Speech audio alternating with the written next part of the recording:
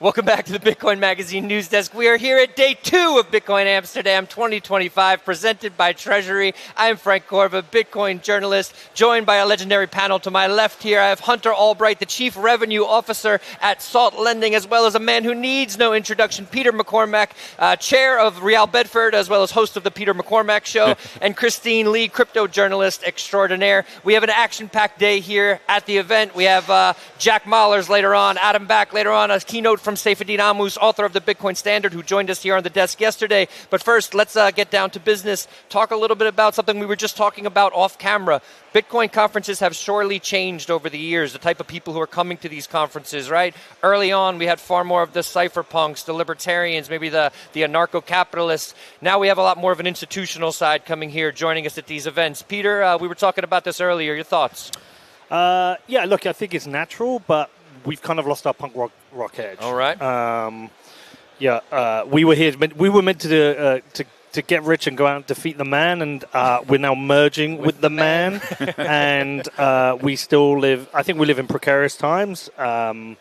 We are not dealing with the issues of currency debasement, but we're working directly with the people who are debasing the currency. Yeah, but this is what we've always talked about in this space, that we wanted mainstream adoption. We wanted more people using Bitcoin. When you say we, who is we in your mind? The community. The community. The community wanted folks to be using Bitcoin. They wanted global adoption. And so this is what it's looking like. I think that's a fair point. Hunter, so if Bitcoin is to become ubiquitous, to be ingrained in every nook and cranny, every crack in society, is this the way it has to go at some point where the institution's destined to arrive here? I do. I mean, I think we're seeing a shift from sort of early adopters that were passionate about the cause, passionate about sort of the broader movement with the technology. Yep.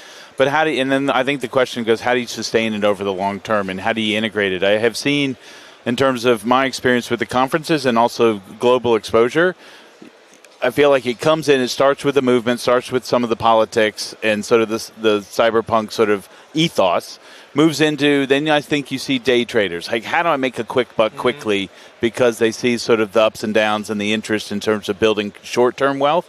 For me, I think it's the people that have the long-term perspective, both from the infrastructure of the asset, of the technology, as well as the potential implications for everybody's wealth and just sort of financial outcome. And Hunter, would you say you came from the world of traditional finance and you found your way to Bitcoin? I did. I spent over 20 years running global credit card and loan portfolios, and so understand the convenience of retail finance, but also understand some of its weaknesses. And I think we were talking off camera early on about when you think about what Bitcoin brings from a sort of sovereign, sort of censorship-resistant ability to conduct commerce globally and have an asset, like that feels like more under threat in whatever country you're in, including the United States. And I think that may reignite some of the ethos about the fundamental why people came into Bitcoin to begin with. I think there's a good segue there. Peter, you're living in currently in 1982, as we were joking, close to 1984 in the UK. Soviet Republic of United Kingdom. Soviet Republic of the United Kingdom. Things seem a little bit bleak from the outside. Please tell us what it's like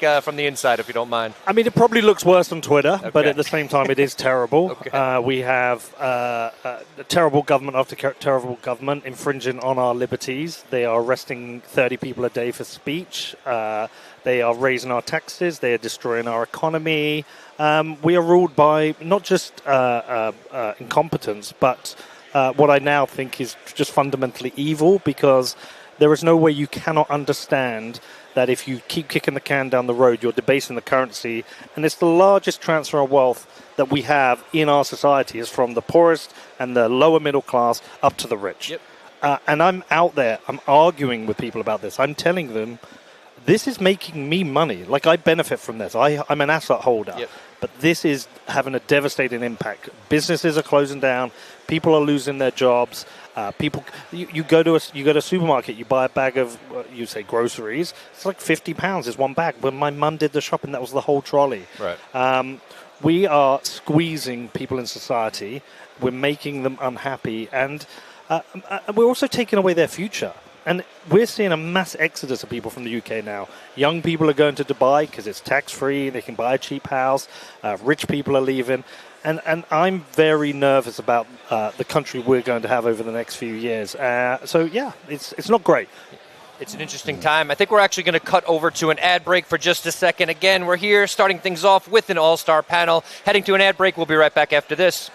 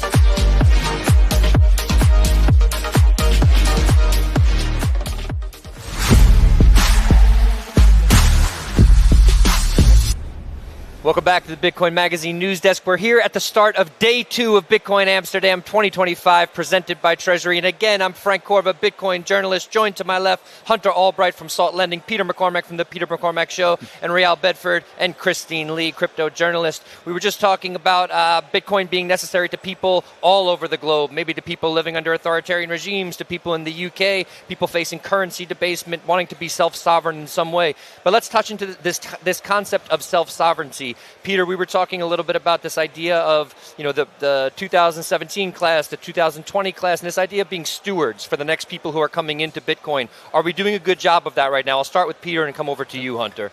I don't always be negative, but no. I probably came into the space in around 2017, and Bitcoin had its version of the Iron Dome, which was technically and economically competent people who wouldn't let you get away with saying stupid shit. And there was a high level of technical debate. We had the block size wars, and there were stewards who would guide you through what was happening, what were the correct decisions. And that carried on to 2021. We had a new influx of people coming in again, technically, economically competent people. I don't feel like we've got that now at the moment. Some of the loudest and biggest voices in the space, I think their interest isn't aligned with what the original kind of libertarian ideas of fighting the man was. And so some of the technical debate has been lost. The technical debate doesn't seem to be so important now. If you're buying through an ETF, right, or if you're buying equities, maybe you don't even care about what Bitcoin is and why it's important. And I think that's why we've now got this kind of stupid Knots v. Core argument that's going on, because some of the technical arguments have been lost. And that's my fear for Bitcoin, is that the bigger it gets, the loudest voices might be getting their power through money rather than through competence. And so I think we need to somehow restore that Iron Dome of sensible people who are guiding people to understand why this technology came to exist, what it's for, what its purpose, how it works. That's my fear. Yeah, you bring up the Knots argument that, back in 2016 or so, the Bitcoin community had an argument about the block size war. But you were saying off camera that seemed like a more logical argument in the community, whereas the Knots argument, this new potential hard fork, does not seem that way. Soft fork, just to be technically correct. Soft fork. Sorry, proposed soft fork. There we go. Well, look, back in 2017, you could understand both arguments for bigger blocks and smaller blocks. Obviously, the smaller blocks argument was the most important one because we wanted to maintain decentralization, and that was fine. But you could understand the arguments for bigger blocks. This argument, none of this makes any sense. The Knots people are retards. We should be ignoring them. Here comes spicy takes. No, but they are. I mean, they've created drama, and I don't think it really is a technical argument. I think it is a power play. If you look at the people and the way they argue, they're like activists, like left-wing activists. They're harassing and group attacking people, but their arguments are completely retarded. There's been a lot of ad hominem attacks, which are really sad to see, attacking people instead of attacking ideas, which is a shame. But Hunter, I want to come back to you. This idea, we were talking a little bit about this earlier, people not fully understanding Bitcoin, needing someone to sort of lead them into it, explain it to them. And I think you do a really good job of bridging this gap between understanding the Bitcoin ethos, but also understanding TradFi. So can you talk a little bit about your role and hopefully what other people in the space are doing? And I got into Bitcoin through education. I'm an adjunct faculty member at the University of Colorado and got asked to teach the first course on Bitcoin back in 2017. And so really, I have a background as systems engineer, and so went deep in the tech. And as Peter was talking about, came in through understanding really the power of the decentralized architecture and the design in terms of what it enables, and the scarcity element, right? The self-sovereignty, censorship resistant. And I think what I see at conferences and more people talking about, they come into it because of what they look like, a quick buck in terms of something they can day trade, without understanding both Bitcoin as a asset class, hopefully to bridge the income gap that was referenced in terms of UK and I think more globally, but also the fundamental philosophies behind why we value the technology the way we value it. And how do you participate? I think we are only successful as an ecosystem if we have the level of participation, both in terms of education and stewardship of the technology, right? The technology is in our controls with the BIPs, being able to make recommendations about how the technology should change. Everybody does have a say in a vote how it can be evolved. I mean, look, every time there is a war in Bitcoin, it's usually about power. It's just usually about power. And every time somebody has tried to take control of Bitcoin or take power for themselves, they've got chewed up and spat out. Because Bitcoin is an organic system, right? And it doesn't belong to one person. It doesn't belong to one person. So it's every single time it's failed. And this one will fail as well. And these people will be discarded and we'll move on. But what we have to do, we have to remember and identify who are the technically competent people and create that Iron Dome again and raise them up and make sure they're at the front of these conferences, on podcasts, and educating people of like the absolute basics of the technical infrastructure of Bitcoin and how it works and what it is we're trying to maintain and keep safe. Yeah, absolutely. One of the things I'm curious, Christine, I think you wanted to jump in. On that point of education, in the UK, they're focused on global identity. And so there seems to be a disconnect between the benefits of decentralization that a lot of government officials, maybe the public at large, don't understand. Where do you think that disconnect comes from, and how can that be resolved? Well, sovereignty is more than just finance. I mean, you want sovereignty over your speech. We don't even have that in the UK at the moment. Can I ask a quick question there? Just to preface this, do you think everybody really wants it? Because I remember post 9/11 New York, where Patriot Act comes in, and everyone, just keep us safe. We're willing to give up some of our free speech. We're willing to give up some of our... Do you think everyone does really want sovereignty? No, not everyone understands it. And this comes down to education. I mean, our education system in the UK is mainly left. We spit most kids out of the school or the higher education system as left-wing activists because teachers, the majority of teachers are left-wing.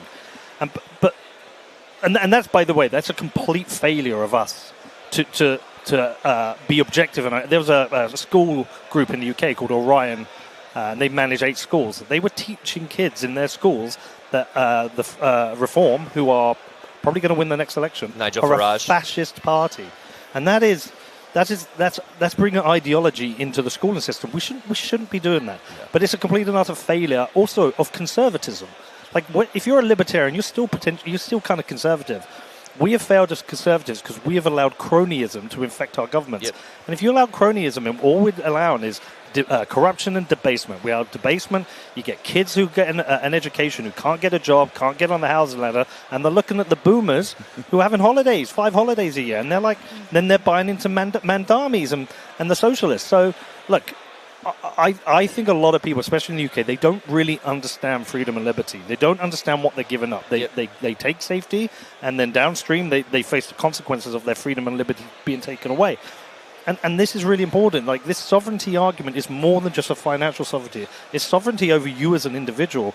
I always look back at the Declaration of Independence, life, liberty, and the pursuit of happiness. If you read the Declaration of Independence, and if you go and read what the actual gripes that the colonies had with the king, they pretty match what we have with our government right now in the UK, yeah. and even some in the US. I mean, the fact that you kicked us out and the fact that you fought for liberty in your country and what you've allowed to come to exist is every single thing that they wrote about in the Federalist Papers is pretty much happening. It's coming to life right now. Hunter, let's end on a positive note. Let's keep it optimistic as we head into day two.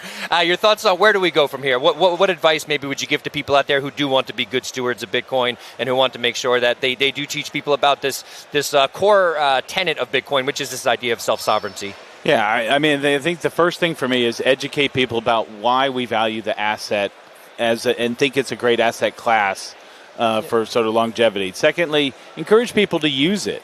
I think getting people to put it on a wallet, spend it, transfer it is really important for people to understand that power.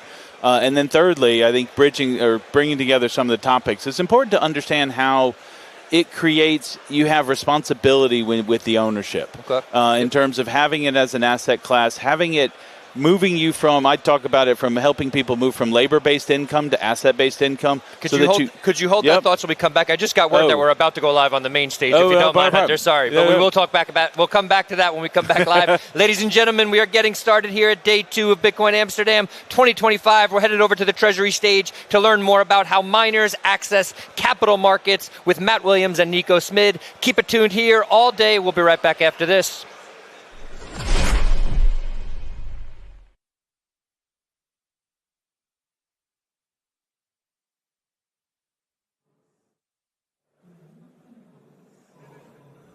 A protocol running silently, everlasting. It has no body, but it moves value across the earth. It has no voice, but it speaks in hashes. A language of pure mathematical truth. But pure information is weightless, a promise untethered from the world we can touch. A world we can trust.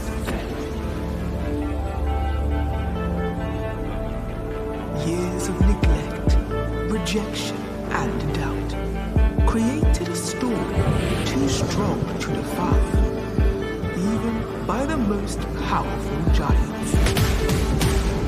My view is surging because there is a massive amount of manipulation. I think it's about Bitcoin is a pure, Ponzi.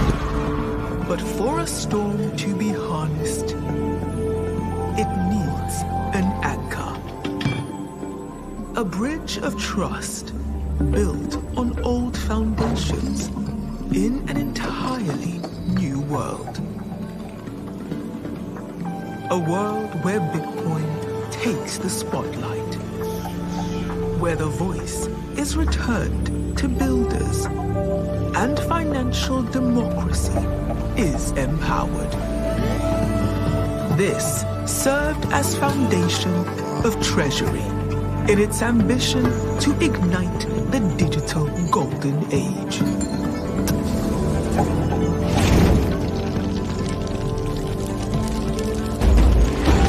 The market calls for an anchor, for a time and place to feel its unity, the physical manifestation of its ambition. The whispers become summons, a single point where the weightless finds its form. Here, the protocol finds its voice. Treasury finds its proof.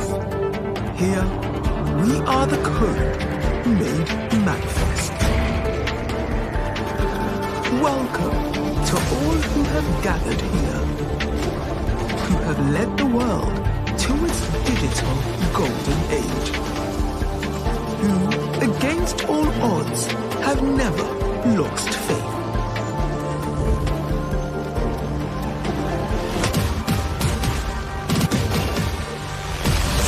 Welcome to Bitcoin Amsterdam.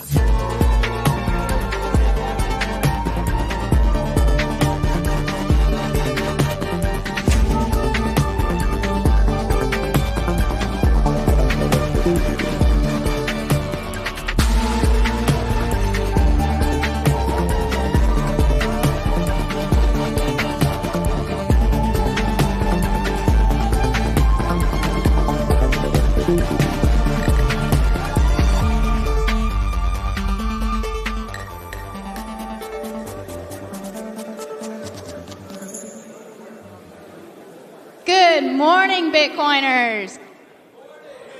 Did y'all get a good night's sleep last night?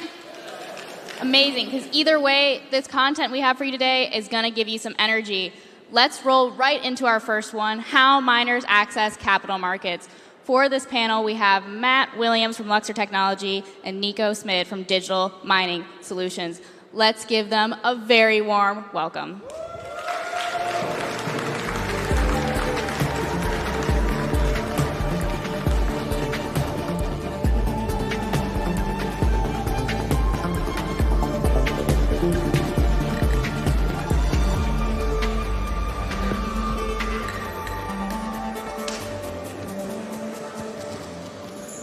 All right. Good morning, everybody.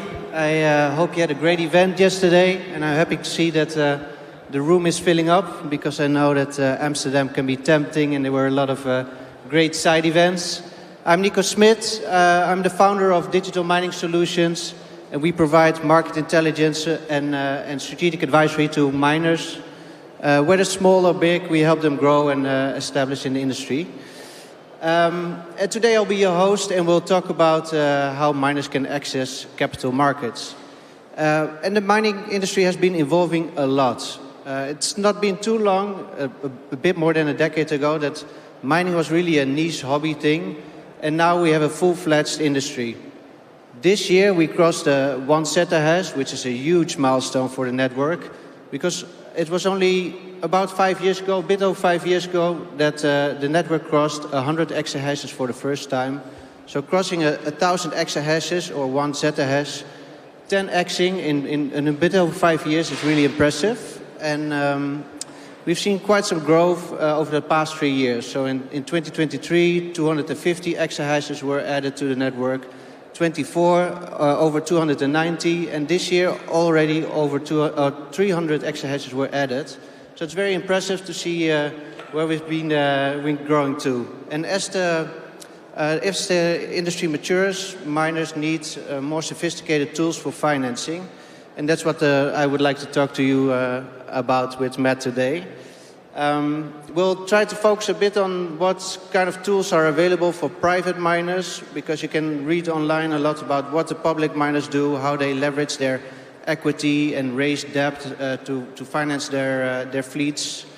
So today I want to focus on what kind of tools are available for private miners, and also include the financial markets that are developing surrounding hash rate. And who else can we invite for this topic than Matt, the head of derivatives at Luxor Technology. Welcome, Matt.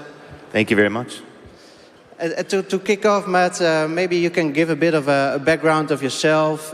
You've worked in the commodity sector, worked at CME in Chicago. So can you tell a bit more about your background and how this experience helps in developing the derivatives that you're having at Luxor today? Yeah, thank you. So I've been in the commodities world pretty much my whole career. I started off as a natural gas trader in New York.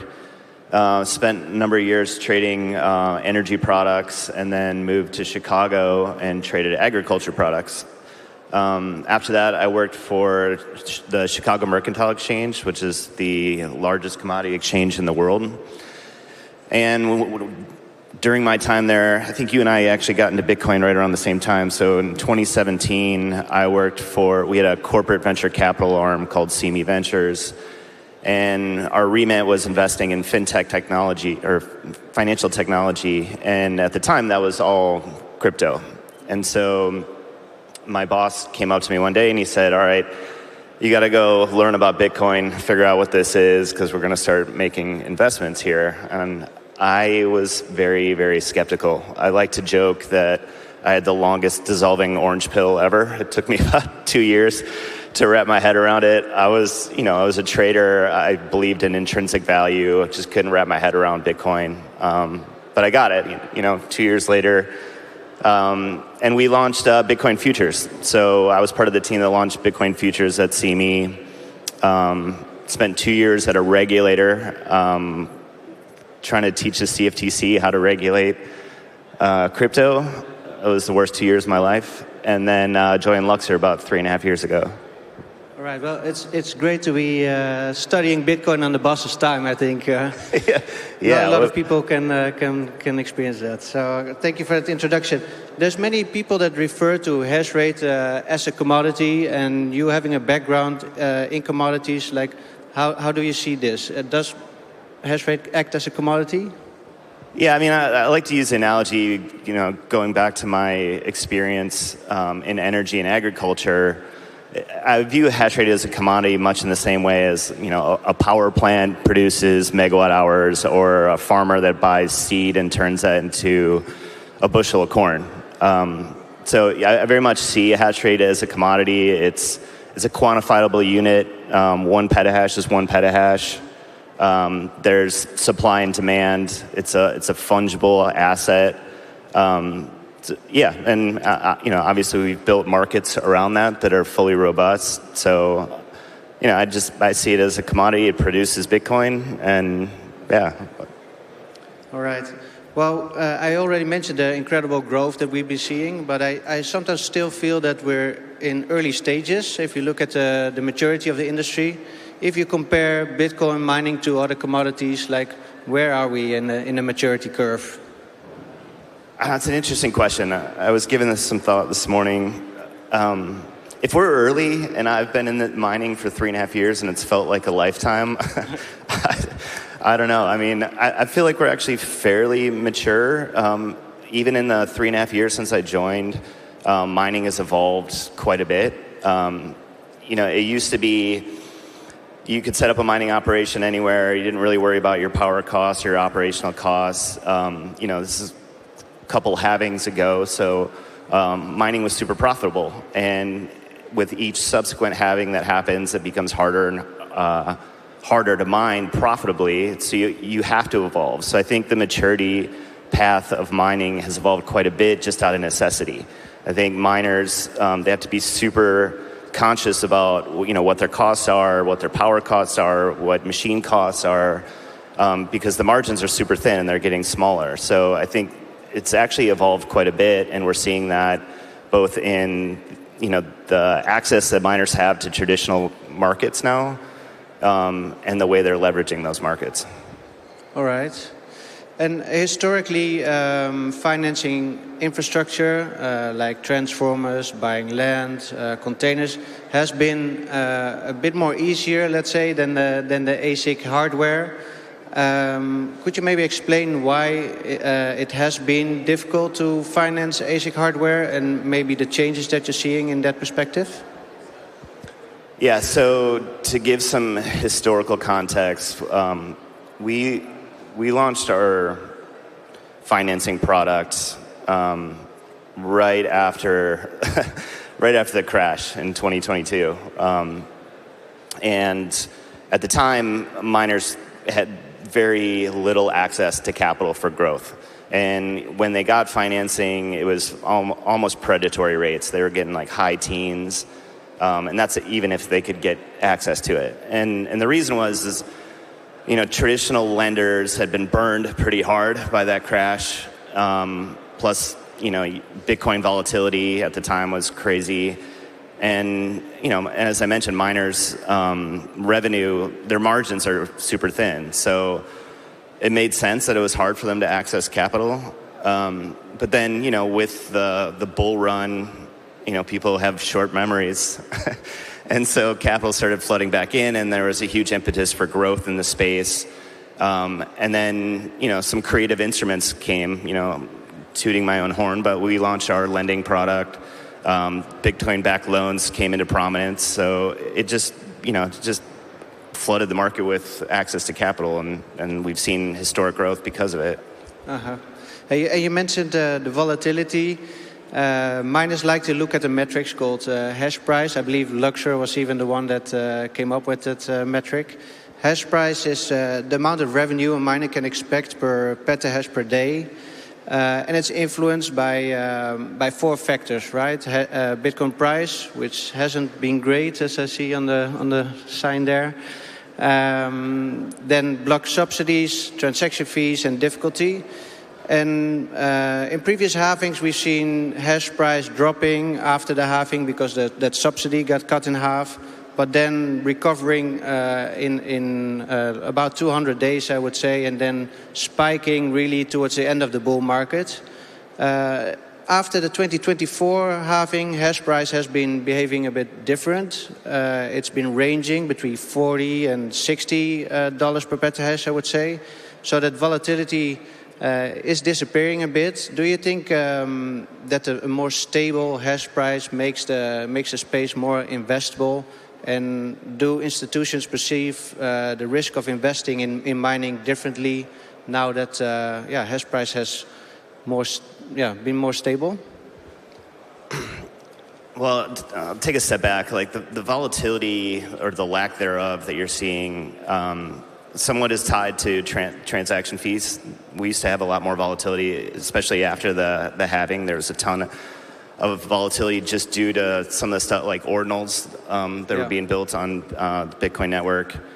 That's kind of disappeared and dried up. So, that was a big driver of volatility for that. Obviously, Bitcoin price is a big driver of volatility for hash price, and that's been less volatile as well. To answer your question, does it make it more investable? I think it really depends on the investor's risk profile. Some people like the volatility. Yeah. If you're a hedge fund or a market maker, you probably want more volatility, so they're probably going to shy away. But institutional investors, for sure, it's more predictable, easier to model. So yeah, I would say that has driven a lot of our activity purely from the institutional side.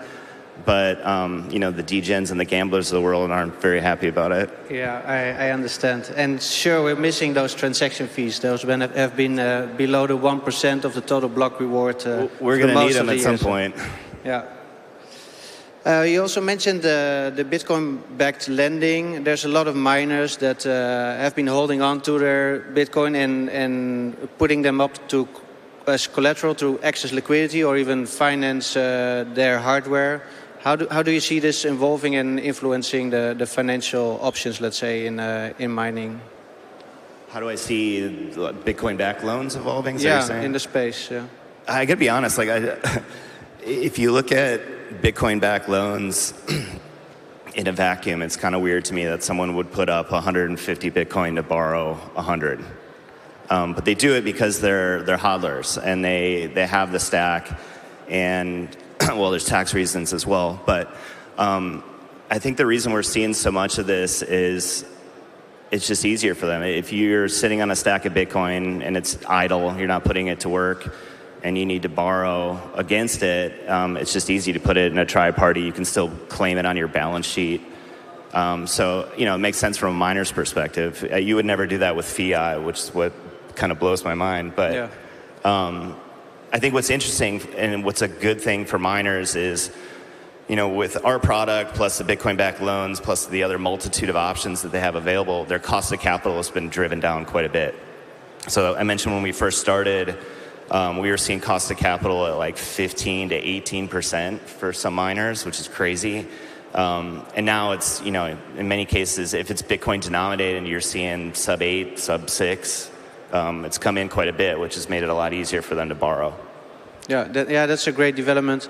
I also understood that the amount of Bitcoin that's being offered is quite high, and the amount of dollars or stable coins available is lower, and that also drives down the interest price. I would like to move now to the derivative products that you offer.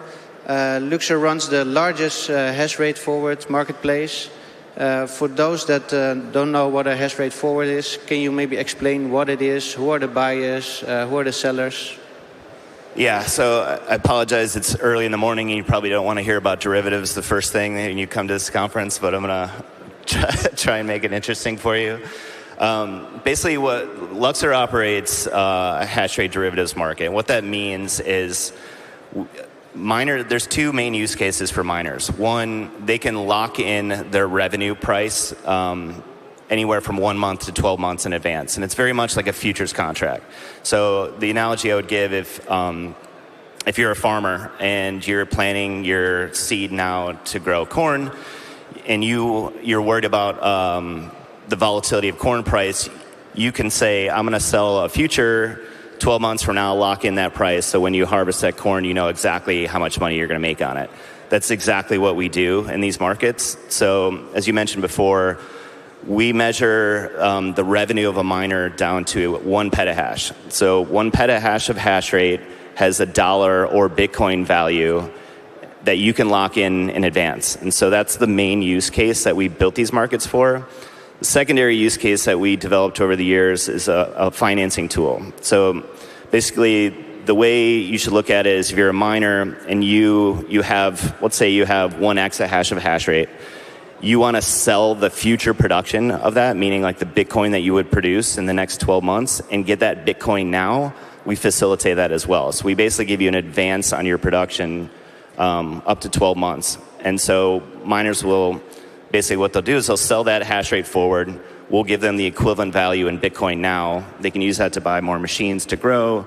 They can use it to pay power bills. They can use it to fund a data center build out. And then what they do is they put that hash rate on our mining pool, and then they pay back daily through their mining rewards. Yeah, very interesting. And the other day I participated in a workshop of yours, and you pulled up this slide in which you showed the trading volume, and it struck me that 2025 there's a huge spike in trading volume. You mentioned you launched during a bear market, but could you maybe elaborate why is that demand picking up and why are we seeing this this increasing volume in 2025? I think it speaks to your question on where we're at in a maturity path for miners. So the first year and a half of my career at Luxor was just educating miners on what, most miners don't come from a traditional finance background. So we had to spend a lot of time educating them on what derivatives are, why they're useful, what hedging is, what the value is of that. And then over time, we've seen miners, start to hire people from traditional finance to manage Treasury, to manage their power costs. So I think the space is just evolving from an educational and experience level. And then also, just the pure demand for growth has necessitated these instruments. And so our lending product is that it probably equates to most of those numbers that you saw. We used to do very small trades that are like tens of thousands of dollars in notional value. Now we're doing tens of millions. And we used to have very small miners, and now we have all the way up to the biggest pubcos on our markets. So it's just been the growth of the space and the growth of our markets over time. Yeah. Well, very impressive to hear those volumes. Thank you. So Luxor publishes a hash rate forward curve that shows the future hash price, what the market perceives as the future hash price. How accurate has this curve been? Is it too optimistic, too pessimistic, or just right? I think it's been pretty accurate. So that curve that you're referencing, the forward curve in any market, and ours as well, is basically it shows where people are willing to buy a commodity and where they're willing to sell it. And the curve is basically the midpoint between those two. And so over time, you basically look at our markets, and we have people that show what they're willing to pay, next month or 12 months out. And so that's how that curve is generated. So we can say in November of 2026, we know where people are willing to buy hash price and where they're willing to sell it because they post these in our markets. Now, in order to do that effectively as a trader or an investor, you need to have projections on where difficulty is going to be, where Bitcoin price is going to be, and what transaction fees are going to do. And we actually provide a lot of this data to people for that modeling, and we do it ourselves as well. But to answer your question, I think it's actually been fairly accurate. We actually published a statistic the other day. Since the last halving, miners that have hedged since the last halving make 16% more revenue than those that didn't. That's very interesting. Yeah, I think it's something that miners should look at, that this hash rate or hash forward curve. Because it's available on your website and you publish it in the newsletter, and even if you don't use the derivatives, I think it's interesting to just put next to your own forecasters, right? Absolutely. Another trend we've been seeing is that miners are pivoting to AI, HPC. which is very capital intensive as well, even more expensive to build out a data center for AI than for Bitcoin mining. So I was wondering, can miners that are pivoting also leverage or use the derivative products to finance those business lines? Yeah, probably shouldn't say this at a Bitcoin conference, but yes, we are helping people transition out of Bitcoin into HPC. And it's basically the same mechanism.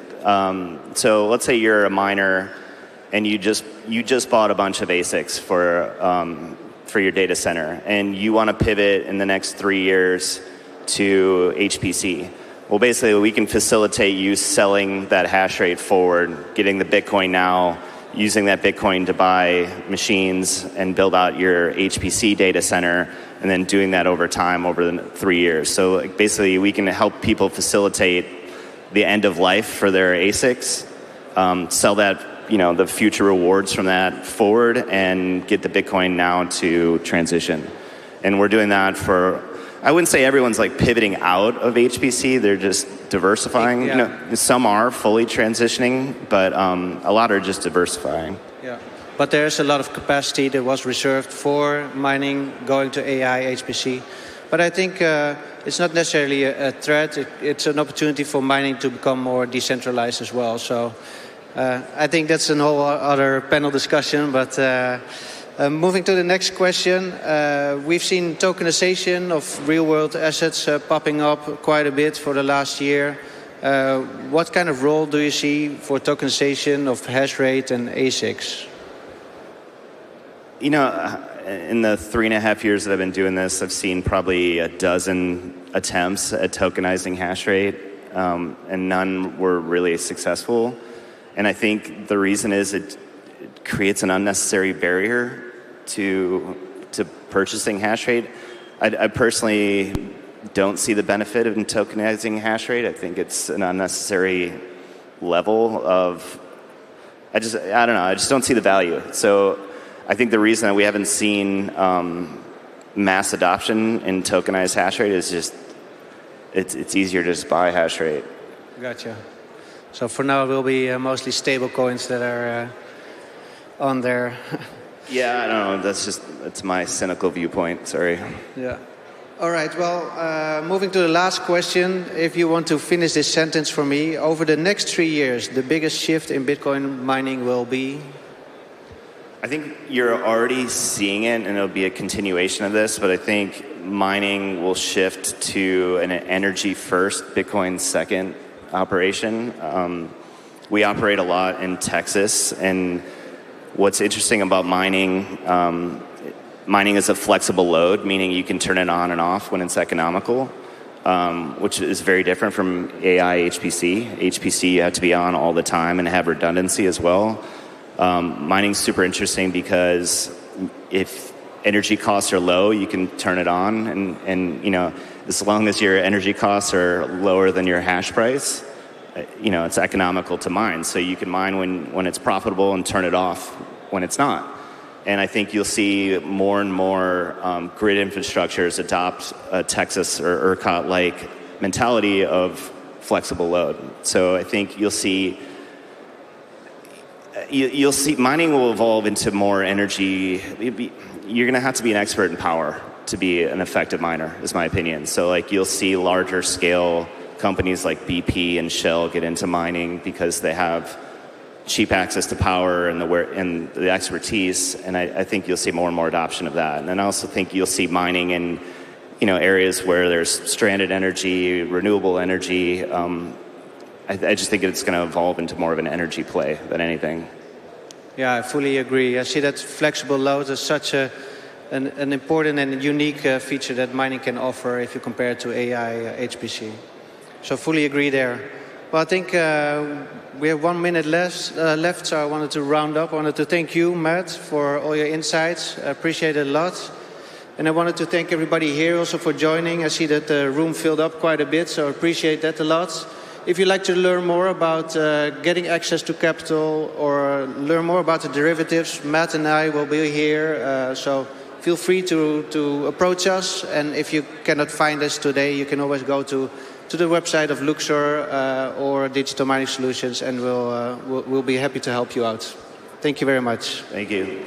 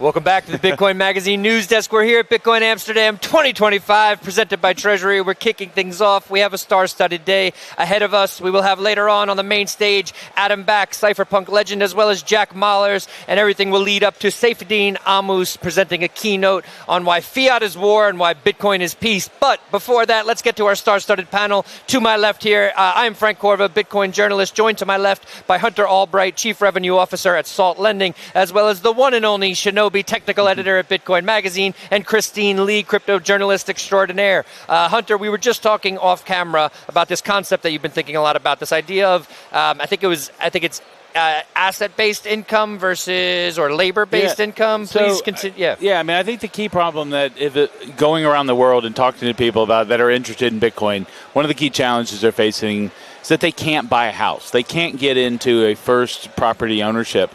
And I think Bitcoin is a great vehicle for people to be looking at to start to build wealth.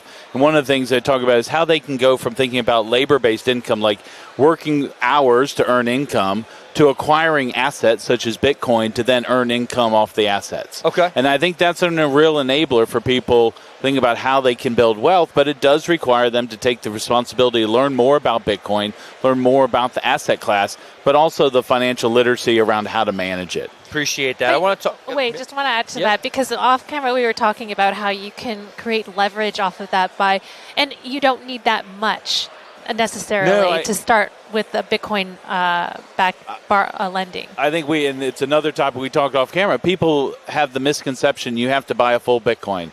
Right, I think we're not doing as much as we need to be doing around education to say you can get into it for as little as $10. Right, you can be buying small amounts, small numbers of Satoshis to start to understand how the asset works. And I think we were talking earlier about I encourage people to buy it, use it in small amounts, and then start to think about how you can leverage it, how you can borrow against it for liquidity.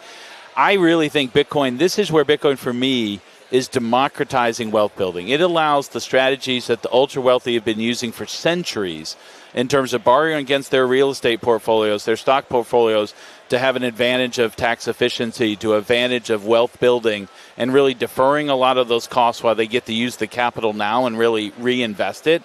And I think that's something I'm really passionate about, trying to educate more people about, because Bitcoin can be a way of creating that financial independence and live around the world where, you know, if you're just earning income, you're really tied to where you live and the income and the laws of the country that you habitate in. Appreciate that, Hunter. Shinobi, I want to go to you quick. I think we have about 30 seconds before we cut back to the main stage, but maybe some key things that Bitcoiners who are now coming into this space should really be keeping in mind. We're seeing a lot of financialization of Bitcoin, treasury companies, all this, but let's talk about a little bit about maybe 3 key points, maybe about the Bitcoin ethos that people should be keeping in mind. Well, I mean, first of all, the entire purpose of this is to disintermediate yourself from all of these types of financial institutions and services. So first and foremost, like, you should be thinking about that and how to manage the risks entailed with that. Self-sovereignty, holding your keys. Okay. If you want to kind of go into the other financial ways that you can leverage or deploy or utilize your Bitcoin, that's a perfectly logical thing. But I think everybody should start first by just accumulating that small stack that they're not going to do that with, and kind of ease themselves into learning how to mitigate the risks that come with more advanced financial contracts or ways to deploy. I apologize. I think we do have to jump back over, but that is important. First, get some Bitcoin, hold those private keys. All right, we're headed back to the Treasury stage. We'll be there for about a half hour. Stick with us. We'll be right back here at the live desk after this.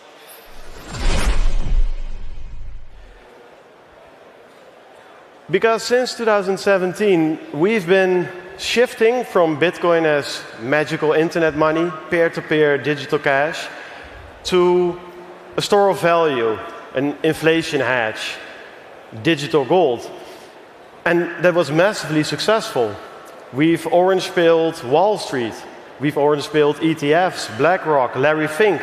And even last year, Jerome Powell compared Bitcoin to gold. Bitcoin is like gold. And it's a good comparison. If we look at gold, there's a finite amount of gold in the ground. We can't really make more in an economic, feasible way. It's portable. I think 1 kilo of gold is worth around $150,000 or something in that price range. So I think here, in exactly this area, we can store all the gold that we've mined ever. Here it's like 22 meters by 22 by 22. Should fit. Gold is easily divisible. 1 gram of gold is still $150. I can give it to you, or to someone else. It's durable, it doesn't rust, it doesn't corrode. It keeps shining even after thousands of years. And it's fungible. You can melt gold. I can melt a gold bar and make a watch out of it, or I can melt a watch and make a gold bar out of it. And I can't trace what it was before. I can only trace that it's still gold. If we then look at Bitcoin, it's even better. Bitcoin is also scarce. It has also a finite amount, but we exactly know how much, 21 million. We also know when we reach the 21 million. We exactly know the supply scheme of Bitcoin. It's also even more portable than gold. Sure, a kilogram of gold is $150,000, but Bitcoin, we can send billions to the other side of the world. I don't even have to travel there. That's the beauty of a digital system. It's even more divisible. 1 gram, what's a gram? We need satoshis. We can go even further. We can go down to cents with Bitcoin. Bitcoin is also durable. Because it's digital, it doesn't rust, obviously. And it's fungible. So, what's the problem? If there was no problem, it would be a pretty short presentation, right? So I think we need to look at the system that actually guarantees that these properties stay these properties over time. You could call it the security system or the consensus mechanism, if you will. And with gold, it's passive. Gold security is on by default. And with Bitcoin, it's active. And I will explain to you what I mean by that. So gold is backed by Mother Nature, by the laws of nature, by physics itself. No one can change its melting point. No one can change its beautiful shining color. No one can change its density or the supply on Earth. I mean, we've been trying, but we can't. And no one can stop you from transaction or from transacting or doing transactions. Even if we want, we can't. On this image, you see alchemists trying to forge the philosopher's stone, which is a metal that you can combine with other metals, and then it becomes gold. We've been trying this for years. Yesterday, I saw the Winklevoss twins talking about asteroid mining. We've been trying, but until now, we can't make it happen. Bitcoin, on the other hand, is backed by the laws of man and math. So no one alone can change the supply of Bitcoin. And no one alone can stop you from transacting. But there's a slight difference here. So even if we want, we can't, changes to if we want, we can. And we've been trying, or maybe not we, but in 2017, the biggest companies in the industry tried to force a change on Bitcoin.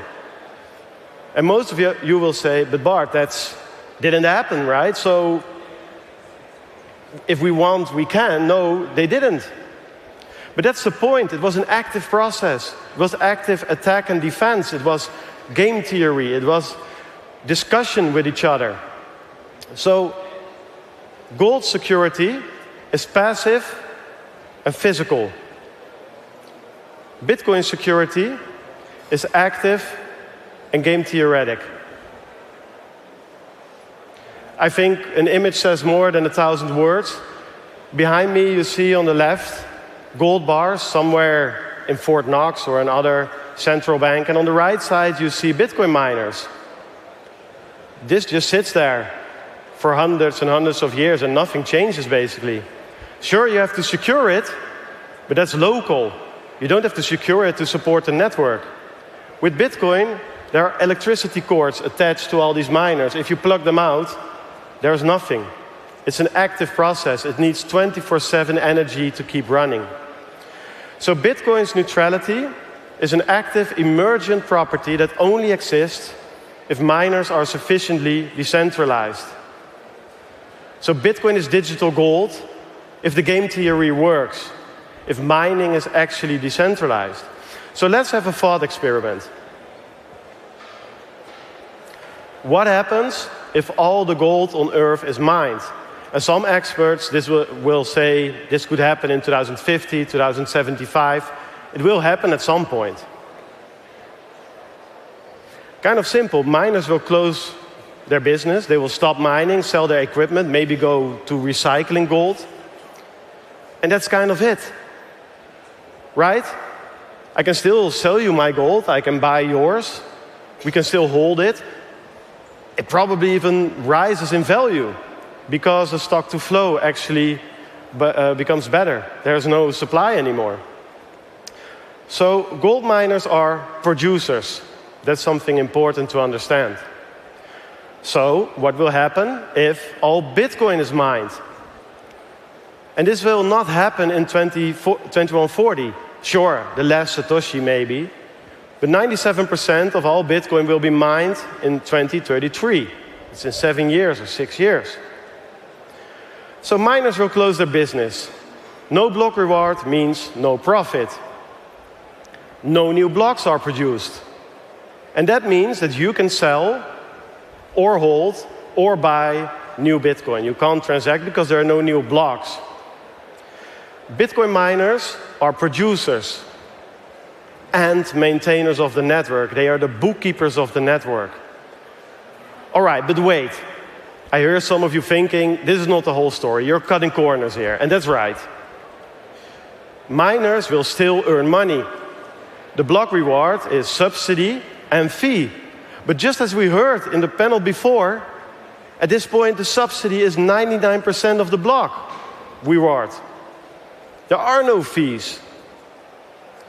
They also talked about the hash price. Stable. You could call it stable, yes, but if you look a bit further, it's going down. Miners earning less. The margins are getting thin. And that's not my opinion. I'm quoting the last panel with experts from the industry. So, okay, lower block rewards, less miners. But that won't stop new blocks from being produced, right? What about the difficulty adjustment? Every 2016 blocks, Bitcoin will adjust. And if the miners quit, Bitcoin will adjust. Tick-tock, next block, every 10 minutes. And that's true. But the difficulty adjustment is a mechanism for survival and not for security. It guarantees that Bitcoin survives, that there will be a next block. It guarantees that we can mine with one laptop if it's needed. But that also means that somebody with 2 laptops can attack the network. And that's something to remember. So, what will happen? A couple of scenarios in a world without block subsidy. Let's start with a positive one, the one that we all hope for. A fee miracle. Something will change.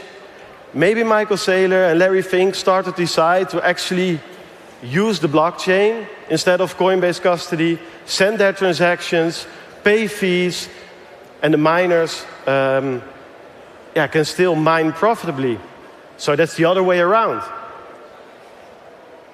Miners stay profitable without the subsidy. The security budget is large enough to incentivize honest mining.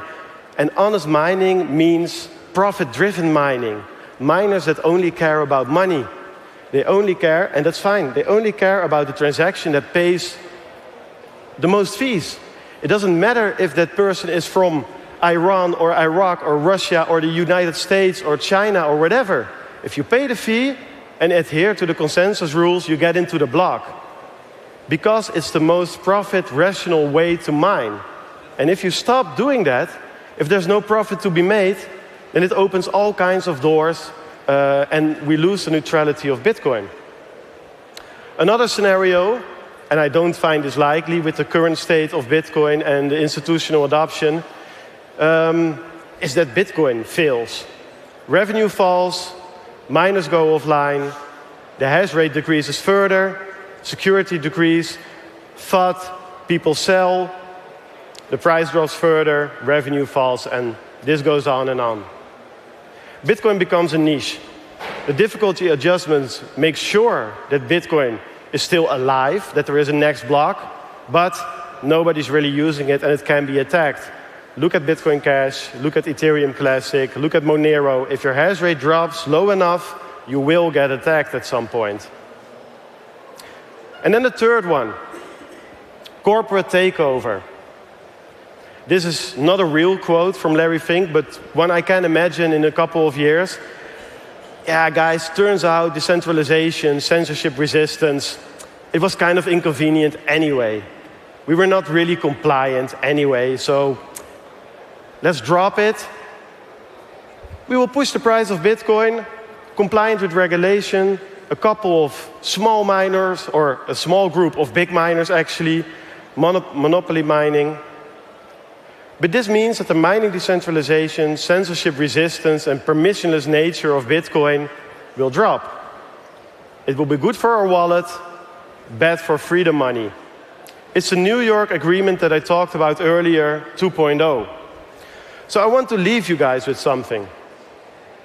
Bitcoin security requires perpetual work. And when the subsidy disappears, somebody must pay.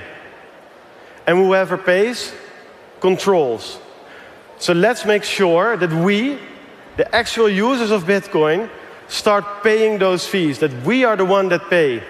Because only when Bitcoin is used as peer-to-peer digital cash, it can actually become digital gold. Thank you for your time. Have a nice day.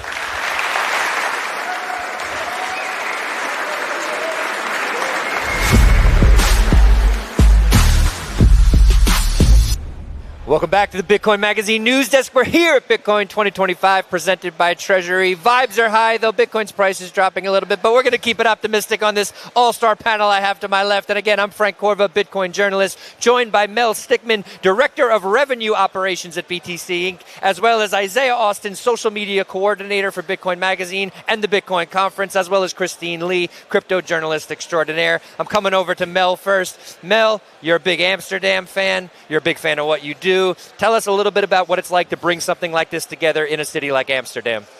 Something I love about having Bitcoin conference here in Amsterdam is that the people who either live here or are coming here are hungry to adopt Bitcoin. Okay. And it's small and humble, and it's only expanding from here.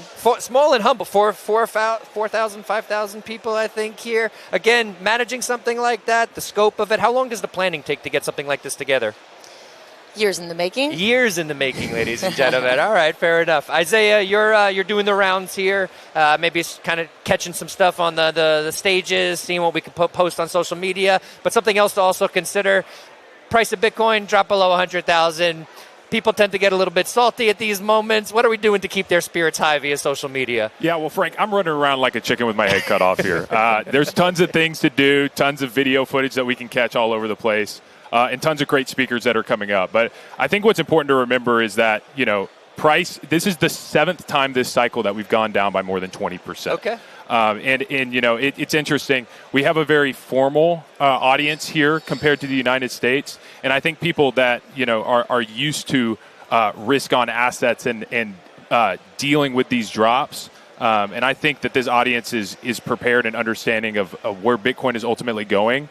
And comfortable with it. All right. Well, please, Christine. What is the sentiment right now, Great question. Isaiah, pertaining to Bitcoin that you're seeing on the handle? Yeah, absolutely. So I think it really differs from platform to platform. On LinkedIn, you're going to get more of like a formal audience, more people that are like, okay, well, this is a risk-on asset for us. Yeah, we're okay with it being volatile.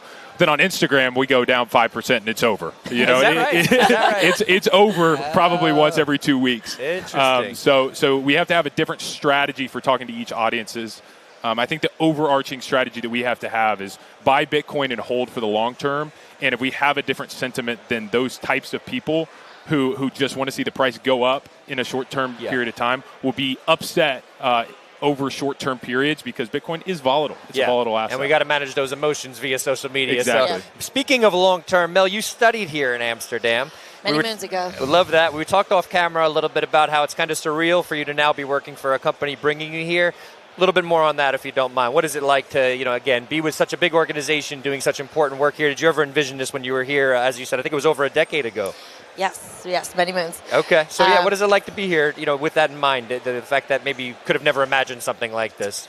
When I think about dreams come true, I never in a million years thought I'd be working here, let alone orange pilling this entire region. The masses. Of the world. Yeah. And it's really powerful. And I think it's great to, see familiar places and a lot of new faces. Yep. And I think that old and new really resonates with me. Okay. Isaiah, one of the things we haven't been doing enough, I've been told, is predictions. Have we seen the market top for this cycle? What do you think? And if we haven't, where are we going before the cycle is done? Yeah, I don't know if you're familiar with the Pi cycle top indicator. Okay. That's been for me where I like to go as far as predicting the cycle. Not that it necessarily changes my strategy, buy and hold. Yep. But I think that, the Pi cycle top indicator is around 200,000 right now. Okay. That's where I would say that we probably top out this cycle. Okay. But again, it is a difficult situation, right? We are down under 100,000. I think some of us thought that we'd never see under 100,000 again, but we're here. We are here. Isaiah, I don't mean to cut you off. I did get word that we do have to head back to the main stage to hear from none other than Brady Swenson, co-founder of Swan. He'll be talking about the cadence of civilization, Bitcoin, and time. I'm not even sure what that means, but I want to go find out. This is going to be a good one. We did have him on the desk talking about this, so we're headed over to the Treasury stage. We'll be right back after this.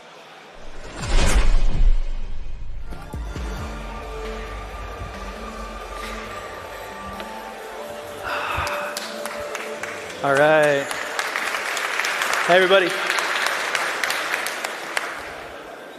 All right. Tick-tack, tick-tack, tick-tock, next block. So many of you have probably heard this phrase before. In fact, I know all of you have because Bart just said it in the previous presentation. So this started as the close to a tweet that I made on the occasion of Bitcoin's 600,000th block back in 2019. And over time, it became adopted by Bitcoiners as a meme to describe Bitcoin as an unstoppable force and to give a nod to its temporal nature. But there's more to this meme than it may seem. Every civilization has devised ways to capture time. We've built monuments to mark its passing, machines to measure it, and myths to explain it. From shadow to pendulum, from quartz to atoms, these innovations didn't just change how we keep time, they defined civilizations. To see how time shapes us now, let's return to when measuring the heavens became a way to manage the earth. The story of how humanity learned to keep time and how time in turn began to keep us. In Egypt, priests watched for the heliacal rise of Sirius just before dawn. It was the signal that the Nile's flood was near. Calendars fixed planting, taxes, and festivals to that star's return, turning sky watching into administration. Obelisks, shadow clocks, and nilometers tied heaven to river, ritual to routine. In Babylon, made time countable. Their base 60 way of counting gave us 24 hours, 60 minutes, and 60 seconds. Sundials and water clocks met tablets and contracts, hours specified labor and deliveries and debts.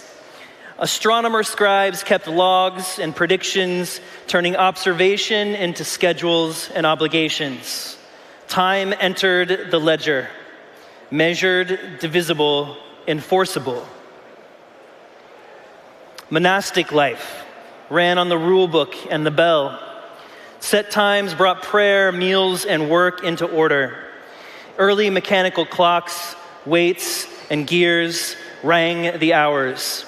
It marked the shift from nature's changing day to a mechanical, steady beat, a community kept in sync by sound while timekeeping organized daily life. And then navigation demanded a clock that could travel.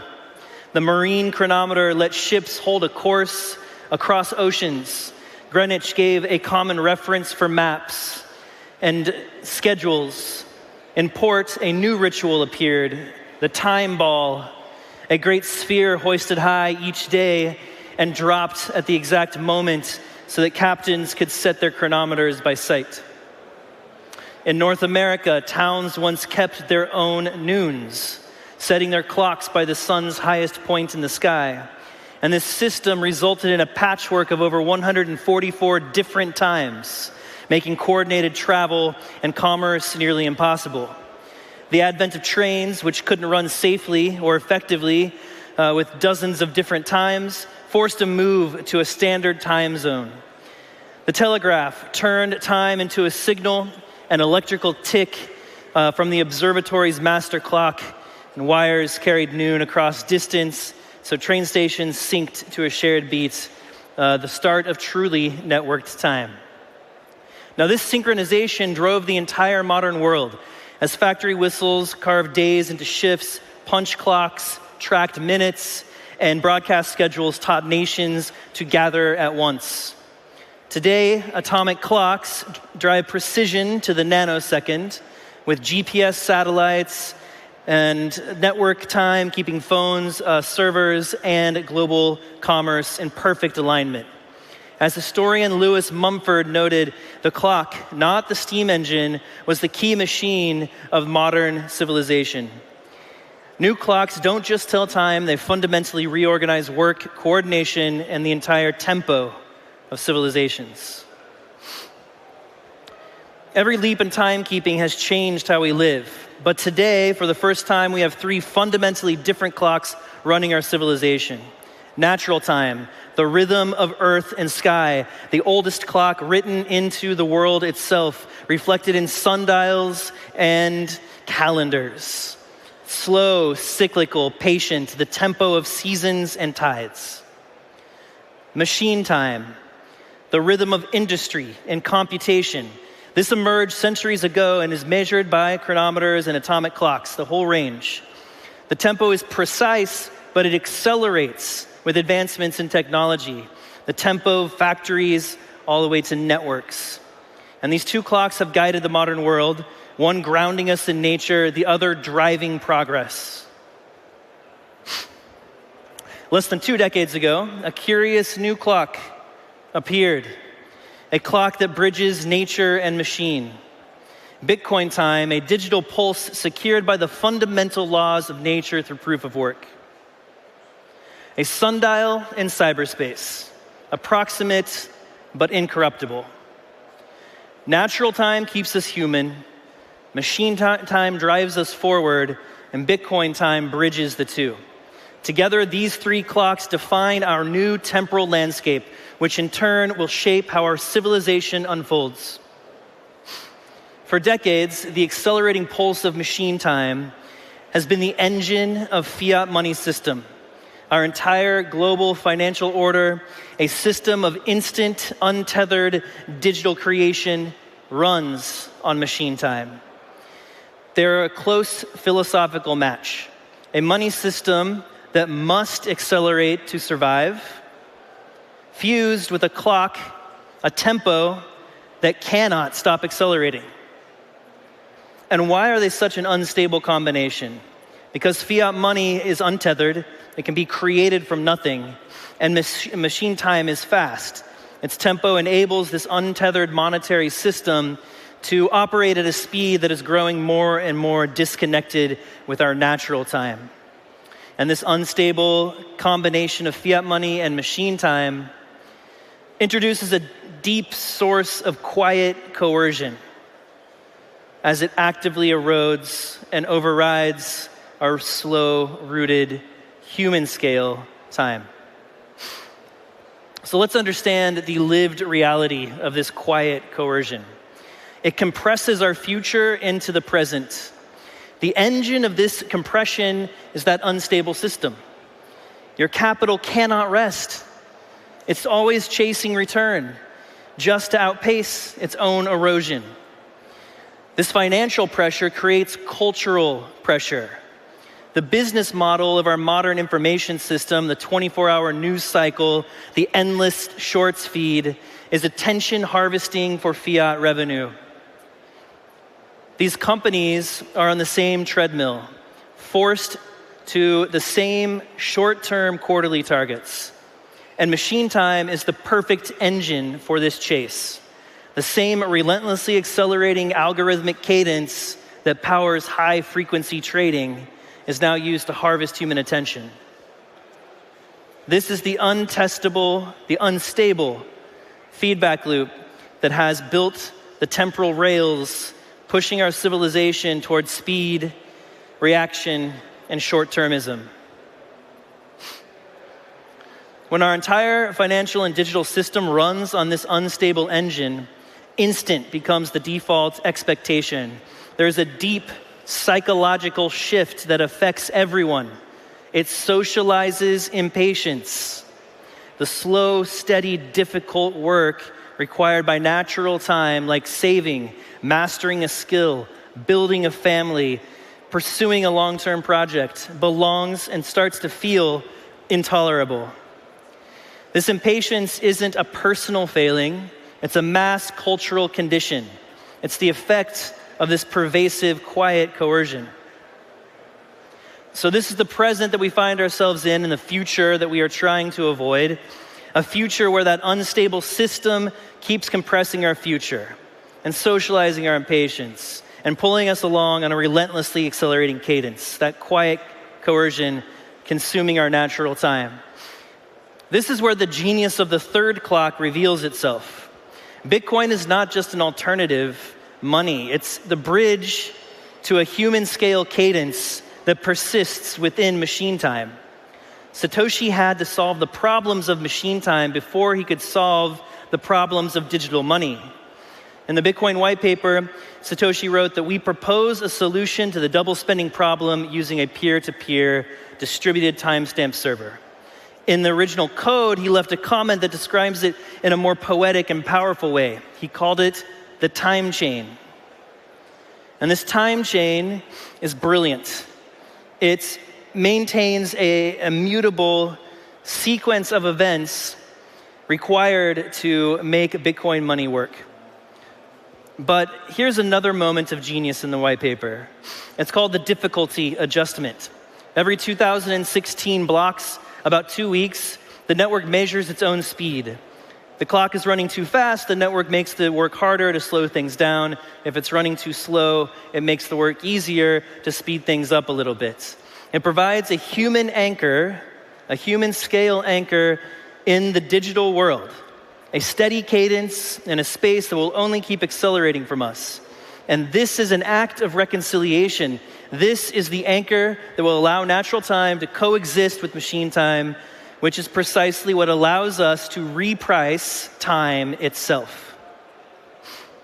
Now, Bitcoin reprices time by anchoring our economic calculations into a stable, provable clock in cyberspace. So in other words, Bitcoin the money.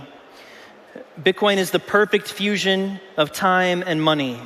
In contrast to the fiat money and machine time combination, Bitcoin is a stable, temporal, and monetary system. It stretches our horizons by making tomorrow's purchasing power at least as real as today's. That shift doesn't command behavior, it invites it. It changes the incentive structure of our lives.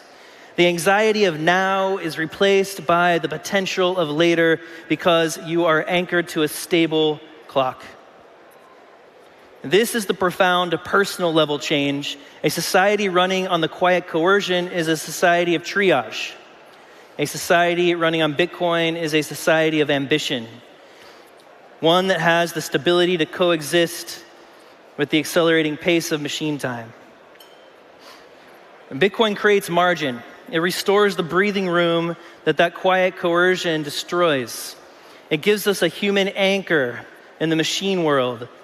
This is the freedom to reclaim depth, the freedom to choose mastery over metrics, to study something for 5 years without seeing your savings evaporate in the background. The freedom to hold a season for grief, for parenting, for creating without the tax of urgency. It's the power to say not yet. It's to the rush deadline, or to refuse the short-term extraction in favor of long-term craft. The freedom to say no is often just what you need to actually get freedom. The quiet coercion of that unstable system devalues what is slow by nature. Childhood, apprenticeship, topsoil, forests. Everything that requires patience are the first things sacrificed in a high time preference economy. Bitcoin flips the gradient. It makes slow things investable again. Bitcoin time protects the slow. It's a shield that guards the space and time for what is truly human to take root, allowing us to nurture our lives at a natural pace. The quiet coercion forces local economies to be extractive, to compete for restless capital that must be paid back now. It starves the commons. Bitcoin time allows capital to sit still, waiting for real, patient return. This makes the slow, trust-based structures like commons, cooperatives, and guilds viable again. Suddenly, the 18-year project that changes a town becomes fundable, not just the 18-week version to hit a quarterly budget. This is how a community stops surviving year to year and starts building for the century. The dominant incentive created by the quiet coercion is churn, to replace what could be repaired and chase the quarterly target. Bitcoin incentivizes durable goods, repairability, and long-term reputation to begin to outcompete that churn. Culture thickens. The slow weave of human life festivals, art, music, story no longer needs to fit in the cracks left by commerce. Anchored by Bitcoin time, our culture can coexist within machine time, not be consumed by it. Traditions stop bending to retail calendars and start rooting themselves in place and meaning again. Artists can take decades to finish a work. Communities can sustain rituals without sponsorships. And celebrations can once more mark the seasons rather than the shopping cycles. Culture regains density, patience, and memory. And there's a subtler, deeper layer. Conscience requires time. To act ethically, you need a horizon spacious enough to allow you to care. Short horizons breed excusable neglect. Long horizons reawaken duty. Bitcoin won't build utopia, but it removes the quiet coercion that keeps us from even trying. We stand at a unique moment in history. We have a new clock, a clock that bridges machine and natural time, a new clock for a new civilization. TikTok, next block. Thank you.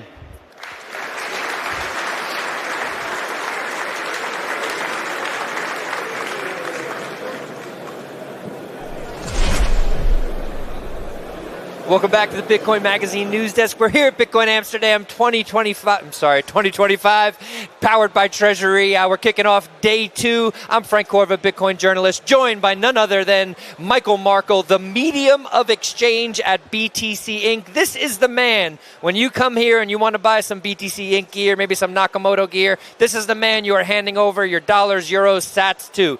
But let's talk a little bit about those sats. How many people come to you, Michael, and say, I'm here at this Bitcoin conference, I'm ready to spend my sats because Bitcoin is a medium of exchange, and I want to give you some sats in exchange for maybe that nice hoodie you're wearing right there. Is that a frequent occurrence at the merch desk over there? Yep. I've always looked at our merch desk as a case study of what a hyper-Bitcoinized world will look like in the future. So first off, dude, I just want to say it's an honor to share the desk with you, man. Oh, man, thank you, man. So, honor to have you here. Yeah, but please tell me, what does that mean, a case study for what a hyper-Bitcoinized world looks like? Sure. So I believe, no moon until medium of exchange. Okay. I think Bitcoin is money. Like, it's literally in the first sentence of the white paper, peer-to-peer cash. Yep. Don't even have to get that far into the white paper. So I believe if sats don't flow freely, we failed. And it's very refreshing right now because we're on this, I think it'll be a 30-year journey from stage 1 of Bitcoin to stage 4. Okay. And I think that journey will take about 30 years, and we're 16 years in. And I think we are going from stage 2, the store of value, to stage 3, the medium of exchange. And it's very refreshing, and I've never been more bullish. Okay. And, yeah, just a good time to be in Bitcoin. Appreciate that. We were talking a little bit off camera about the importance of what Block just did, right? 4 million Block merchants, they can now accept Bitcoin. And really cool stuff like even if the person paying for the object doesn't have it, they just have fiat, but also want it to be transferred to Bitcoin as part of the payment, they can do that. Really, really cool technology. Is this going to accelerate this idea of Bitcoin as a medium of exchange? I think absolutely. Like, shout out to the entire Square team. Big time. When they demoed their product at our conference earlier this year in Nashville. Yep. That was truly their case study to pretty much be like, we need to roll this out by end of year. I'm actually really surprised that they did it. Like, you guys are absolutely crushing it. And yes, I 1,000% this is going to hyper Bitcoin us much faster than a lot of the previous conversation in Bitcoin. Okay. I know recently the conversation's really been dominated by the financialization of Bitcoin. And I love treasury companies. Anything. It's part of the spectrum, anything right? in Bitcoin is good. Right. But to me, that's almost another signal that we are now moving on to that next phase of it being money. Yep. And yeah, if you ask anybody, a common person or a normal person, their rebuttal that I can never respond. Well, I can't go pay gas with Bitcoin. And right. It's like, yeah. Some of that's changing pretty quickly at this point. And just a quick thing, just to recap for the audience following at home, in Nashville this year, we set a Guinness World Record and what was the total amount of transactions that we had in Bitcoin for that? It was 4,187. The most Bitcoin transactions in one day. So, ladies and gentlemen, we're actually prepping to get back to the main stage, the Treasury stage. We're going to be hearing from Joe Lasnet, Dennis Van Beert, Simone, hard name to pronounce, I apologize, and Lucas Cavanda. They'll be talking about bridging the gap between Bitcoin, banks, and regulation. Headed back to the Treasury stage. We'll be back here at the live desk after this.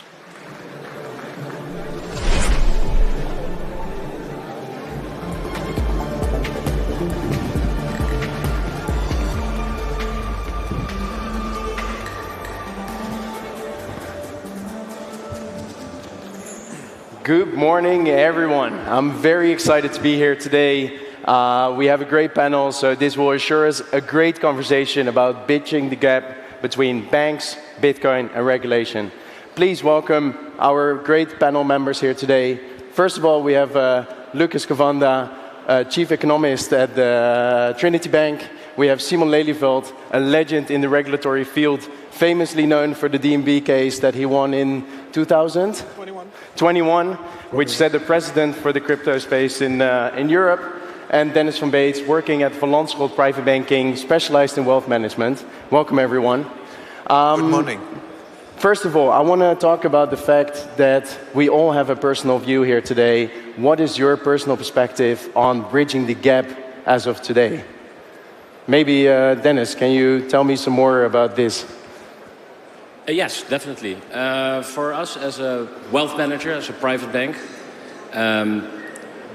we have seen that our clients really want exposure to Bitcoin. And you can imagine that for a bank it's difficult because there are still a lot of people that don't understand Bitcoin. But purely the request from the clients makes it for us very clear to say that we have to facilitate them.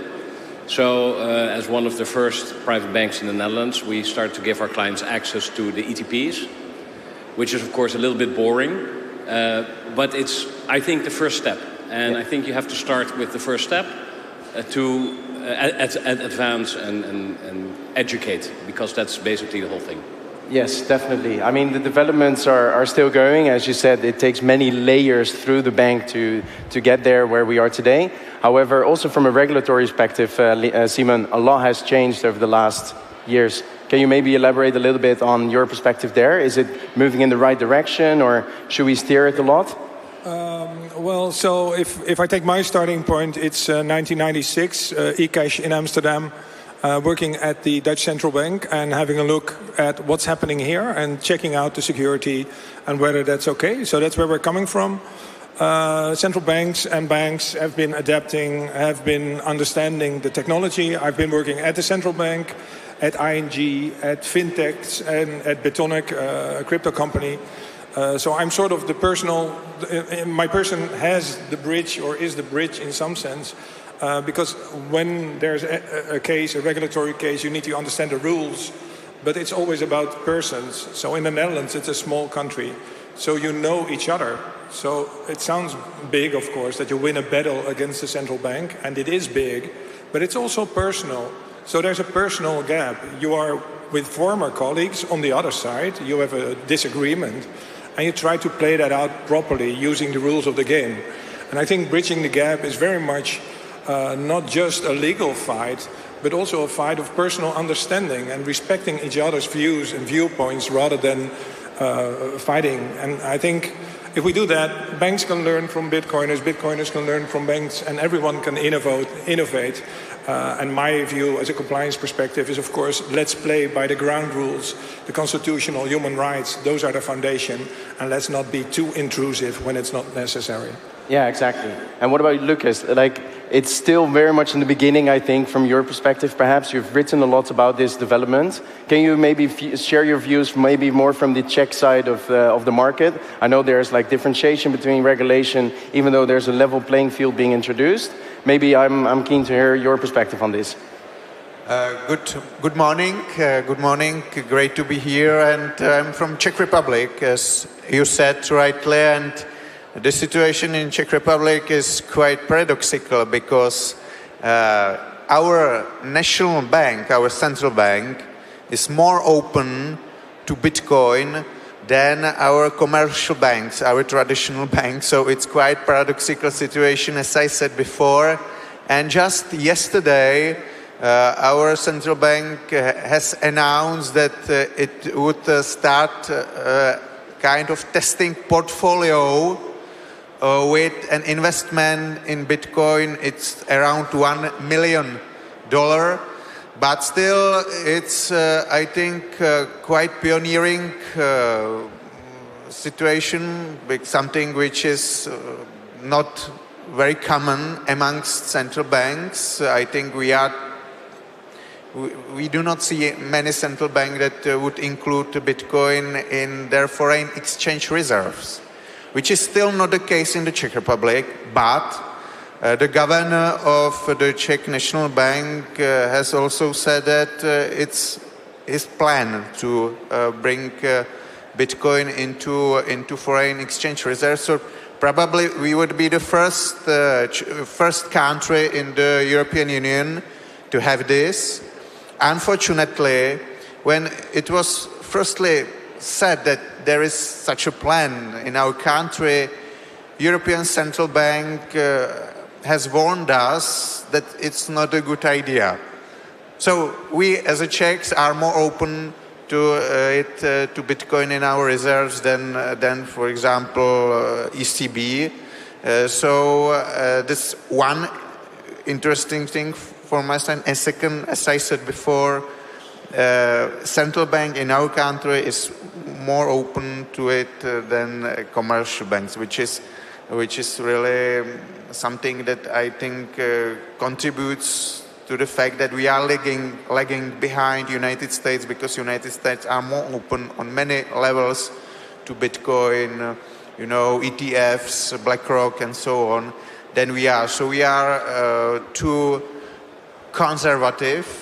But for example, do you provide bank accounts? Because as a founder of a Bitcoin company, so we're a Bitcoin company here in the Netherlands, I still have, in some of our entities, we don't have bank accounts.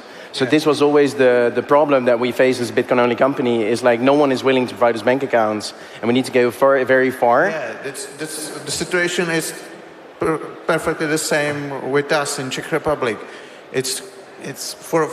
We have all those many companies that really change the Bitcoin world. For example, we had in 2012 first mining pool in Prague. We had also the Satoshi Labs Trezor hardware wallet, like first in the world.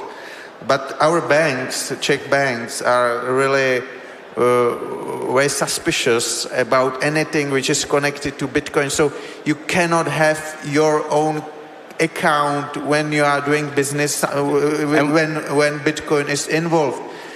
Probably it will go better right now because of MiCA and other regulations, but the situation is still terrible, and I think it's common all around the European Union. Like, there's now the scene is changing, so I agree with you.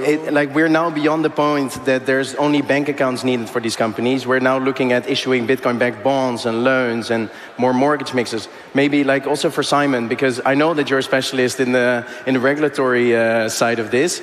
We've seen this trend of, for example, payment service providers booming over the last 10 years. Yeah. Now there is e-money institutions and neobanks popping up everywhere.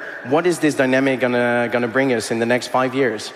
Okay, you cannot look at history to predict the future, but let's still do it. Because Bitcoin is one in a stage. We had in Europe the payment service providers as a specific niche.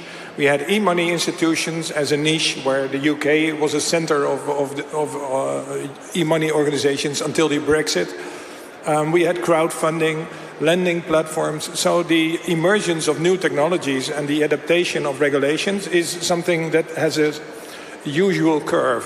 The curve for Bitcoin is slightly different because it's been criminalized in the early days.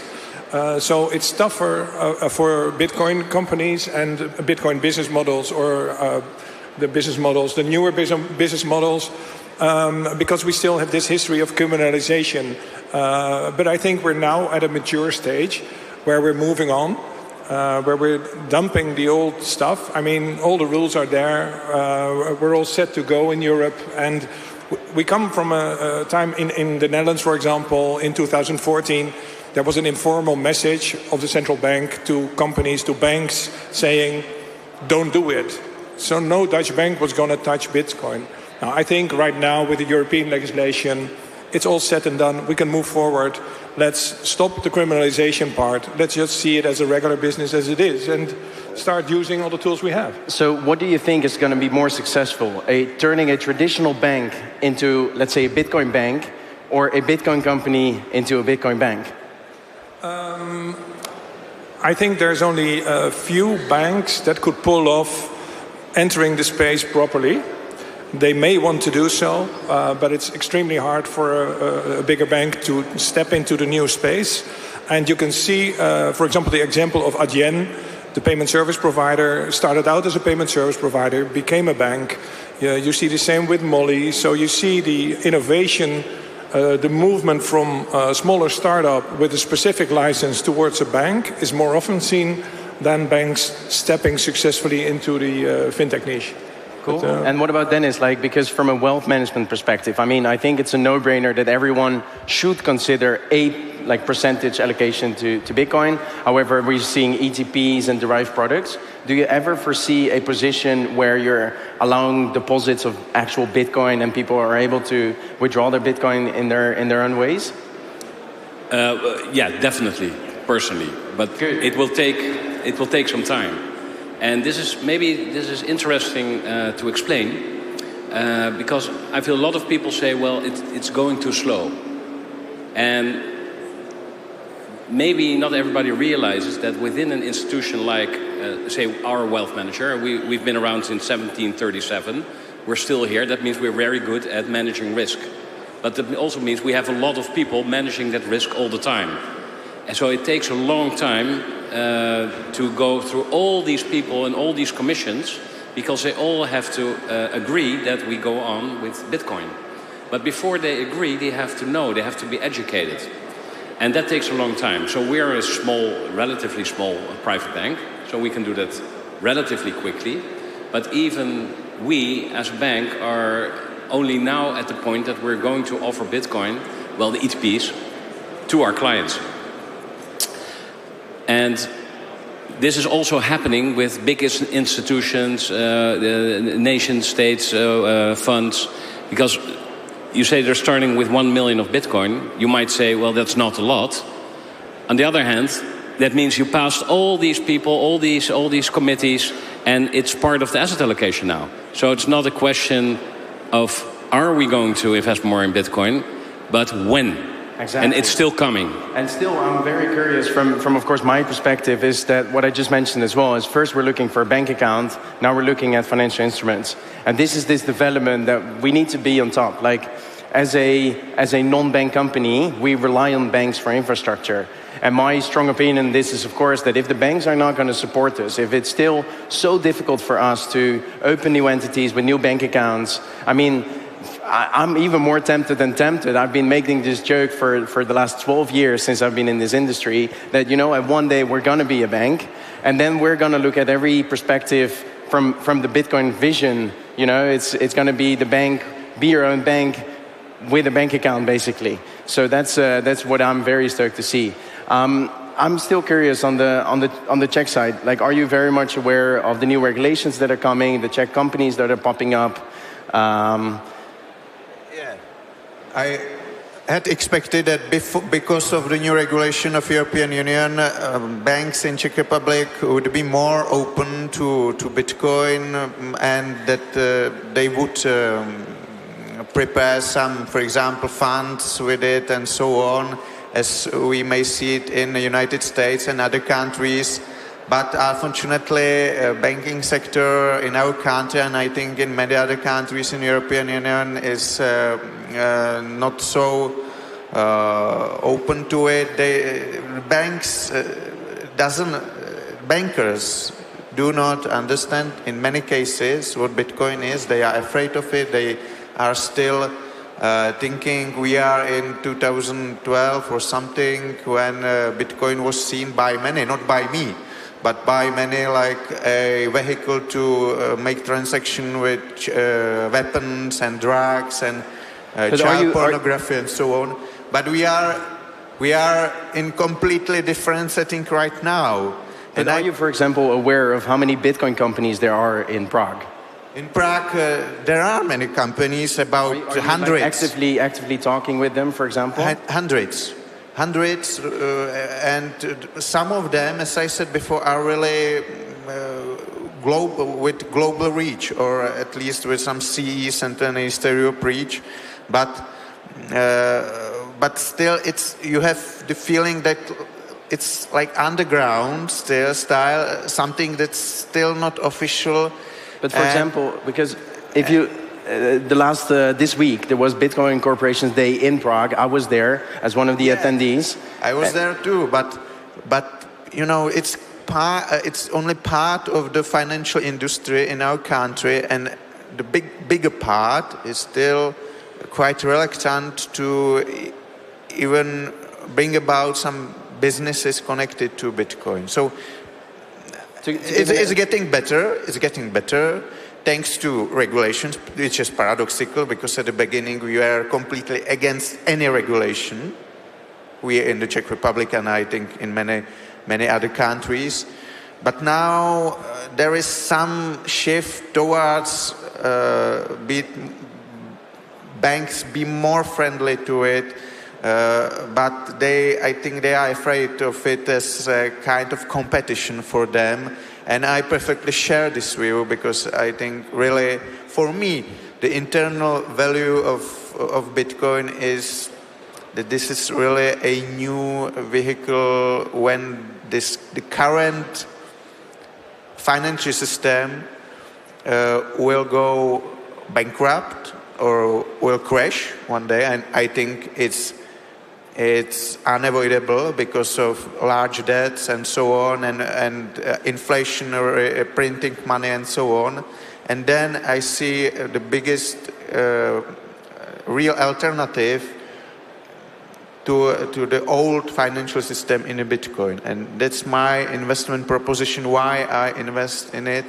And well, of course, but I think from a banking perspective, we need to be a lot more pragmatic. We need to start solving things today and tomorrow. And I understand, as Dennis says, it takes a long time. But again, Czech is a great example because there's so many great Bitcoin companies there. There's Firefish, for example, a Bitcoin-backed loan platform that issued like $313 million in Bitcoin-backed loans. And this is peer-to-peer. This is going outside of the bank. So we're waiting for the banks to chip in and actually get in action. Because of banks' reluctance to Bitcoin, we are creating kind of shadow system, I think, which is maybe this is the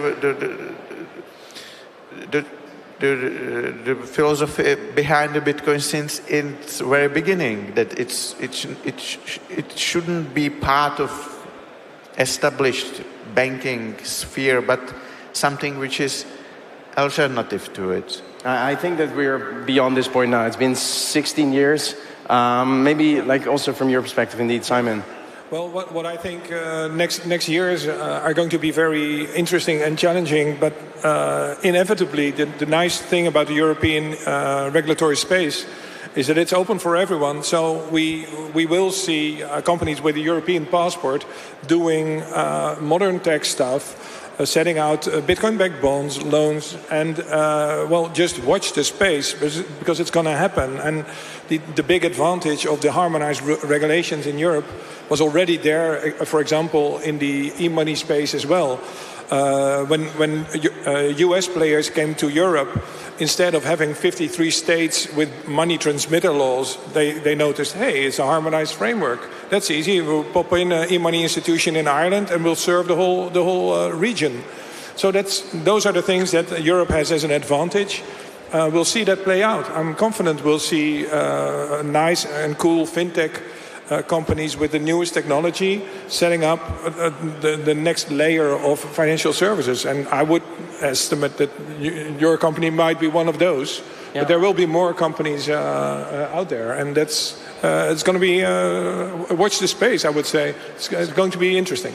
Yeah, and so what about you, Dennis? What do you think that from now in 5 years, what is the most exciting thing that you're going to see from your position that's going to be offered? Finally, 5 more years. Well, it's quite difficult to look 5 years ahead because everything is moving so quickly. I'm really looking forward to the Americans passing the Clarity Act. But if you look 5 years ahead, I think we'll see the great convergence between TradFi and DeFi. That is definitely happening. So I'm really looking forward to see what's going to happen in the next 5 years. And Lucas, what do you think? Like in 5 years, am I banking with you? Can you buy my bonds? Are we issuing loans? Can we tap Euribor rates through your bank? Or I would be happy to see it all. I hope we will see some, especially amongst at least some smaller banks that are sometimes more aggressive. But I still think that we will be behind, for example, United States and other countries. But the US is always leading, like no offense, but the technology is always first and the legal and the compliance side will follow. Yeah. But this is the role that we have in Europe, is to build a proper regulatory system and make it a lot more stable and safe and secure for the users. This is the same like with AI, that in the United States they create first the business and they then regulate it. In European Union we do first the regulation and then the business. But with regulation first, it's more difficult to business to flourish. So many businesses and many entrepreneurs go to United States when it is easier, because there is at the beginning almost no regulation. And I think it's crypto, it's AI and so on.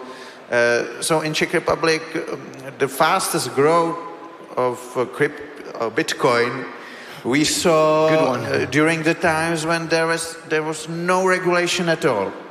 And it was all those times when politicians said, oh, it's for drugs and weapons and child pornography. At that time, it was most innovative era in the history of Czech Bitcoin. Yes. And the last seconds on Simon, what do you hope to have fixed, from a regulatory perspective in the next 5 years? Is it privacy? Is it money payments? Yes, what I would hope to have fixed is that, for example, the human rights evaluations on rules, people think it's just about privacy, but it's just as much about efficiency. If we have too many AML rules, it's going to cost us a lot, and we're hurting privacy. If you kick them out, you win on both terms, more efficient and more privacy. Well, what else would you want? Yeah, awesome. Thank you very much, guys. I hope you have a great day. See you around. Thank you very much.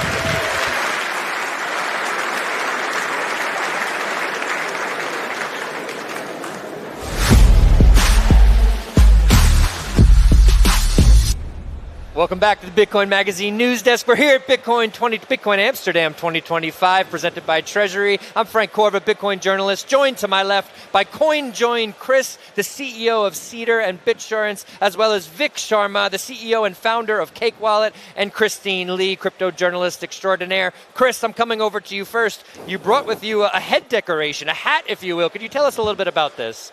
Yeah, I mean, we are at this point, we have this discussion, like running core, running knots, and now there's the idea of having a user-activated soft fork, or like they pivoted now to a miner-activated soft fork. You have a node, we all have nodes, run it, choose an implementation, but in order to like find consensus or build consensus, like the best thing that you can do, put your money where your mouth is. Okay, prediction market. There is a prediction market. Rob Hamilton built something really cool. Shout out to Rob Hamilton of AnchorWatch. Take him up. You can multiple your Bitcoin if you believe in the knots, whatever this fork is. And like we're cutting that there. Thank you, Chris. Vic, we're going over to Vic to keep it a little bit more grounded. Vic, please give us a little bit. You're a sovereignty advocate. You're a privacy advocate. What are you doing with Cake Wallet to help further both privacy and sovereignty? Yeah, I think self-custody is the main feature of Bitcoin. That's number one. Second, I believe Bitcoin should be used. You should be able to use it like cash without revealing your transactions, without revealing your balance. So in Cake Wallet, with things like silent payments, PayJoin, you're able to do that. You're able to use Bitcoin on the go without worrying about somebody knowing your whole financial history. Yep. Yeah, appreciate that. So using Bitcoin as a medium of exchange, big theme here. Yep. Chris, I'm going to come back to you. Any serious thoughts here? What's the conference been like for you? What are you doing here at the conference? You want to give a little bit of background? Yeah, what are you doing here? What am I doing What is here? this guy? Who brought this guy here? So I'm not working at Bitbox. I work with Bitbox, and we have a great booth here. Talked to a lot of people, helped them get onto like Bitcoin and self-custody, the right journey, using his tools.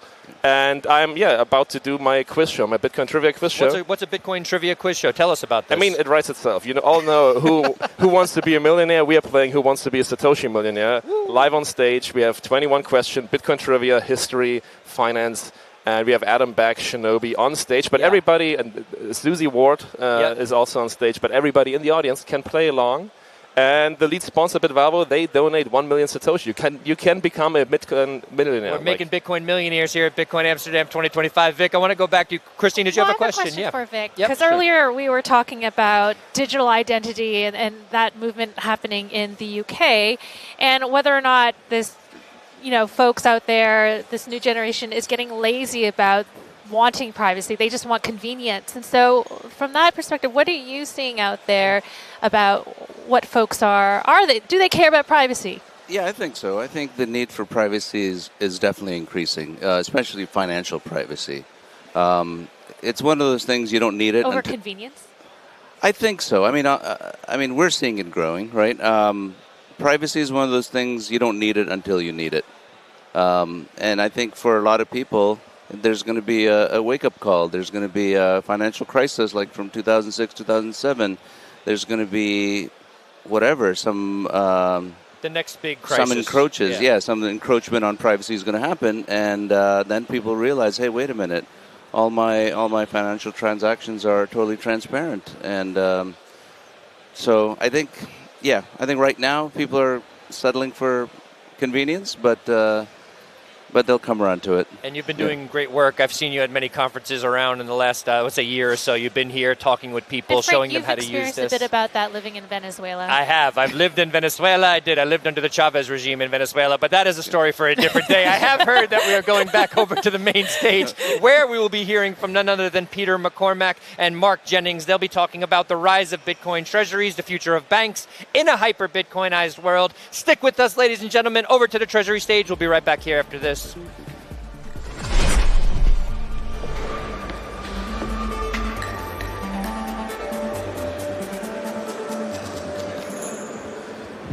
Good morning, everybody.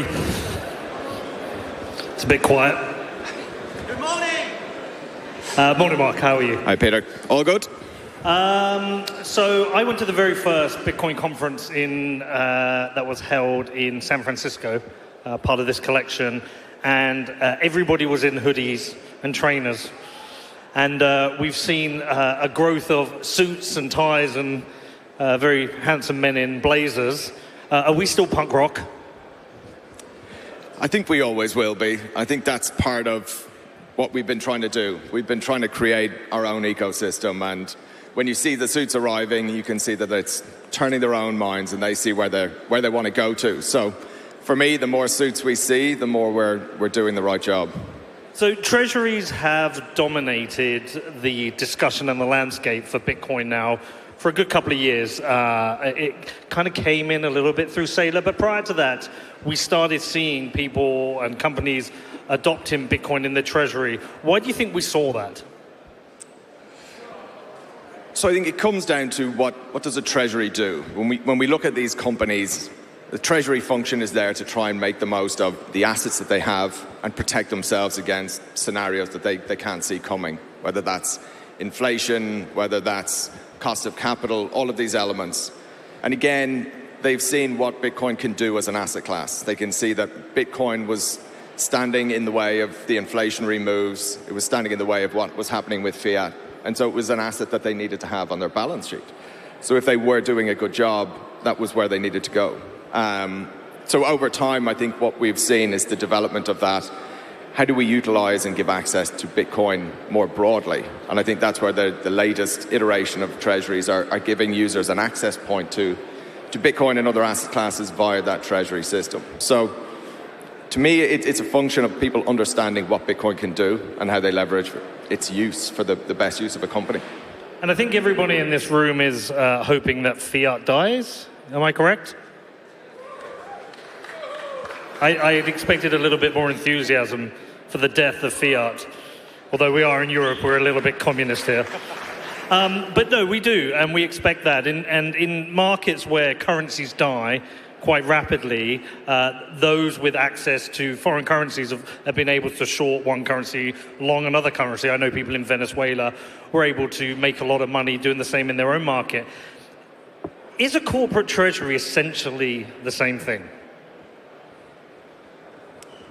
Effectively, yes. I mean, it started off as a risk management process. How do we figure out what risks we're trying to protect against, whether it's interest rates, whether it's FX, whether it's just market moves itself?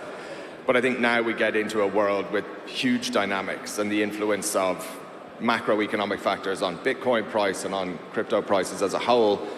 You know, the correlations we start to see change a whole lot. And so all of a sudden we can see that the dominant moves in markets are reflected in Bitcoin price, whether it be inflationary moves, whether it be macroeconomic events. And so again, that it needs to be a core part, and it's becoming the best hedge against inflation. It's also becoming a hedge against kind of the dynamics that we see across most countries. So yeah, originally that's what it would have started off, and I think it was a more basic infrastructure, whereas now it's becoming much more kind of transparent what strategies work and what don't. And it's not a buy and hold anymore. It's how do you actively make use of that Bitcoin? Yeah, so we saw that really with MicroStrategy. Like a lot of companies, they started with a treasury. Then they essentially became a treasury company as the amount of Bitcoin they held dwarfed the revenue from their software business. And from that, we've now seen people just create treasury companies on their own. There's a lot of them out there. There will be some winners and losers. What is required for a treasury company to be a success? Because there is criticism of some of the treasury companies just being really zombie companies who aren't actively doing anything. And so what will it require for a treasury company to be a successful company that's something that is actually worth investing in?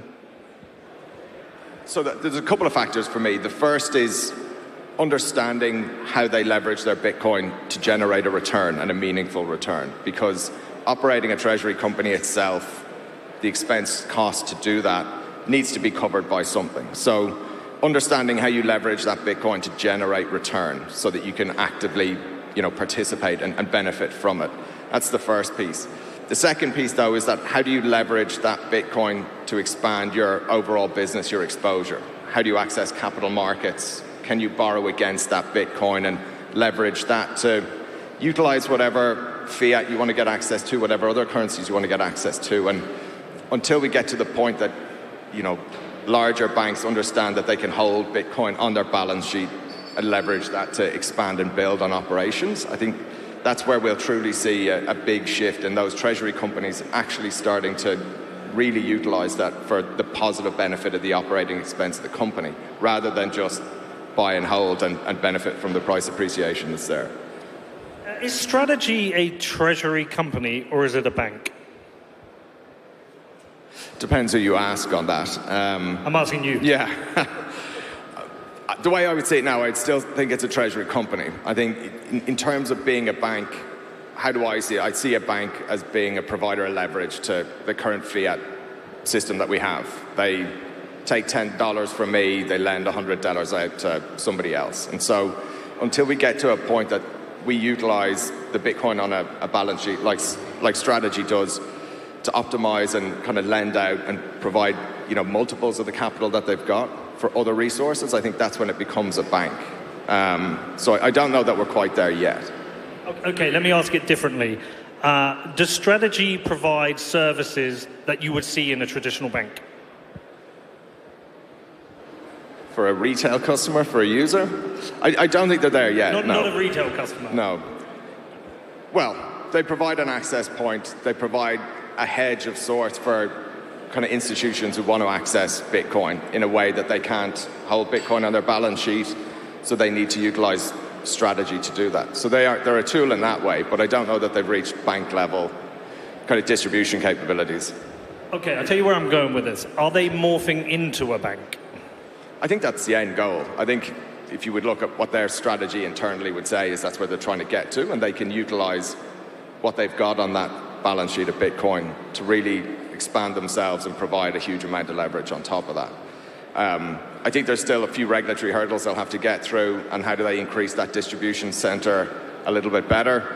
That's where they're going to have a real challenge. They seem to have the accumulation and the corporate strategy part of that understood, but then how do they use that to distribute more broadly? I think that's where the challenge comes.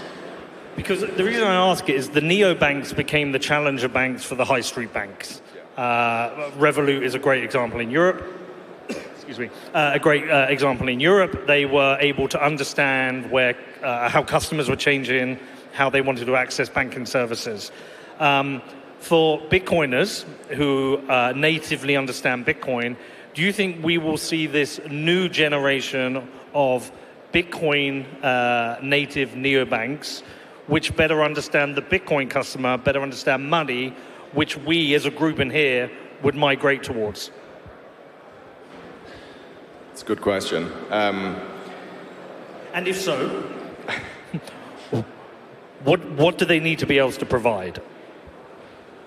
So if you look at what customers want now, instant accessibility 24/7 and be able to access that wherever they may be, whether they're here in the Netherlands, whether they're in the UK, whether they're in Ireland. So that's what we can provide. That's what Bitcoin gives the capabilities to. There's no borders to it.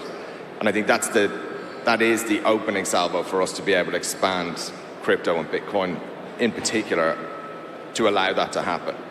How do we access that? How do we make sure that people can do that? That's what Gemini is here to try and help people do and build. That is, we still get paid in fiat, and what's the quickest route to get that to Bitcoin? That's where we, as Gemini, want to be able to provide that so that you have your on-ramp.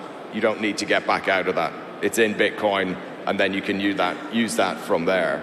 But I think, again, it comes into how do we make sure people can just get paid in Bitcoin? How could we utilize that framework more broadly so that you're straight into your Gemini account and it's just Bitcoin sitting there instead of having to go through that whole process of conversion? That's where I think the system needs to catch up with us. We shouldn't just be paid in pounds because that's how it should exist. How can we just get paid in Bitcoin and then remove that whole need for fiat to exist? If we can get to that point, and that requires some change, I think that's when we really start to see change happen. Yeah, because probably similar to people in here, I hold a very small amount of Bitcoin, but I'd like to be able to do things with it. I'd like to be able to get a mortgage with it, or borrow against it, maybe create some kind of future fund for my children. Now, with traditional banks, I can pretty much do that all with a single bank, whereas in the world of Bitcoin, it's all a little bit disjointed. We have lending companies, we have treasury companies, we have exchanges. When do you think we will see this all converge into a single place? So I think that's where we're trying to get to. Like the traditional world requires that we have to engage banks. And I think that's how it's existed for a long time. But if we look at where we'd like to get to, and in 100 years' time, what does Gemini want to be? We want to sit there with your all-access platform where you're getting paid into Bitcoin, it's sitting in your account, you can lend against it. Ultimately, you'd be able to leverage that to become a full service provider, and all in one place where your Bitcoin gets put to work for all the services that you need. And I think that's where we as a company like Gemini want to get to. We want to be that all in one place that doesn't need to use a bank anymore. You don't need to go into that world. And you can sit within our platform and do, whether you want to just stake your assets, whether you want to hold it, you want to borrow against it. Ultimately, that's where I think it's going. There will always be the need for the different providers and different jurisdictions and different services that people provide, but I see the banks are coming towards us to try and get access to those services, whereas I think we're already ahead of the curve on that. And it's taking time for the rest to catch up. We can be that one-stop, what was a bank, but will now be your Bitcoin wallet, and that's where you'd want to go to. So that's how I see it developing. You know, we all believe it in here. We just need the rest of them to understand and believe it as well. Do we want the traditional banking sector to catch us up, or do we just want it to die? Well, the traditional banking sector that is going to start to move towards us. I think there's a necessity for them to be there. They exist for a reason. But I think ultimately their use case will disappear. I think that's where we'd like it to get to. There'll be no longer a need for them to leverage up all the fiat that they hold to provide a mortgage and everything else, because that will all be on chain. That will be outside of their understanding and their remit, and it will sit within us, with our own ecosystem within Bitcoin, to be able to provide better services, more transparent, and we can run it ourselves. We don't need banking regulation to do it. Right now, I think there's a hold on how fiat moves around the world, and banks have that. They've built their own network. We just have a competitive product here that's going to take it over eventually. So you said you see them coming towards us. Well, like, what signs are you seeing? What is happening out there? So I think you see with the neobanks themselves are all starting to offer crypto. They understand that that's what those who are using neobanks, that's the next step they want to get into. I also see that most of those banks, they all have a head of crypto who all wants to talk about DLT technology and blockchain technology and how that can help them do what they do now. But I think most of those banks are understanding that, you know, the first use case was stable coins, and they see that that's something that's going to challenge what is a big revenue generator for them, which is cross-border payments. So that was the first piece they moved into. I think the second piece will be, and you can see some of the US banks now, taking on Bitcoin, taking on ETH as collateral, being able to borrow against that. It's now within their risk appetite, but I think that's where they're now moving towards it. They have to understand custody, they have to understand the asset class themselves. But we've been in this space. We've been here for 10 years in Gemini. We know this better than they do. And so that's where ultimately we'll be able to show them the way, and they'll either follow or, as you say, they'll die. In your preference. But with our industry, we're backed by the most pristine capital in the world. Does that give us a significant advantage over them? And do they even understand that?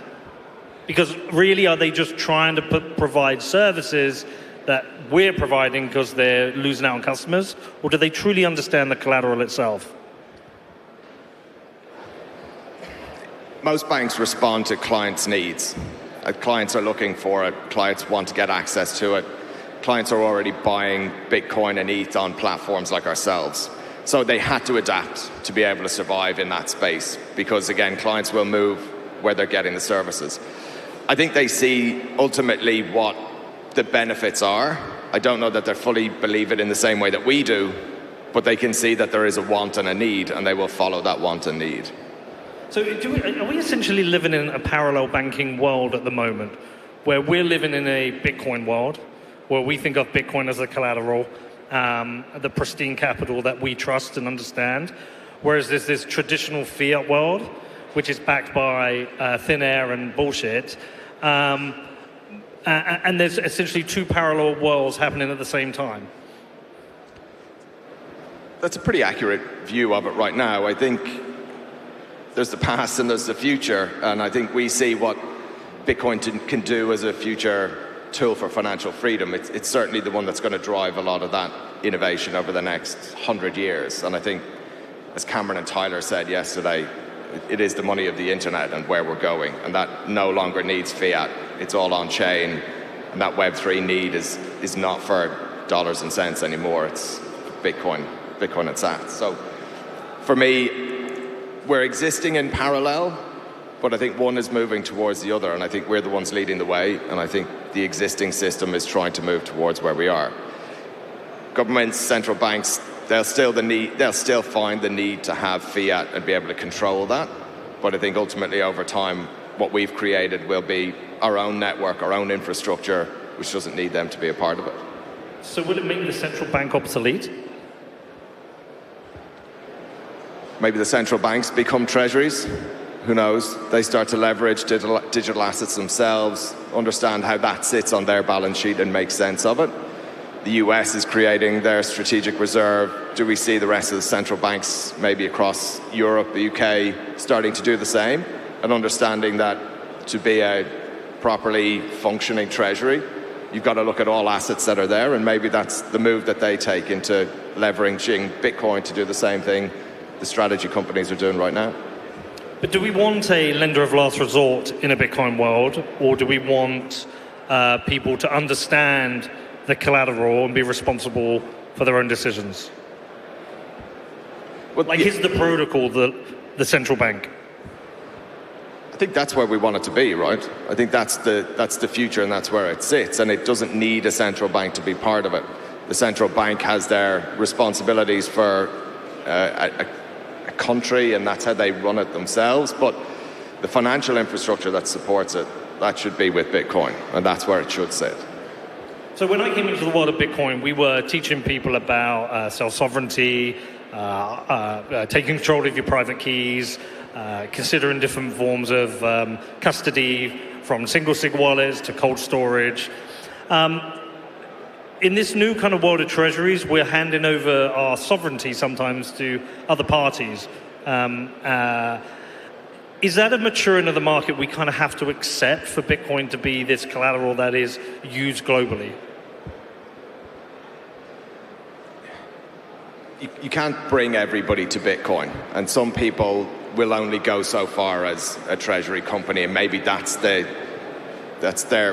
their risk level sits. And so I think we have to support that in order to expand and grow Bitcoin's importance and dominance, there are different ways people are going to access that. So whether you manage your own wallet, whether you manage your wallet through Gemini, whether you manage your Bitcoin exposure through a digital asset treasury, that's always going to further and grow Bitcoin's dominance. And I think that's where we can't bring people to the well and let them understand and know what Bitcoin can do for them. But if this is their first step into it, then they start to understand, then they start to believe, then they'll start to move into their own Bitcoin wallet and take it from there. So I think it's all to do with risk appetite. It's all to do with education. It's all to do with expanding Bitcoin's footprint in that global financial system.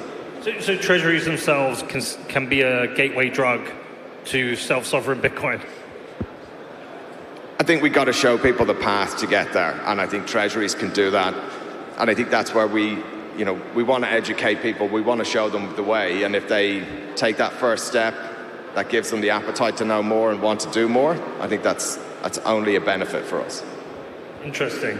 Okay, so if we're moving into this world, it's still very important that we maintain a role for education and a role for elevating voices that fully understand the technical sides of Bitcoin, so we don't allow for a corporate takeover that leads to some changes to the protocol we don't like. How do we maintain that in a corporate world, that we don't let BlackRock make decisions? Well, I think that's where the Bitcoin community is so strong. What we see in the corporate world is a lot of them, they may accumulate, they may store, they may custody, but I don't know that they're as active within the protocol as the Bitcoin community is. So I always think they'll be able to grow their share and they'll be able to sit on that, but I don't know that their views and their intentions would be to interrupt the protocol that's there. They're there to accumulate based on the instructions they get, but they're not taking those decisions, not moving those decisions in the same way that Bitcoin holders like yourself and myself really want to get involved in this. So I think it becomes an incentivization. Where is the incentive for them to become involved in something that they don't know as well as we do? We're still in this precarious world of money printing. US debt, the US debt clock's over 38 trillion now. UK debt to GDP is over $1 trillion. Most of Europe is a basket case. It's obviously this growth in debt, it's not going to end, which means we do end up in a hyper-Bitcoinized world. Does that mean companies like Treasury and Gemini become the first institutions of this? And what does that mean? I think that, that's why this Bitcoin was created, when we see what happened in 2008 and how people just, didn't take care of the finances that are there, and it's not controlled by us. I think we make that first mover advantage because we understand how to build and grow in this world, how we can service and how we can help people get into this financial ecosystem that will be the future. So I do think the treasury companies, I think the likes of Gemini, are showing the way of how people can cross that bridge, essentially, taking themselves out of that fiat world into the on-chain world and understanding that that is the future for them. And the future lies with them rather than the banking providers that they've got right now. Amazing, thank you. I think we're done now, so round of applause, Mark. Thank you. Thanks, Peter.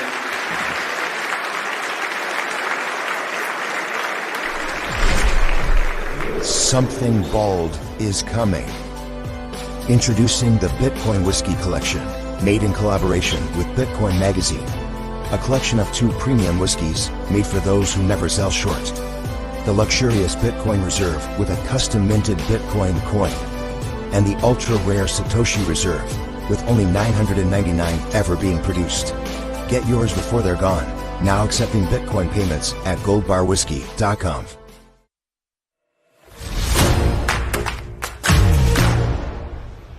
Welcome back to the Bitcoin Magazine news desk in Amsterdam 2025. We've got a loaded jacket for you. Let's check it out. We've got Chris Seedor. He's the CEO of Seedor and Bitsurance. We've got Vic Sharma, CEO of Cake Wallet, the master of privacy. And we've got technical editor of Bitcoin Magazine, Shinobi. All right, folks, let's kick it off with a bit of continuing the controversy from our last conversation. We have a proponent of NOTs, this soft fork of Bitcoin. You know, who is a proponent of NOTs on this stage? Hang on, okay, there must be some miscommunication. Okay.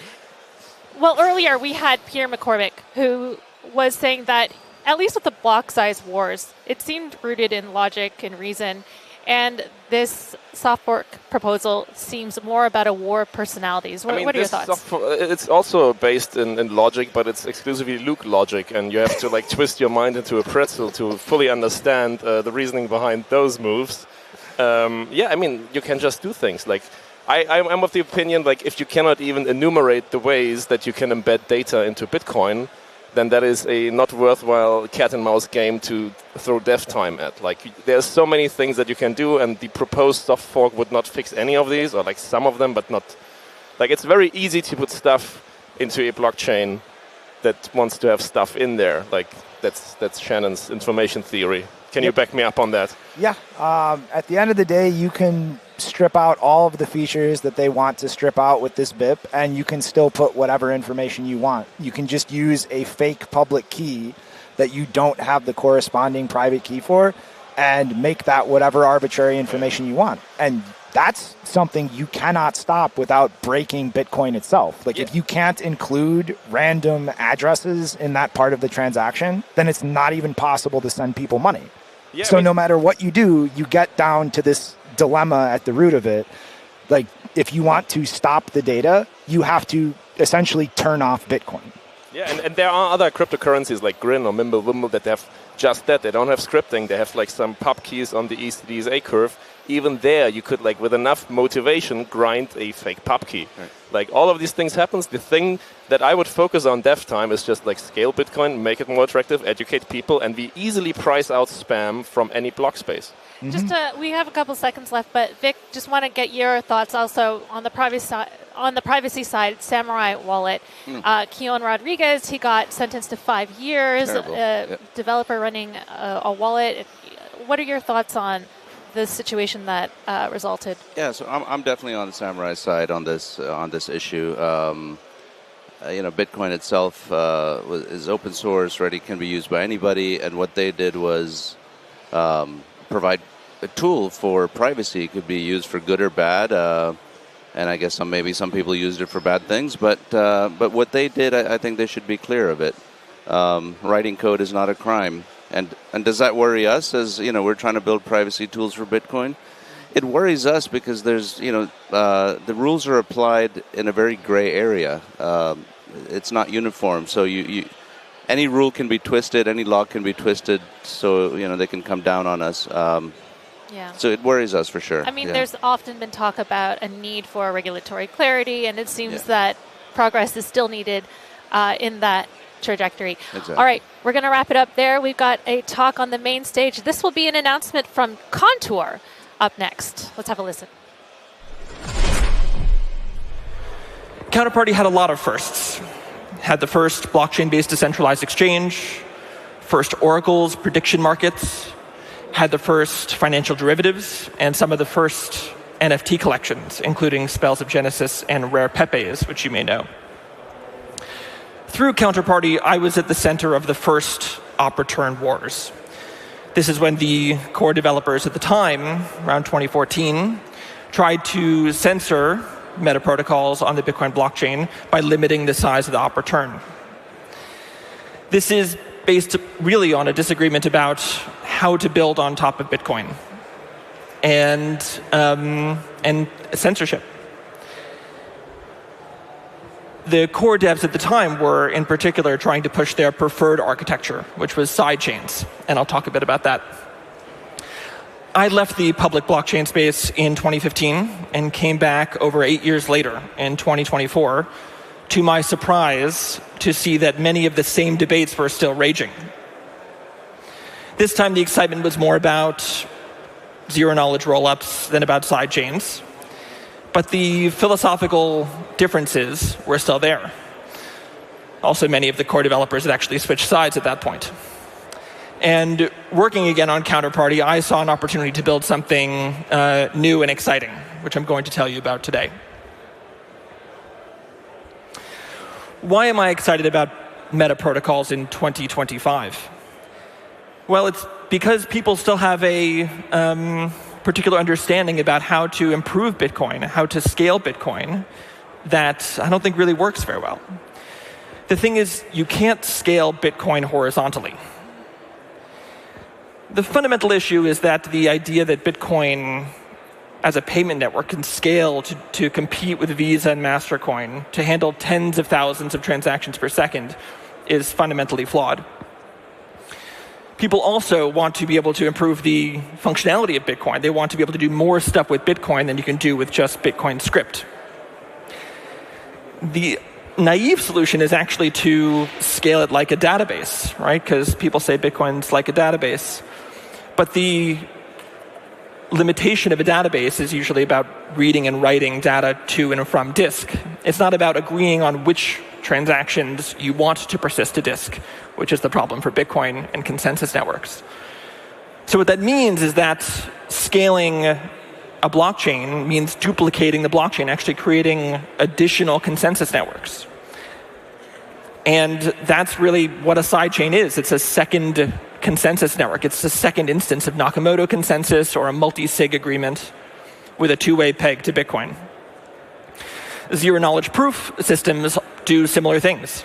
They anchor their other chain effectively on Bitcoin using some kind of zero-knowledge proof scheme that proves it's correct. The issue is that that usually requires significant changes to Bitcoin or changes to your trust model.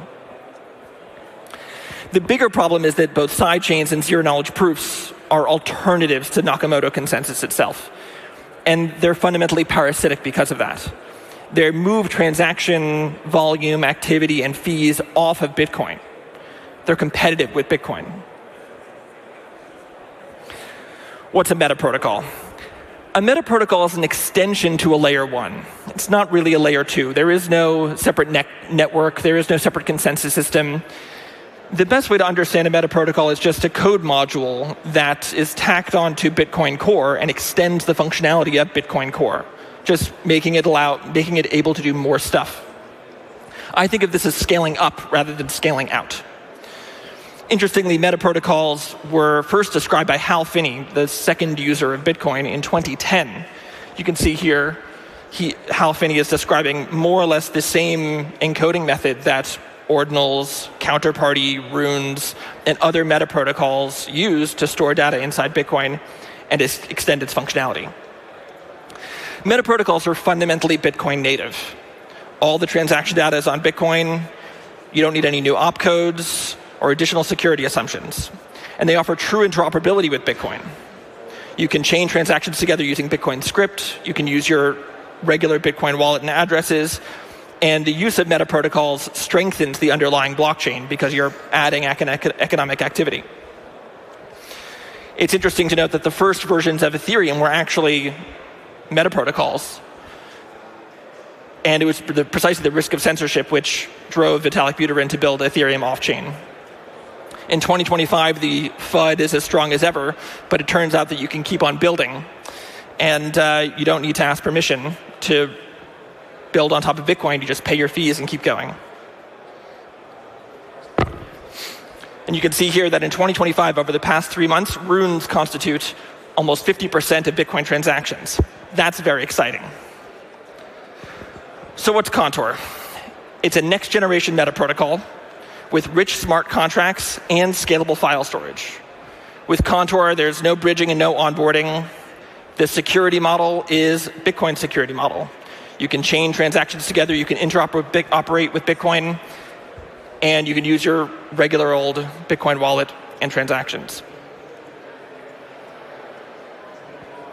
How does Contour do smart contracts? We have a novel smart contract framework called Sigil, which makes writing smart contracts as easy and natural as possible.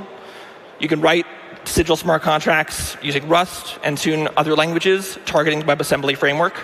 It's just like writing normal software. The other important feature is scalable file storage.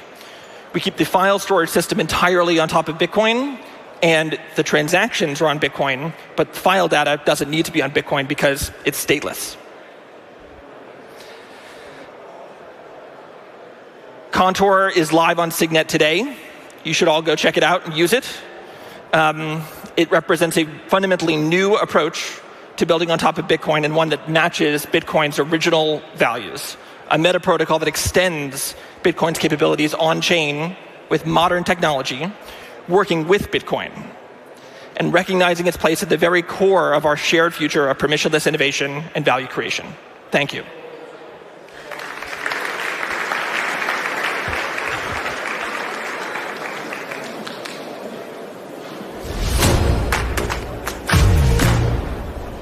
Welcome back to the Bitcoin Magazine News Desk in Amsterdam 2025, presented by Treasury. And on the desk with us, we have Luke Broyles. He's a Bitcoin advisor and content creator. Vic Sharma, CEO of Cake Wallet, and Susie Violet Ward, a Bitcoin journalist and CEO and co-founder of Bitcoin Policy UK. All right, so we were talking about with Vic, Samurai Wallet, and we saw a developer get sentenced to 5 years in prison in the United States for an unlicensed money transmitter, but basically a wallet. And so how does this, I suppose, guide you in navigating the regulatory gray frameworks in the United States? And how do you protect yourself from something like that happening? Yeah, so I think the biggest thing is we make sure we don't custody our funds, or even give the appearance of custodying our users' funds. They control the keys, they control their funds, 100%. We actually have no access to it. Second is anything we put in, like silent payments or pay join, it's at the protocol level. It's not a central server that we're running or a coordinator we're running, anything like that. For example, silent payments is BIP 352, I believe. It's a real BIP that's out there, and we implemented it. We don't need to run a coordinator to get that done, and it gives the user some level of privacy. So yeah, I think those are the two things: do things at the protocol level, and don't custody funds. Okay. Yep. Susie, you're very active in the UK policy world, and so I'd love to have this conversation about how are people sacrificing a lot of their privacy for convenience? Do they care about privacy, especially in light of the conversation, the movement about digital identity in the UK? I think people sacrifice a lot for convenience, absolutely. And because they don't really understand why privacy is important, a lot of people still think that I have nothing to hide, therefore why wouldn't I submit my data and my privacy? Privacy is very normal, and I think that we've forgotten that, and I think we need to try and remind people. That's a mistake, though. I think that happened in Web 2. So what can we learn? Do you think we will learn as we progress in the digital financial age? No, because it's so insidious and it happens so slowly, and people don't understand what's being taken away from them. When you think about how mobile phones and iPhones and everything have crept into our life, we're now being tracked, watched, monitored. Every transaction is linked to a Face ID. We're already doing it, and we're paying for it voluntarily. So, no, I don't think people are going to realise. Okay. Could I add to that? Yeah, go ahead. I think convenience, like you said, is number one. And as a wallet maker, I take the blame for it, because people want to be able to use cryptocurrency as easy as you're using Venmo or PayPal. So yeah, no, it's kind of on us, the tech industry, the Bitcoin industry, to make it more convenient and make it more user-friendly. Okay. Yeah. I also just want to point out Bitcoin price right now is below 100,000. What do you, Luke? What is your gauge on the sentiment, and where do you see Bitcoin headed?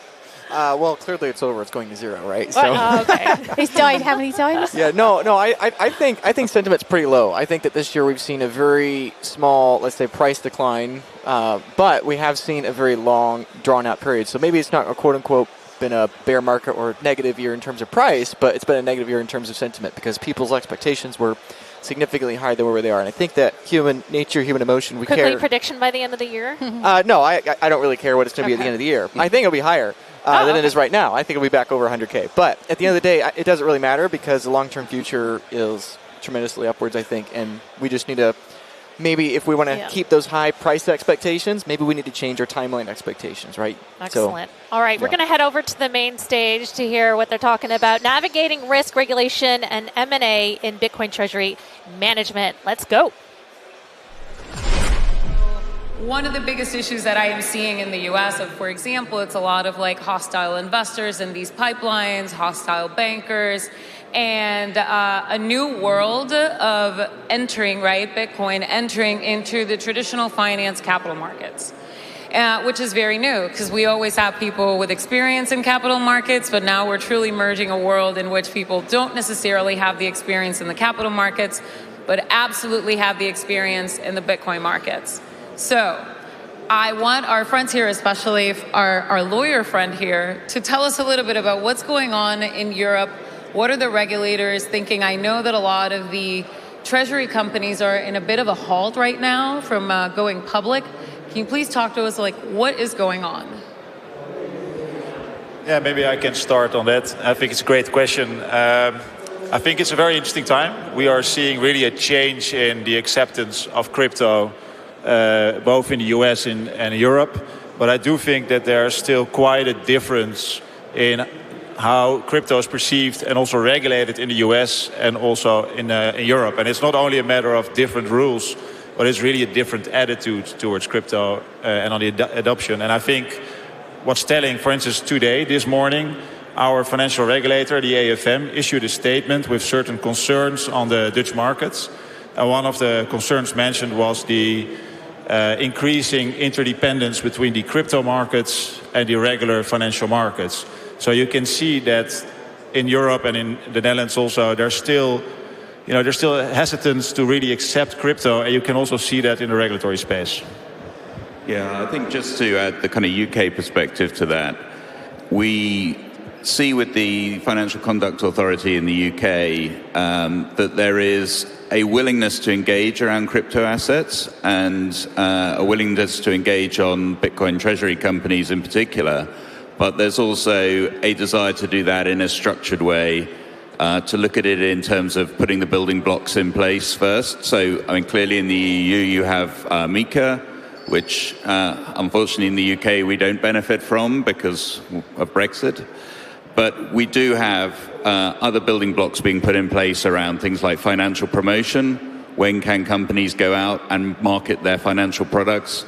We have a sandbox with the FCA in which they've been trialing blockchain settlement, a particular capital markets product. So there is a desire to put those building blocks in place, but at the moment it's kind of a cautious step forward rather than kind of throwing yourself wholesale into the regulatory sort of arbitrage argument. I think you made a fantastic point at the beginning, right, about how Bitcoin and crypto is slowly becoming more mainstream. And it has a long history of crypto being wrapped in TradFi assets, right? So people want exposure to Bitcoin. You know, how can you get that? Okay, well, in the early days, it was just, have your own node on your computer. Then it was, or maybe you can find yourself a VC or a hedge fund that might give you access if you have enough cash to spend on it. Then it was ETFs on futures. Then it was ETFs on spots, right? So, and now we're looking at public securities with the crypto underlying.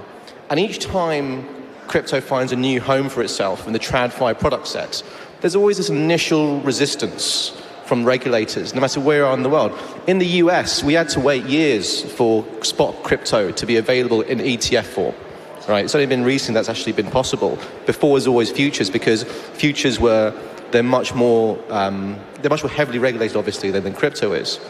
So the thing about public securities, so putting it into a DAT, is that it gives you arguably even more flexibility than putting a crypto into something like an ETF, because ETFs do have rules they must follow around how they manage the assets, how they risk manage them, whereas in public securities there's more, I think, flexibility than what you can do, but of course the obligation to be transparent is still there, right? And when we talk to regulators, whether it's the FCA in the UK or ESMA or other European regulators, transparency, investor knowledge is often a thing they keep focusing on. Do you think that's coming from a lack of understanding of the industry? For example, there's just like not that many people in the traditional markets, especially within like the regulators' offices, that understand this industry very well. So in the United States, we had 4 years, obviously, of the Biden administration attacking the industry. Once President Trump took office, it's just been like, you know, we're all in this rocket ship headed to the moon, right? The regulators have had to get smarter, think very quickly. We've also been able to put people from the industry into all of these offices to assist in the lack of knowledge, right, and the education portion of it.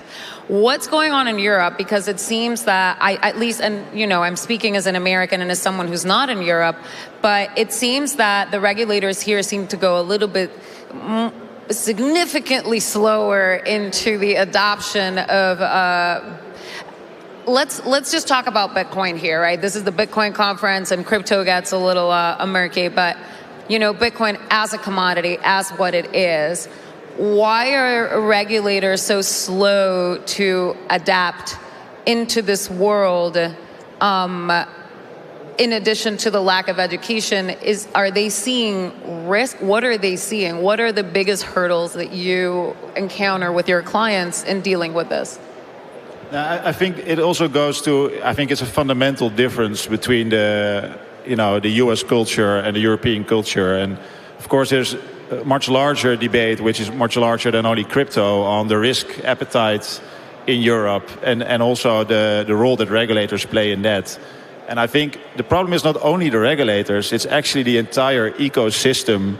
If we're talking about, for instance, getting listed, a Bitcoin Treasury company wants to list its shares on the stock exchange, you need all kinds of parties. You need the regulator to approve it, but you also need banks, you need listing and paying agents, you need auditors, all kinds of facilitating, gatekeepers that you need to have on board to realistically have a shot of getting listed. And what we see is that also these parties are still quite wary of getting exposed to crypto. It's still much less than in the US. I think there's still this general sense that we should tread carefully, first see what happens. And where I think in the US there's more an attitude of just let it go and we see what happens and then we may regulate later. In Europe, I think there's more, let's just slow it down. And we ask lots of questions. We are difficult with all disclosure requirements, licenses. And that's why it's much more difficult to actually get listed here than in the US. Well, in the US, we didn't take the approach of we'll see how it happens and we'll regulate later. We regulated by enforcement, by penalizing companies. I mean, my own company had its own struggles. Coinbase has had its own struggles with the past administration. When we regulate by enforcement, we criminalize activity that we just simply don't understand. So if that's an approach that the regulators are taking, it's like, let's not regulate by enforcement, at least here in Europe, and that's actually a very positive attitude. Absolutely, there's a very big cultural difference in how regulation works generally in the US versus on this side of the water. However, I don't believe that it's due to a lack of education. I think it's more to do with simply the political will of a particular government in a particular country. So we've seen what's happened in the US. I mean, literally a year ago, right, or maybe less than a year ago, the environment for Bitcoin was very different to what it was now. And the previous administration took a very different view. Now, things are slightly easier for the crypto industry, I would argue. However, in Europe and the UK, they started looking at regulations for Bitcoin. Well, Europe looked at regulations for Bitcoin back in 2019, right? 6 years ago. First draft of MiCA came about in 2020, I believe it was, in September, and they've slowly been working on it, and it got published or went into force just last year. So, and that regulation was born out of a desire to protect investors and to protect consumers, right? It wasn't seen as simply as a way to try and encourage further growth in industry. So the philosophical standpoint of Europe is back then when they drafted the regulation is very different to the current political environment that we see in the US. So I think it's less education and just more about political will. Yeah, and I think the thing I would add, I completely agree that there's a completely different culture, not just in terms of risk-taking, but in terms of how laws are enforced between the US and Europe and the UK. If I look at it as a securities lawyer, it's similar in terms of the way that insider trading regulation came about in the US. It came about through enforcement and litigation, whereas in Europe and the UK, it's a much more permissive regime in terms of focusing on what is allowed and that driving the kind of behaviors. And I think because of that, there is a desire to try and see where Bitcoin and Bitcoin Treasury companies fit into existing legislation, regulations. And I think that will be one of the main drivers that we'll see as this space continues to evolve. If I think about it in terms of M&A, yes, there's a desire to scale and to get more Bitcoin, but there's also other things that drive value within the companies that are operating in this space. I've been amazed at the number of people who are from a TradFi background and have made that switch, often at a very early stage. And that knowledge and that skill set is going to be really important in terms of how companies in Europe and in the UK engage with regulators, how they can get regulators comfortable with what's happening, and they can also get institutional investors comfortable with what's happening. I think it's interesting that you said that the regulators like to look at the things that you can do, so it comes from a positive standpoint, where I think it's really difficult because it's an exhaustive list that you'll never get through. Whereas I think in the States we take more of an approach, or at least like constitutionally speaking, it's more like what you can't do or what government cannot do. So I do agree, like we're a little bit more in the Wild West in the US than you are here. I wonder how much of that has to be politically motivated. And by that I mean, like, obviously there's been like, issues with, the current governments, and how much of maybe the unwillingness of moving quicker in this space has to do with the stubbornness of not wanting to embrace something that President Trump has been having such a positive outlook from. Don't answer that because you'll get in trouble. I think the honest answer is I think that crypto is much more politicized in the US than here in Europe, I think for me at least it has much less of a political taste.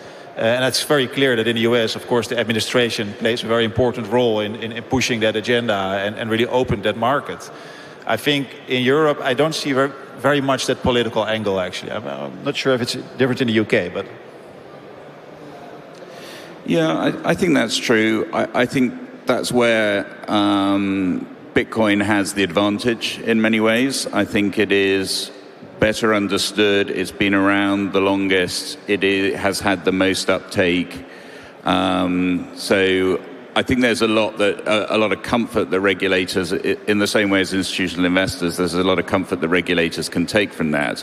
And I think we see here today and yesterday the ecosystem that exists around that is very strong. I also think to the extent that the sort of Bitcoin industry is reliant on service providers who are also regulated in the right way and known to the regulators, that also helps to reinforce the point that it is not the Wild West. It is something that is growing in acceptance, growing in understanding, and therefore the risks to investors of investing in Bitcoin and in derivative products from Bitcoin should not be seen by the regulator as a kind of, there needs to be a blanket ban on it. It's seen as something that has its place alongside other traditional finance structures. Where do you see this space headed? So there are obviously jurisdictions that are friendlier than others within Europe. For example, Ireland tends to be very friendly to the space. I think Cyprus also is one of the areas that's very friendly to the space. I know the UK is a little slower, Netherlands a little slower. Where do you see this going? Do you see them becoming a little bit more unison in how they're moving, or do you see them as just like, we're gonna walk here to the beat of our own drum? From what I've seen, right, so in Europe, the regulation anyone that's a bit of legal geekery in 20 seconds. You've got a regulation as a directive. There's a directive, every country can kind of fiddle around the edges with how they implement it. A regulation, you have to take every single word directly into your national law, okay? So in crypto in Europe, it's a regulation, which means that every single word of that regulation you've got to put into national law. So every national law should mostly be the same when it comes to crypto in Europe, okay? That's the law itself. But then it comes down to a combination of political will and how the supervisor's feeling, how the regulator's feeling about that particular thing, in this case, Bitcoin and crypto. So, absolutely right. Some European jurisdictions are kinder to Bitcoin and crypto than others. That's absolutely certain. How does that manifest practically? Well, it manifests practically when you want to go for a license there to be able to offer crypto services. Some European countries can take, a year or longer. Some European countries pride themselves on doing it in a far faster time frame, a matter of months. So, there is certainly, whilst the regulation will always be the same in black and white, regulatory approaches will always differ. And I think that's been the case, not just for Bitcoin and crypto, but for everything, right? The whole of financial services, to a certain extent, operates a bit like this, where the regulator has some discretion over a particular market, they normally exercise it in a way that suits them. Yeah, I think a really good example of how we're seeing that in the Bitcoin Treasury space is with the question of whether these companies are operating companies or whether they're alternative investment funds. And there is a real difference in terms of how certain regulators are looking at that. It has real knock-on consequences in terms of what the regulatory regime that applies is, who you can sell to, whether you need to have a regulated fund manager, for example, which exchanges you can list on. So I think that is an area where, yes, the law may be the same across the various EU jurisdictions, but the way that regulators look at things and the way they engage with those kinds of questions is really important. Yeah, and I think I totally agree with that. And we have looked at different European countries, and you see that the same rules, like you just referred to, regulators take different views on what these mean in practice, especially if you have to apply them to, for instance, a treasury company, a hardcore Bitcoin treasury company. How do you apply the current legal rules that have not been designed with that business model in mind? How do you apply that? You can see there's a clear struggle with regulators, and I think some regulators then tend to move slower than others, and that's where you see the differences. One of the really important consequences of this, though, right, is that it's not just a case of saying, I'm going to go for the easiest jurisdiction that I can find, okay? Because everyone knows which ones are easy and which ones are harder. Now, if you go to a very, very kind of relaxed jurisdiction, it comes with certain potentially adverse reputational consequences, right? Whereas if you come to the Netherlands, which is a very, very highly respected, world-leading financial center, then of course your reputation will have a much more positive impact if you decide to come here to do business in the crypto and Bitcoin market. So that's something I really wanted to make sure that people knew, because it's not just a case of finding the easiest, the lowest barrier to entry to get your license, right? You have to think about what's your reputation, who are your clients. If your client's going to be in TradFi, if they're going to be asset managers, for example, then you're probably going to want to err on the side of good reputational impact by picking a country that has that knowledge. Do you think out here, one of the things that they're looking at also is like, who is the team of people leading this company, right? It's like, so the US, it's a little bit more like the Wild West. And these companies are going public, and let's be real, there are some issues in some treasury companies, like their stock is getting slaughtered, and at some point you have to wonder, well, if this is going to become an acquisition target, what if every single treasury company that comes into the market just becomes automatically an acquisition target?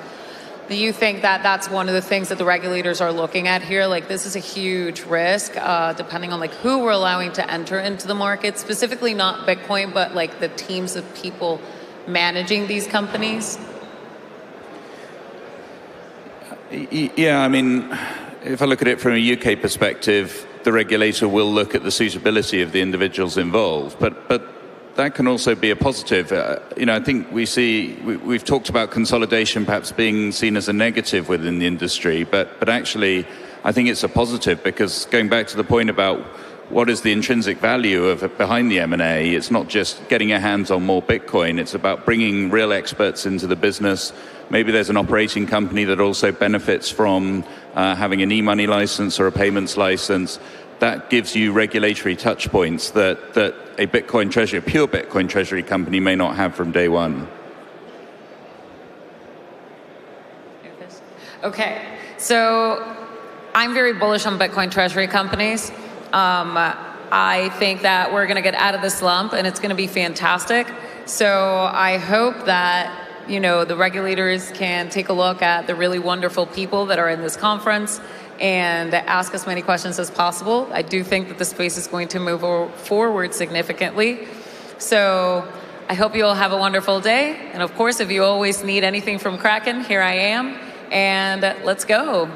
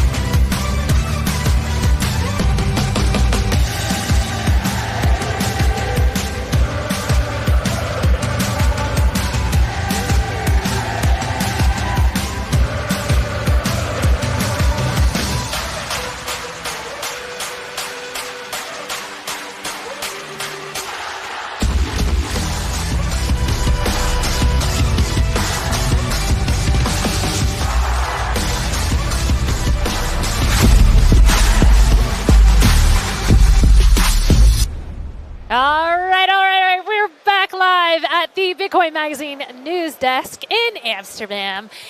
And it is presented by our lovely sponsor, of course, Treasury. We've got Luke Broyles on the desk with us. He's a Bitcoin advisor and a content creator. And we've got Susie Violet Ward.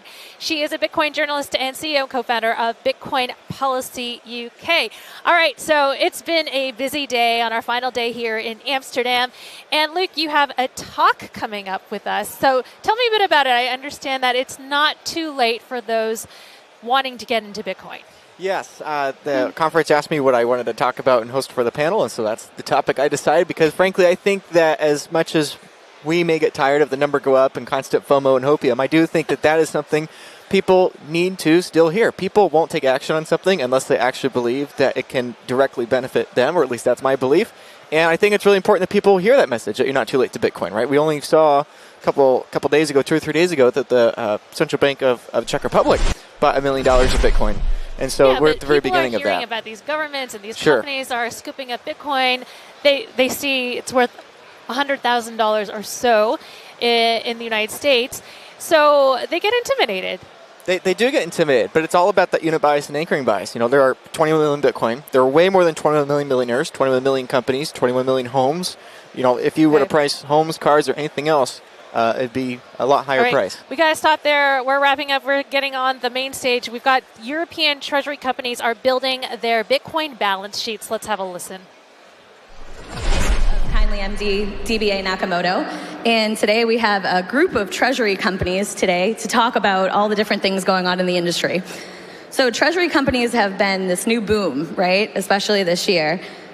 And they're popping up all over the world. And so what's fascinating is we have people from Amsterdam, England, and Norway today to talk about what they're doing in their regions. So today we'll dig into why you guys chose the location you chose, what your long-term vision is, and how we might see things evolving globally. So let's start with geography.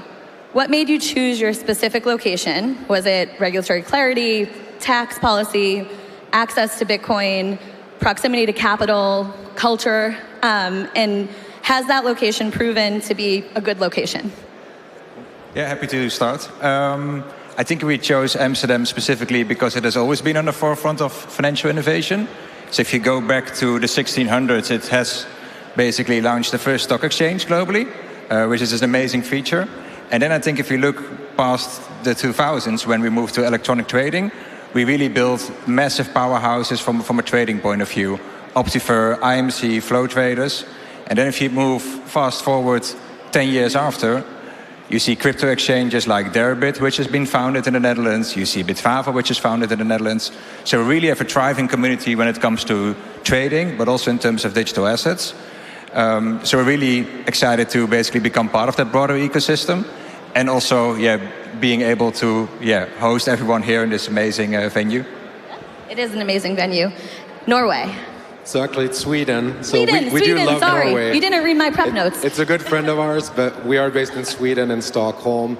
Sweden's great, really. It's a very mature capital market. The country's small, only 10 million people, but we punch well above our weight when it comes to capital, entrepreneurial spirit, and tech, and of course, love of Bitcoin. Sweden was actually the first country in the world to get a Bitcoin ETP. So we've had people investing in the capital markets in Sweden in Bitcoin since 2015. Sweden also saw the first court case that set the entire precedent for the EU for VATs regarding crypto transactions. So Sweden's always been at the forefront of crypto, has a very liquid market. Our exchange is actually operated by NASDAQ, so not a lot of people know this, but you have NASDAQ US, and then you have NASDAQ Sweden, $2 trillion market, and of course our tax rules are really good, but especially compared to buying Bitcoin on spot. If you buy Bitcoin on spot, you're paying 30% capital gains tax, there you go. And if you're buying a stock through an ISK, you're only paying 1% on your portfolio. So there's a huge advantage to actually buying a Bitcoin treasury company versus just buying Bitcoin on spot. Henry? Yeah, so before becoming CEO of Satsuma, I was at UTXO. And at UTXO, we were diving into each of these markets as we were investing into treasury companies all over the world.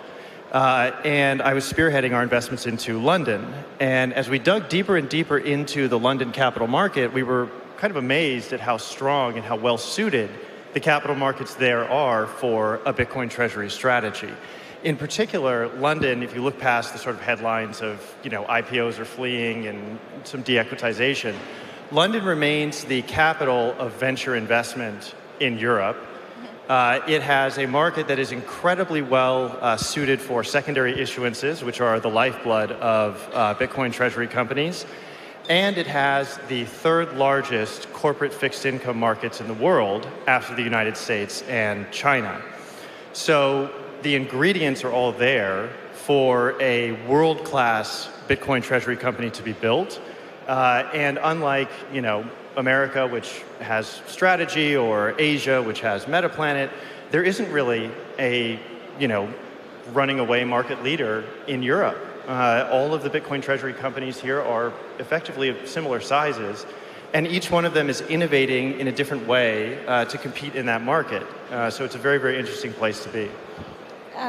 Do you think that you'll stay anchored to the locations that you're at now, or do you see yourself evolving into different markets as well? You mean into different jurisdictions? Like dual listings or anything like that? I think dual listings can be very interesting, but mainly from a point to attract other investors in other countries. So you have seen quite some treasury countries basically dual listing on, say, the OTC markets in the US.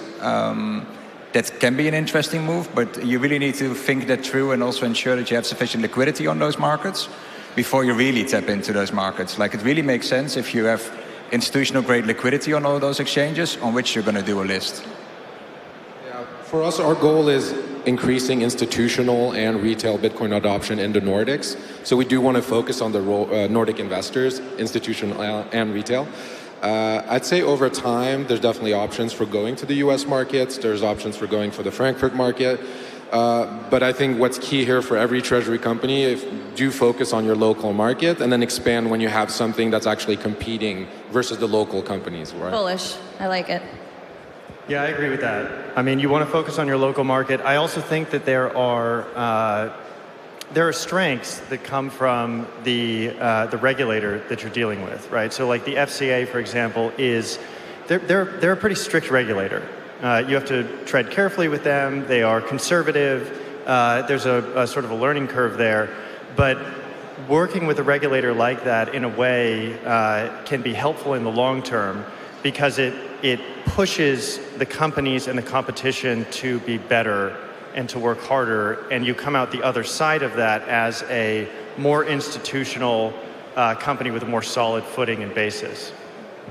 So geography obviously has a lot to do with why people choose certain strategies, but what is a Bitcoin treasury company? Let's talk about fundamentally what that is and how you guys are thinking about your strategies. I think if you compare us with Apple, Apple's basically holding mainly fiat or short-term money market funds or treasuries in their own treasury, basically, to run their financing. We chose a different path. We chose Bitcoin because we believe that's a much more valuable asset, really moving towards the currency debasement as well. And we think longer term, it's the most valuable asset to hold on your balance sheet. So if you look at what a treasury company can become, it can actually become anything it can almost wants to be. So it can be a bank to really build a whole financing business. It can also start building out a conglomerate of profitable businesses. So really using the Bitcoin on its balance sheet to purchase more profitable businesses, use the profits out of these businesses to accumulate more and more Bitcoin. That can also be a really interesting angle. Yeah, I think the term is definitely evolving right now and is going to keep evolving. I think when you're talking about a treasury company today, you're talking about the MicroStrategy model, the MetaPlanet model. It's a hyperscaler. It's a company focused on getting as much Bitcoin as possible, as fast as possible, as cheaply as possible. But I think that's going to evolve over time. I think, to me, what a treasury company is, a Bitcoin treasury company is, it's a company that's long-term focus is on growing your wealth in Bitcoin and growing the amount of Bitcoin you have on the balance sheet. And then the question is, what do you do with that? Do you just focus on getting more Bitcoin, which is what a lot of companies are doing? But I think we're going to start seeing other things where, how do I use my Bitcoin to actually grow my business, whatever that business is? So that's the answer for me, is it's a company that's focused on buying more Bitcoin over time. Yeah, I think that we will see the concept of a Bitcoin treasury company, right, which is essentially a company that reorients their entire focus around Bitcoin, right, which is different from a operating business that does something that's not Bitcoin focused and simply decides to hold some of their treasury in Bitcoin, which will eventually be probably every company in the world, right? But right now you have this unique phenomenon of Bitcoin treasury companies which reorient everything in terms of Bitcoin. And those companies, I think, will evolve into Bitcoin businesses, building businesses on top of their Bitcoin balance sheets. And I think that'll happen for two reasons. One is that Michael Saylor, sort of preaches that the ideal use of capital in a Bitcoin treasury company is simply to buy Bitcoin. I don't think that works for companies of our size that are trying to scale and survive to become the next strategy. The capital markets will be open to strategy far longer and in much worse circumstances than they will be open to us. So we have to build businesses, operating businesses with cash flow on top of those balance sheets for longevity, for resiliency, so that we can survive these cycles and grow into the size of a strategy. That's number one. Number two is that we are in a relatively permissive regulatory environment for crypto assets. And in the future, I think that may change, particularly in the United States, if the White House switches hands in 3 years. I think the easiest vector of attack for regulators on a Bitcoin treasury company is you're a fund and you should register as a fund, and you therefore lose the ability to issue accretive debt or equity capital. And the defense against that is to have a robust operating business. Yeah, totally makes sense. The topic has been raise money, buy Bitcoin, but that's not a long like just holding Bitcoin is not like a long-term, like you need more capital to come in to be able to sustain the business, right? So I totally agree with all of you. I also think on that, Amanda, you really need to differentiate yourself. If you look at globally, there are over 100 different treasury companies already. So how are you going to differentiate yourself? And to Henry's point, you really need to look at operating businesses. That's a key differentiating factor.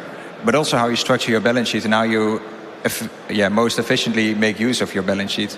So do we think that there will be a few large treasury companies in the future? Do you think we'll see consolidation, or will we continue to see a lot of treasury companies in different markets? We already witnessed the first consolidation within treasury companies. So in a way, that's already the first move.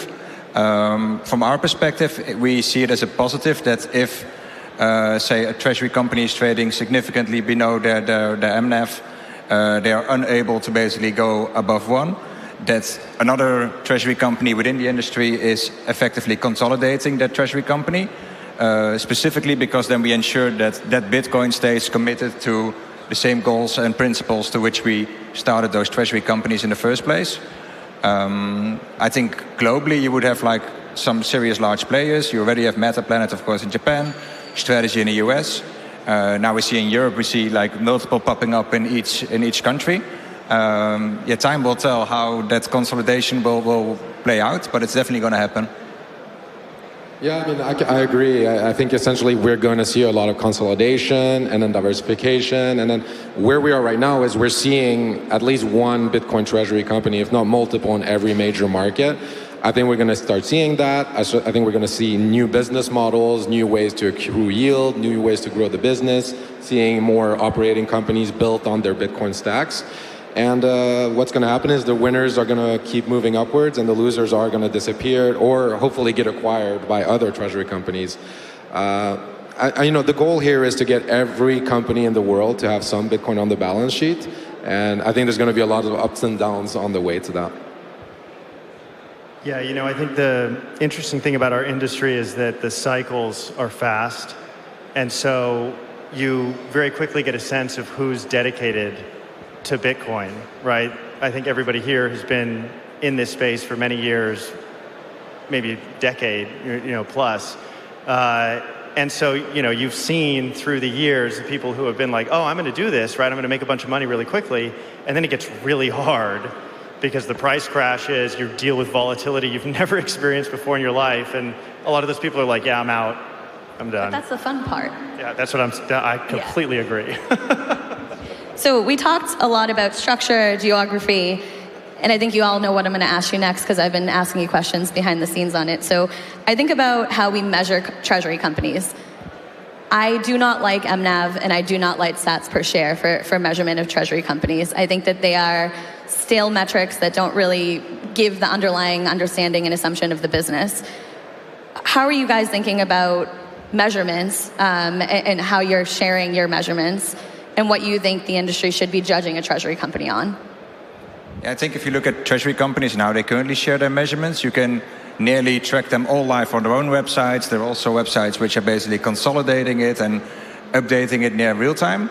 But what you see is that quite often those MNAVs are incorrect because of the data sources they're using, the amount of shares are not correct, the amount of Bitcoin which might not be correct, or pricing is simply incorrect, which is there. So I think collectively as an industry we need to tackle that issue as a whole because treasury companies basically get targeted because of their MNAV basically being too high, too low, or like not moving at all. So I think we need to work on that collectively. Also show that there's assurance on whatever we are publishing and make sure that it's factually correct. Yeah.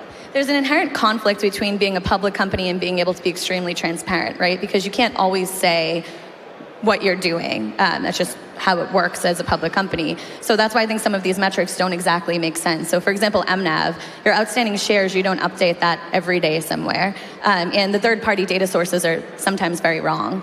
And so people are pulling these numbers from sources that they think are good, but the company can't even respond to that or get the updated information to those sources. So I agree.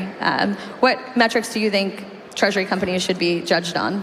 Well, I think it's more of an iffy one. It's not like a hard metric, which I know is what you want, but I would say it's coming back to the shareholder. It's really something that gets sometimes forgotten in the treasury company narrative. It's what do our shareholders actually want? And for us, how we want to be judged by our shareholders is, are we going to bring more Bitcoin adoption to the Nordics, to institutions, to retail?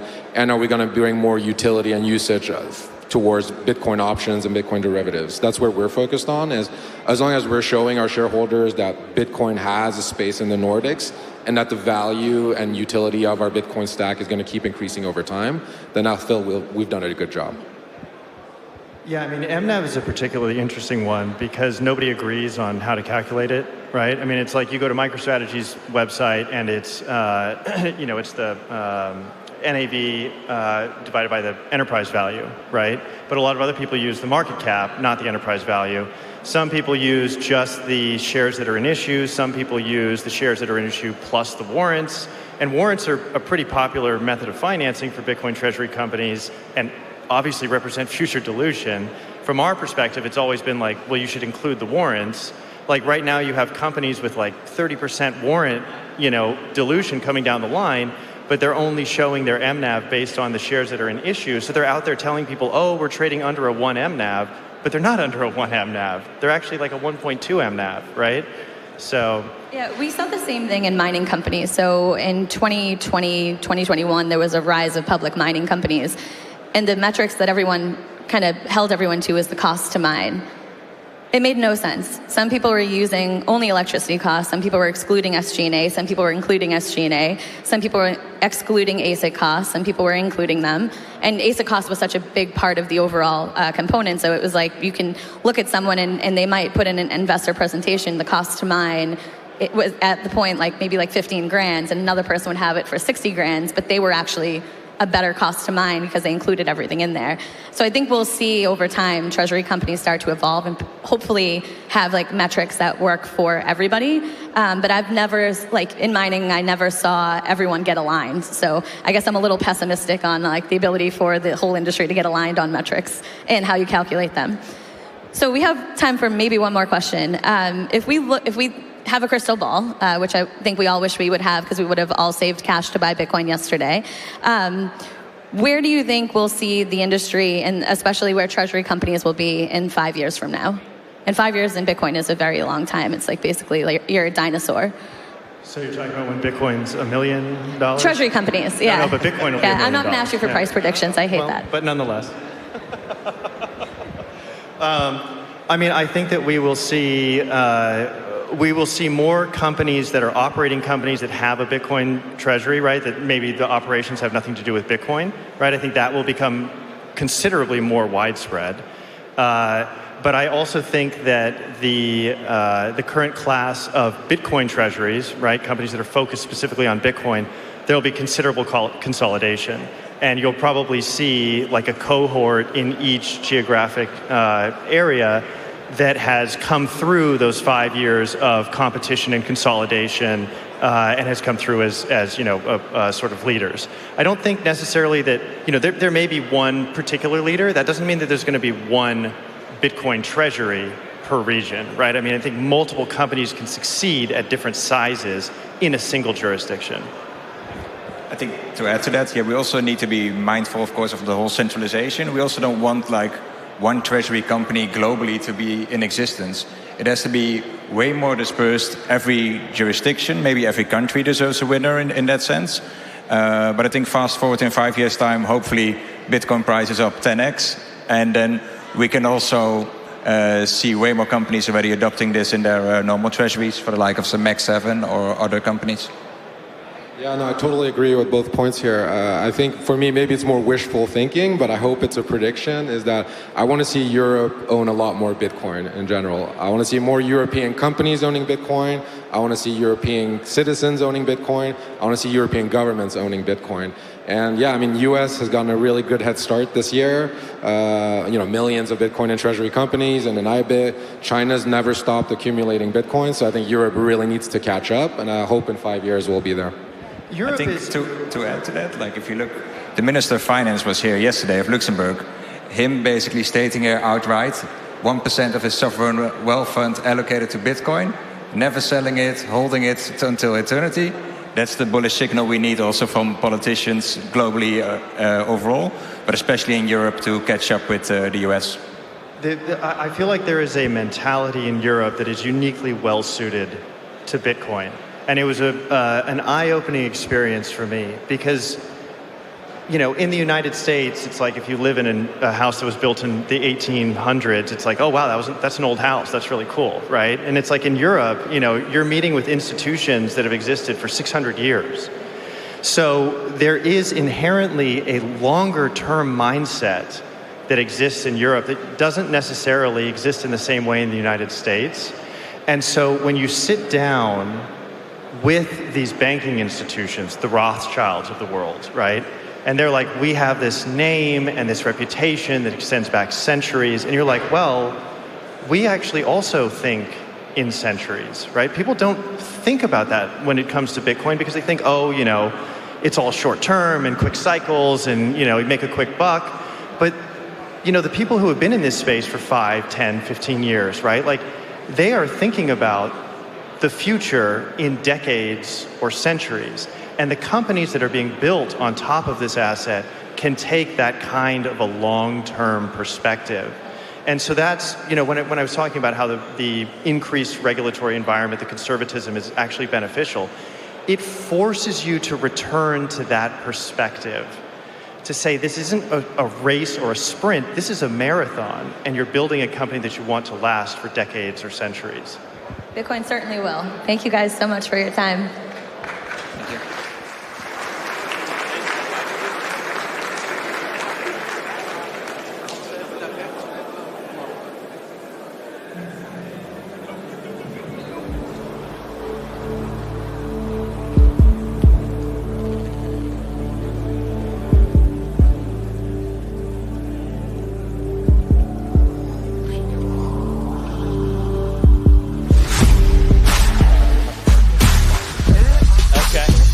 Okay. You want to do... we're live already. Ladies and gentlemen, we're back. We're here at Bitcoin Amsterdam 2025. Some technical difficulties. We're back in the saddle, though. I'm joined by an all-star panel here. We were just talking off camera, which turned into on camera to my left. We have Spencer Nichols over here. And Spencer, very, very special guest to have on this segment. This is the man usually behind the camera, so it's an honor to have him here. But to my left, we have Gary Krugliakov, head of Bitcoin strategy at Saifedean. And sir, I was just actually asking how you'd like to be introduced, so let me hand it over to you to introduce yourself. Yeah, my name is Jake. I'm the Client Success Manager here at Bitcoin for Corporations. Client Success Manager at Bitcoin for Corporations. Gary, I'm going to go over to you first. So maybe some takeaways from the conference so far. What have you been working on? What would you like to share with our audience here? Yeah, well, great to be here. Thanks for putting me on. And we can't wait to tell the world more about why Bitcoin is going to take over also Germany and German corporations. So that's kind of our mission here. Some big words. Yes. Yeah. And, it's the third, fourth biggest capital market outside the States, third biggest economy in the world.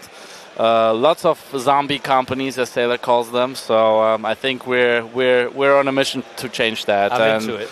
Yeah, great to be here in Amsterdam to connect with the other European players and of course you guys. Amazing. Great to have you here. Spencer. And on the main stage, we just heard from Jurjen Mayer as well as Henry Elder, both people operating in the European Bitcoin treasury space. And Gary, I know we spoke previously on the Bitcoin for Corporations show, and you spoke about how there's kind of a fixed income culture within Europe largely. Can you speak a little bit more to that? Like, what is this opportunity set, and how do you understand that in the context of your financial strategy? Absolutely. So basically, Germany is a fixed income land, right? They have lots of short duration fixed income products that institutional investors love, where it's a very plain and simple, easy tradable product. So we call them in German Schuldverschreibung, and that's something like Sailor's now kind of tapping into with the STRE product that they launched. What is the response been to STRE, and how does that inform what you may do down the road? Yeah, well, clearly the response has been tremendous because initially they issued 350 million euros, and now that got topped up to 650 within days. Without knowing anything more than that, I bet that they're going to top it up to over 1 billion euros very soon. So clearly there's demand. Yeah. Clearly there's investor demand, institutional demand. Europe, specifically Germany, has been traditionally been hungry for yield, because not many know this, but Germany has a low interest environment, a 10-year government bond that pays you 4 or more % in the States. The same asset pays you 2 or just shy of north of 2% in Germany. Yep. Yeah, that low yielding environment, I think, really primes people for higher yield Bitcoin-backed credit. Exactly. Curve based on Bitcoin, right? I want to take it over to Jake real quick. Jake, I know you're really tapped into the Bitcoin for Corporation side of things, of which Ifinio participates, but want to get a sense of, have you seen a lot of interest in European companies in general, or is Ifinio an outlier when it comes to this sort of movements in capital markets? Jake, if you don't mind, we did get word we have to go back to the main stage, but we have about 15 to 30 seconds, so a quick answer if you don't mind, sir. Yeah, Ifinio has been a leader in Europe as far as one of the treasury companies, and we're really excited about what they're building and how they're going to model how to do this for the other companies coming online. We appreciate that. Good perspective here from the live desk at Bitcoin Amsterdam 2025. We are headed back to the Treasury stage, where we're going to hear from Chris Cedar, who is hosting an interactive game show. You heard that correctly, ladies and gentlemen. It is called Who Wants to Be a Satoshi Millionaire? Let's head over to the Treasury stage, and we'll be back here at the live desk after this.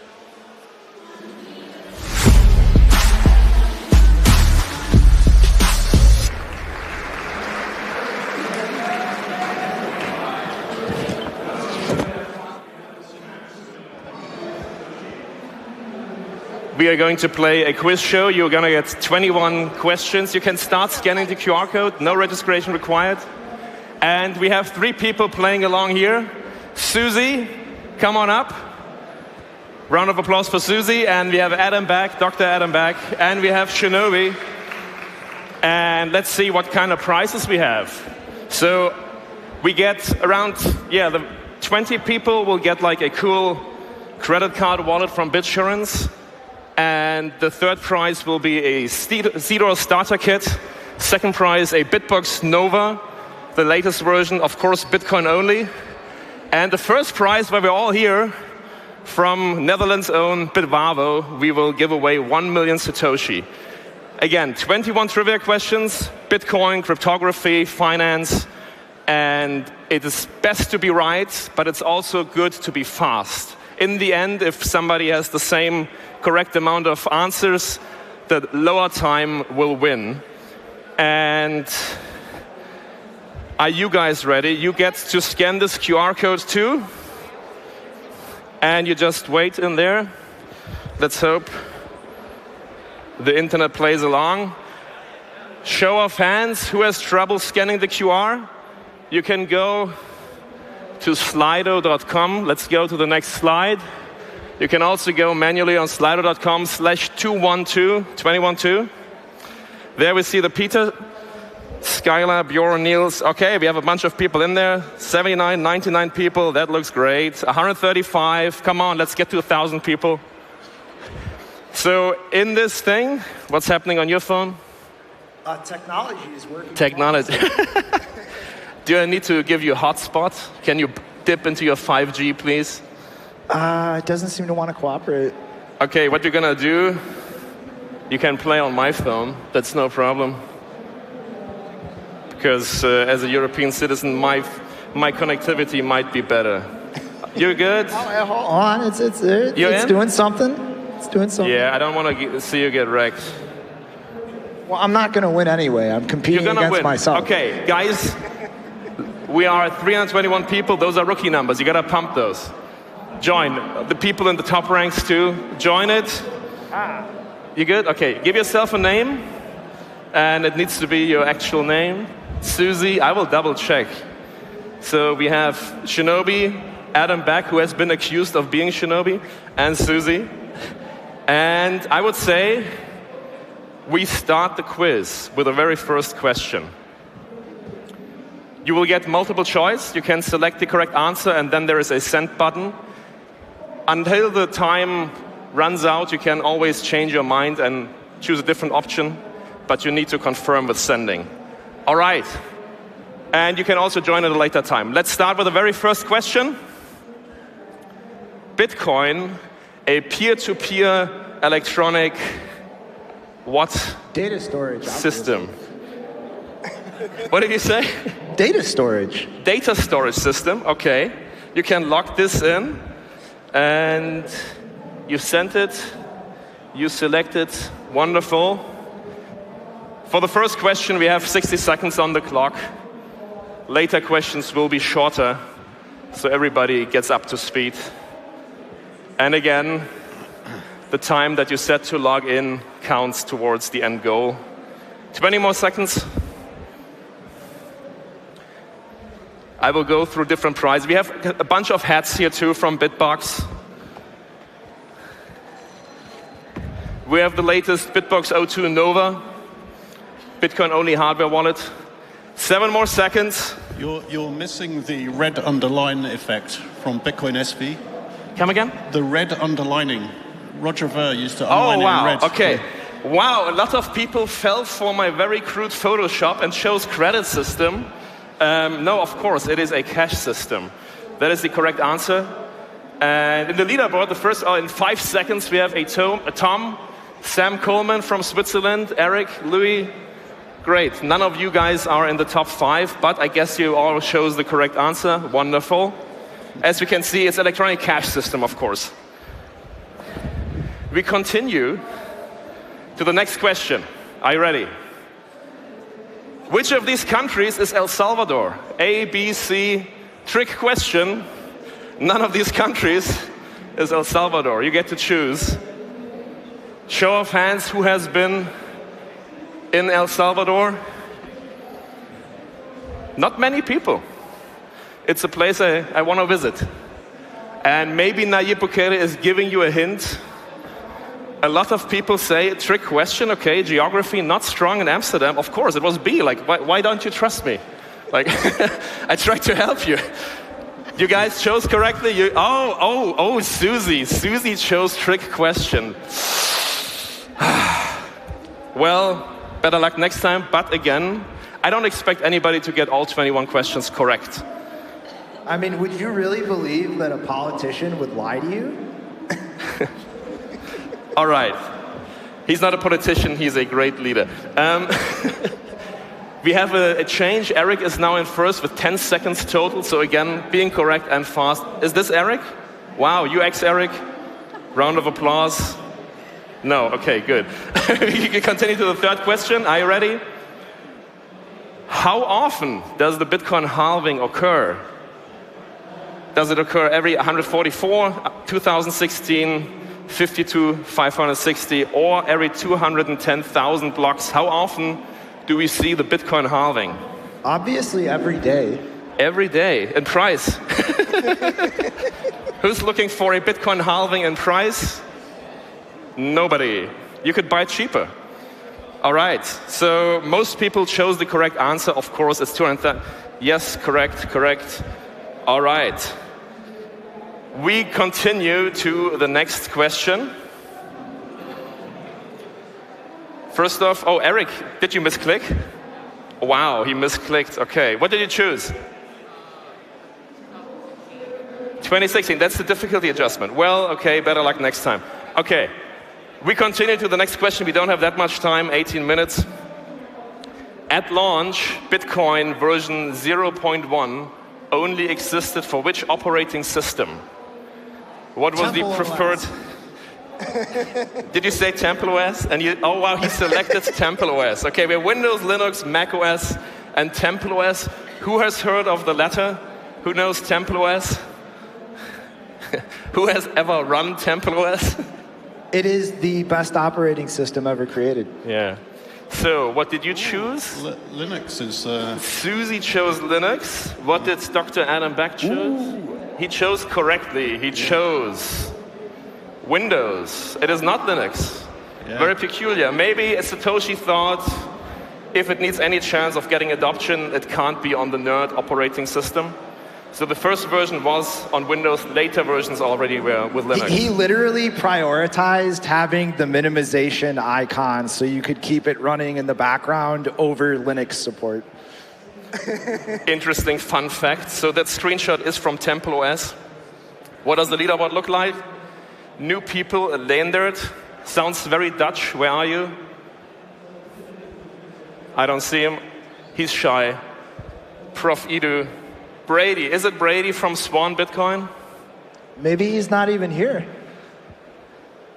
Smat. Anyways, okay, round of applause for the people in the leaderboard. We continue with the next question. Oh, by the way, this is a picture of how Bitcoin version 01 looked like. That was the very first thing. And there was a prominent button called Generate Bitcoin, and you click it, and you got 50 Bitcoin. We wish we all would have been there and done that, but we didn't. We continue to the next question. What significance had Bitcoin block 630,000?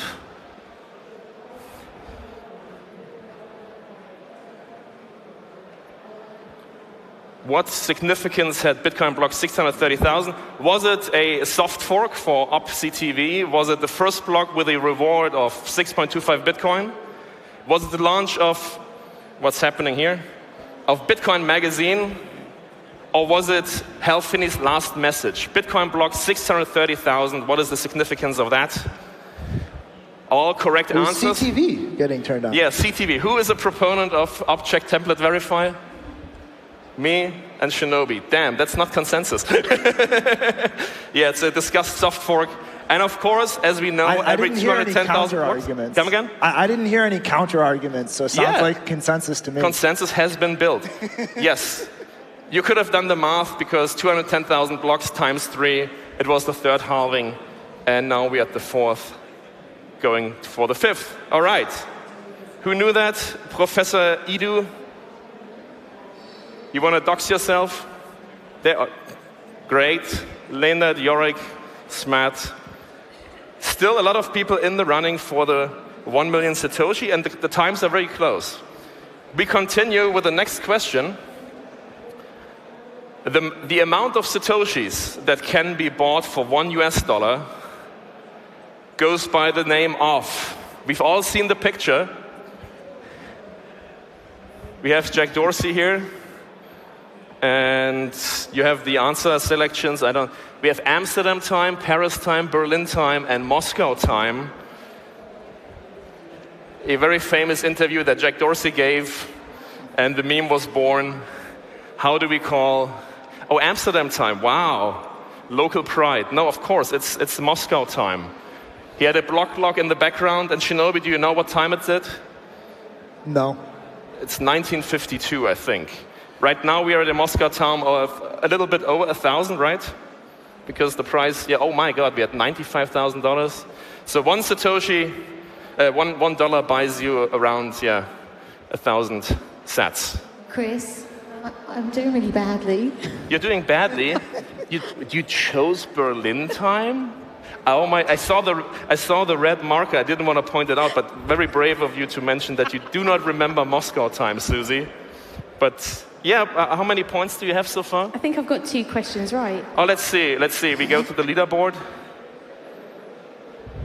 You are in which place? 198th. You have 2 of 6 questions correct. I mean, participation is everything. Maybe you're not doing badly, Susie. Maybe these answers are all just lies. I think I need a new pair of glasses. How are you doing, Dr. Beck? 4 of 6, and you, Shinobi? 4 of 6 as well. You answered like 10 of those were lies. Yeah, okay. All right, okay. You have a lot of chance. I think that the people in the audience will win the 1 million Satoshi. You were out of competition anyways. We continue. So first off, you see like it was 1952. That was the block in the background. And some journalists assumed, because there is daylight, and like 8 p.m. or so, oh, that was the time in Moscow, and Jack Dorsey is signaling something. No, it's just like the Bitcoin price in the background. All right, we go to the next question. It's going to be a logo question. Which of these is the official Bitcoin logo? Is it happening?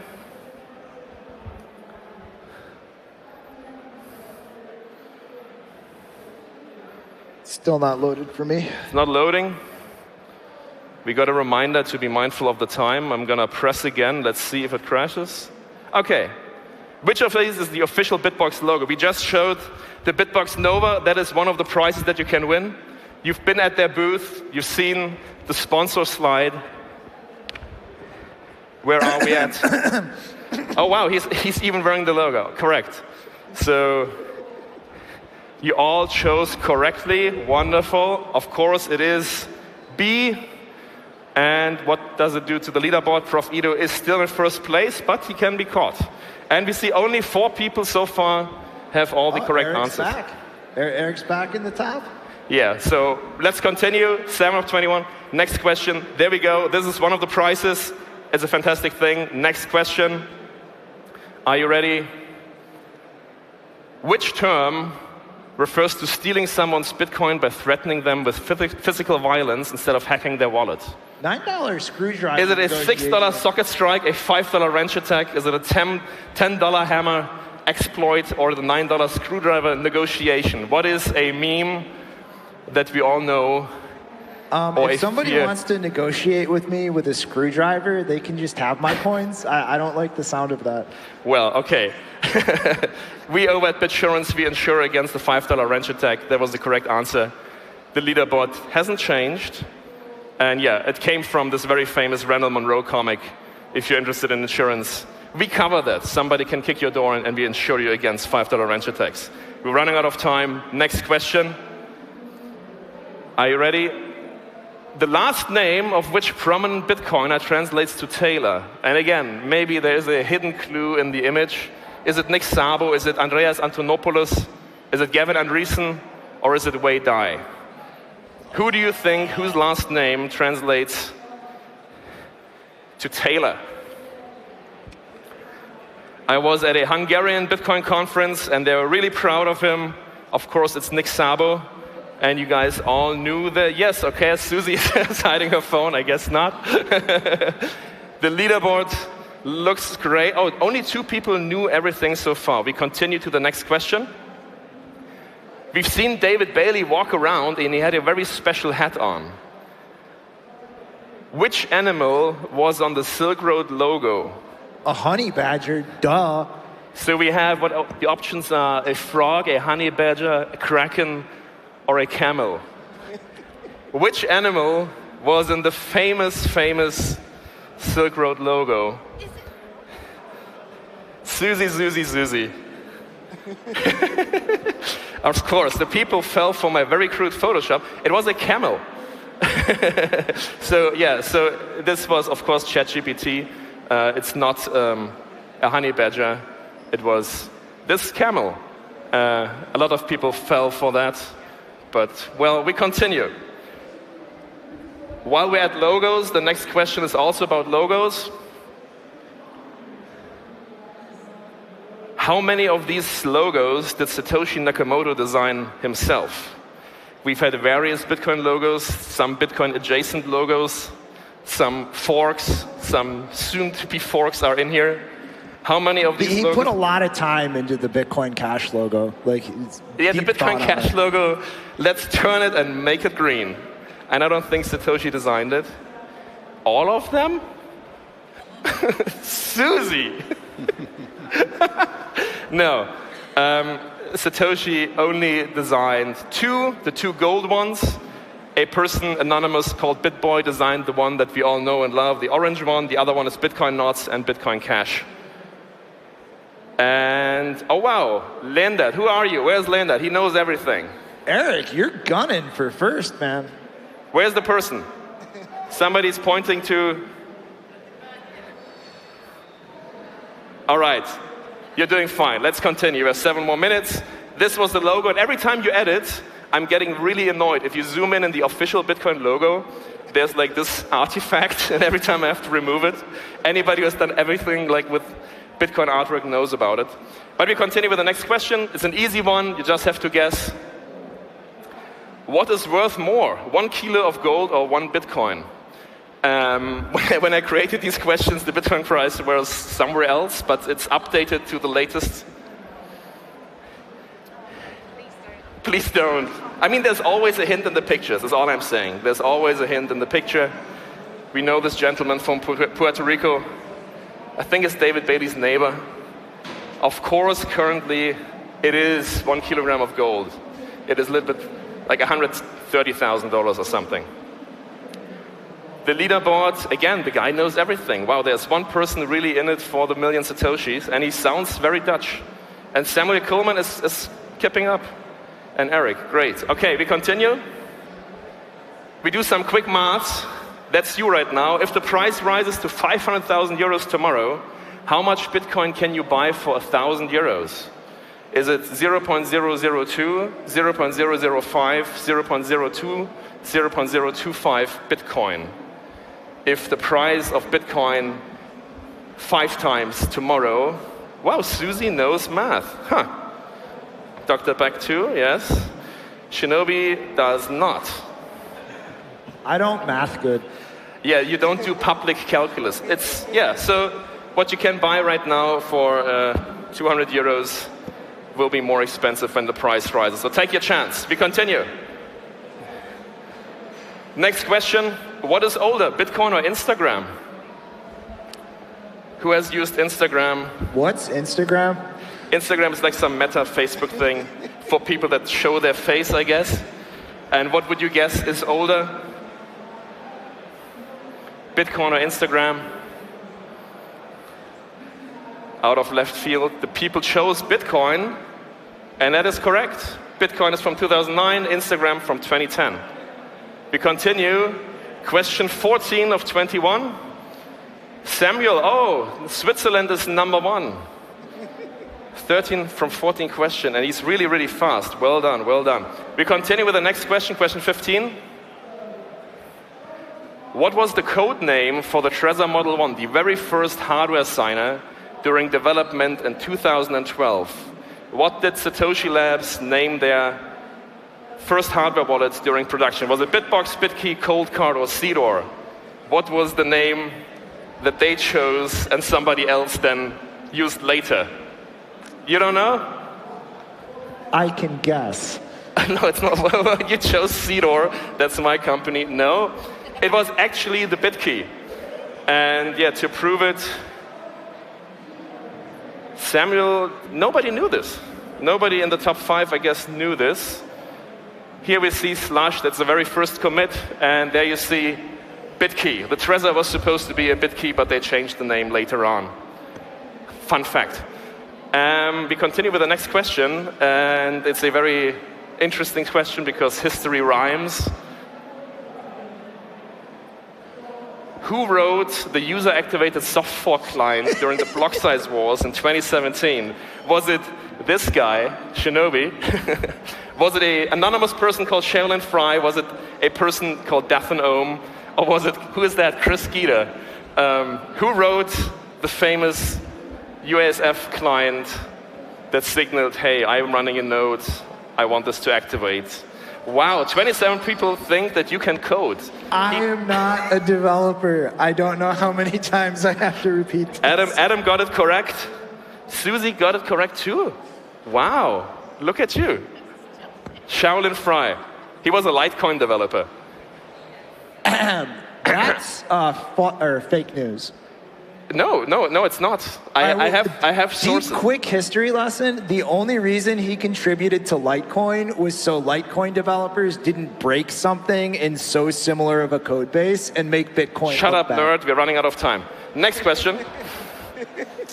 How many Square merchants can now accept Bitcoin payments in the United States? Jack Dorsey's company Square launched Bitcoin adoption. Is it 40,000 vendors, 400, 4 million, or 40 million vendors? One of the biggest...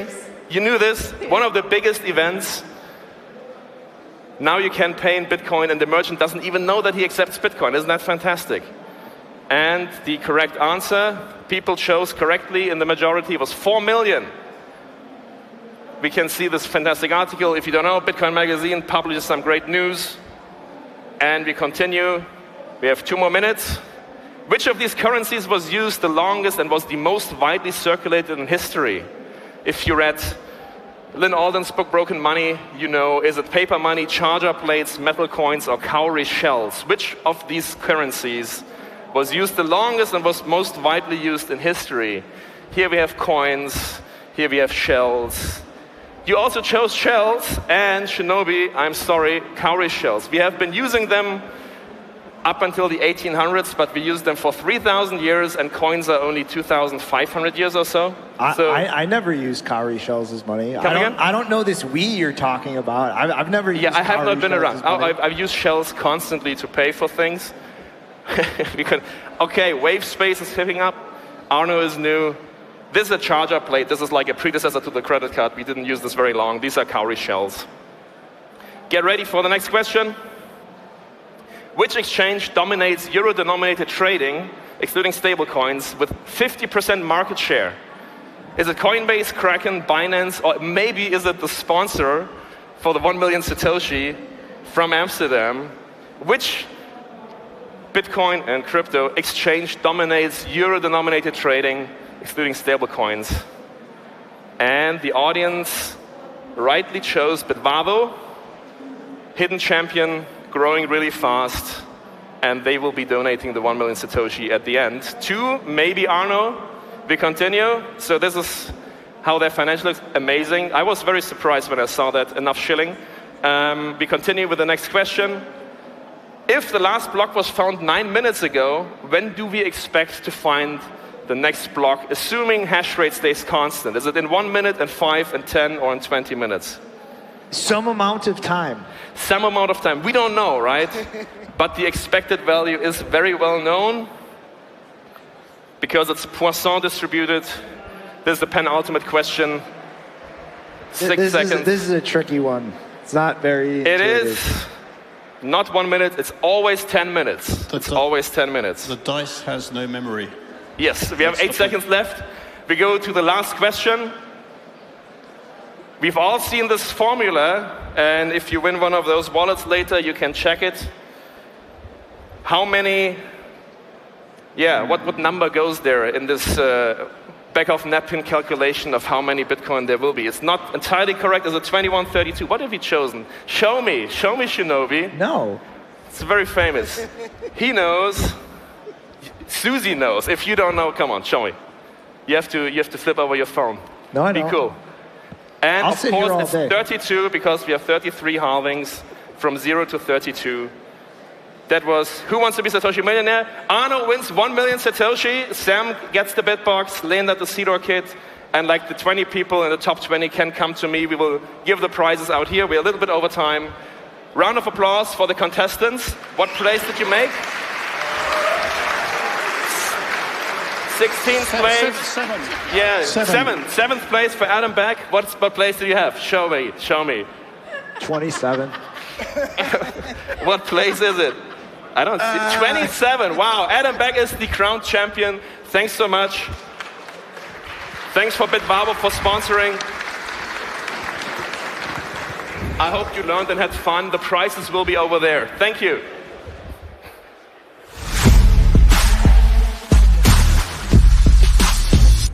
Welcome back to the Bitcoin Magazine News Desk. We're here at Bitcoin Amsterdam 2025, presented by Treasury. We just saw Chris Cedar hosting Who Wants to Be a Satoshi Millionaire. Quite the game show host, that man. I hope somebody out there was watching and gets him a contract for some major network soon. Anyway, we're here back with an all-star panel. I am joined to my left by Gary Krugliakov, head of strategy at Ifinio. To his left, Spencer Nichols, producer-director at Bitcoin Magazine, the man behind these cameras here usually, but he's on the desk with us here, and Jake Fenton, head of client services for Bitcoin for Corporations. Maybe not the head of it, but he works in client services at Bitcoin for Corporations. Jake, we're going over to you first. There was a Bitcoin Corporations for Symposium. It was 2 days. It was the day before the conference got started here, 2 days ago. A little overview, if you don't mind, a little recap.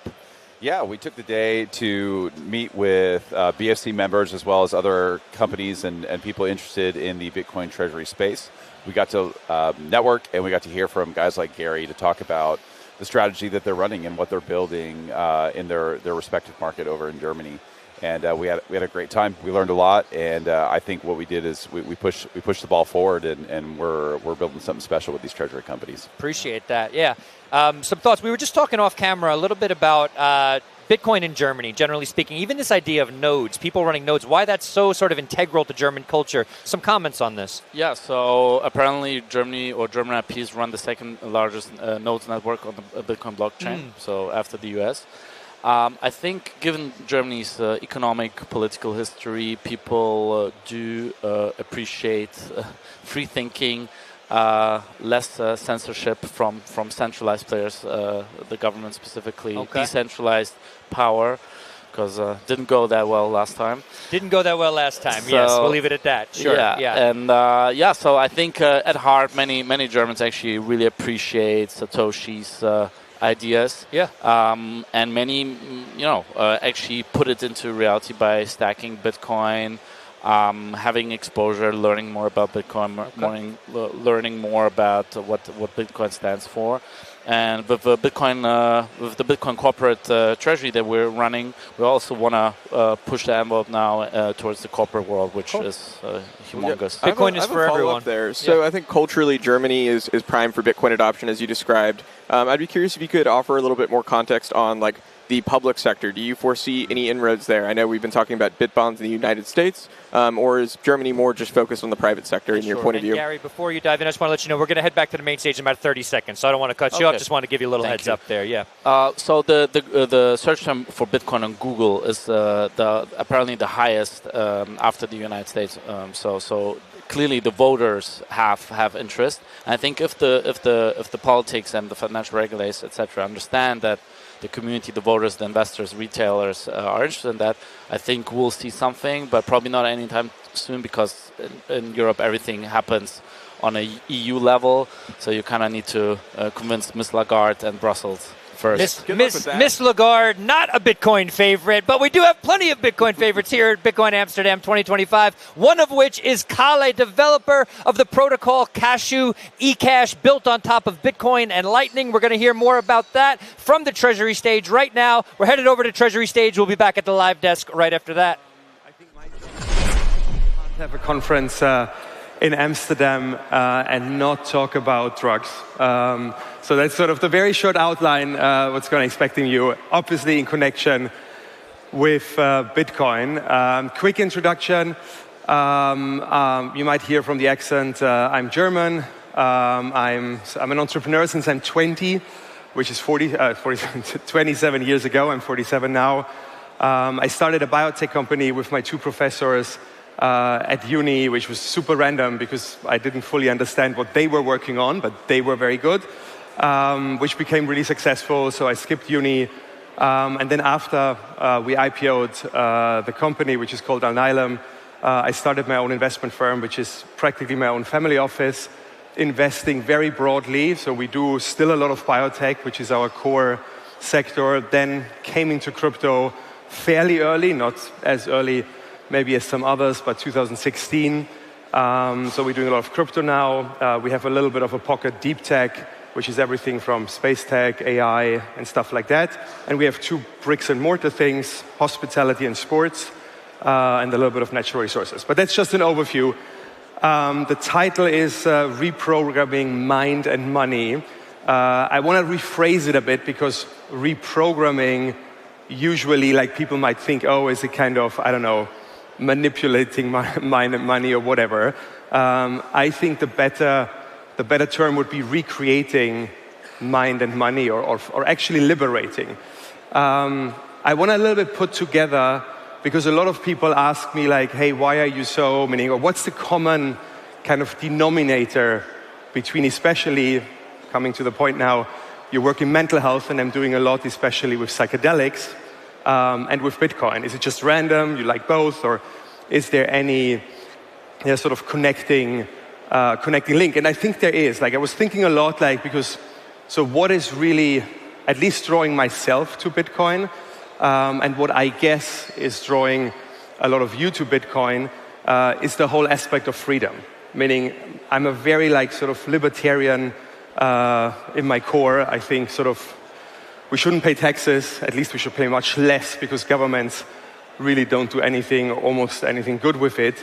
But the worst, I think, what governments do to all of us, and which is literally taking away the fruits of our labor and what we're building over our lifetime, is actually by devaluing, obviously, their currency. So I think fiat currencies are, if you really want to put it very harshly, but I think what they are a tool to kind of enslave us. So as you go back to the Roman Empire, actually, it's very harsh what I say, and hopefully that's not quoted, but slaves were better off than most people now. They were actually provided security, provided food, whatever. We always just see the bad sides in movies, but I'm also a history geek. I had 9 years of Latin.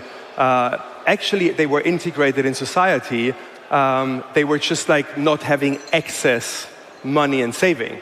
So if you look at what happens to most people today, a little bit less in Europe, but still actually extremely in emerging markets, is people work, people pay their taxes, they get fiat money, and over a longer period of time, in emerging markets sometimes over a shorter period of time, the government so much devaluates the fiat currency people have got, so that at the end, net, they're not better off than slaves have been 2,000 years ago.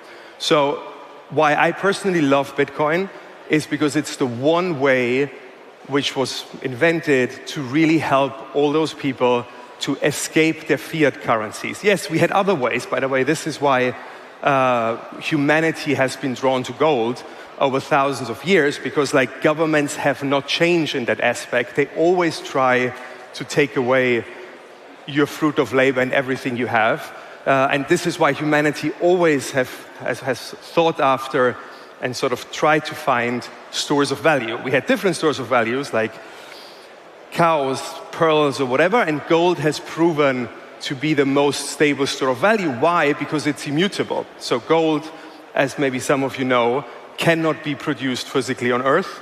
It only can be produced in a dying star. So all the gold we have on Earth has somewhere been seeded from outside by comets or asteroids. So somehow, even if they didn't know the physics of it, people over the last thousands of years have felt that gold is the one thing which A, is not corruptible, is immutable, and can sort of help you store value outside the greedy hands of government. I think, as I said, it's more important now than ever. Emerging markets is a disaster. Look at the Nigerian Naira or whatever. Like, yeah, that's, by the way, why especially I think in emerging markets, Bitcoin and other digital assets like stablecoins are taking off so much because people are realizing that. But again, I think also in the Western world, I actually believe that we're going into a new wave of an unprecedented currency devaluation, especially in the US. The US, if you look at it, I want to say compliantly because I see people are filming, but like the balance sheet is very challenging. They're over-leveraged, they have too much debt.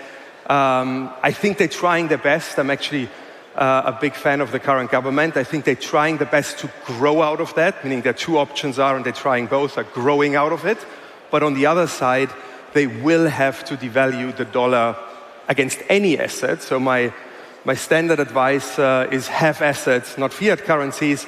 But I think, again, Bitcoin is one of the most interesting ones. Also because of the second one. So the one thing is Bitcoin freedom, you can escape fiat currencies.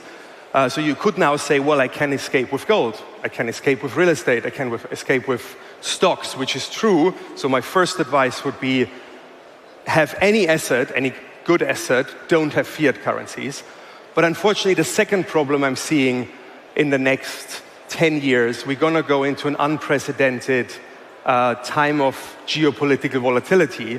And I don't want to scare people, but like my personal view is, at least we don't know, but the risks, hopefully they don't materialize, but the risks of wars, you have the whole China-US, also the risks, I think, of civil wars inside certain countries, because societies are becoming more and more unstable, and all of that is increasing. By the way, I think Europe is going down a very bad path, like from socialism to more and more taxes and all of that.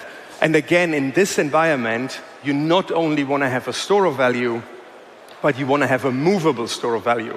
So real estate, normally a good store of value, is very bad if the country you own the real estate in goes to shit.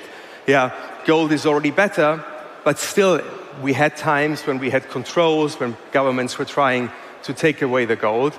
Yeah, and that is another very positive example of Bitcoin, or a very positive use case of Bitcoin, is that it's obviously one of the easiest to move and kind of secretly move store of value. So in one sentence, I think maybe I said what you all believe anyway because you're at a Bitcoin conference, but these are sort of my two very simplified. A lot of people asking, why do you own a lot of Bitcoin?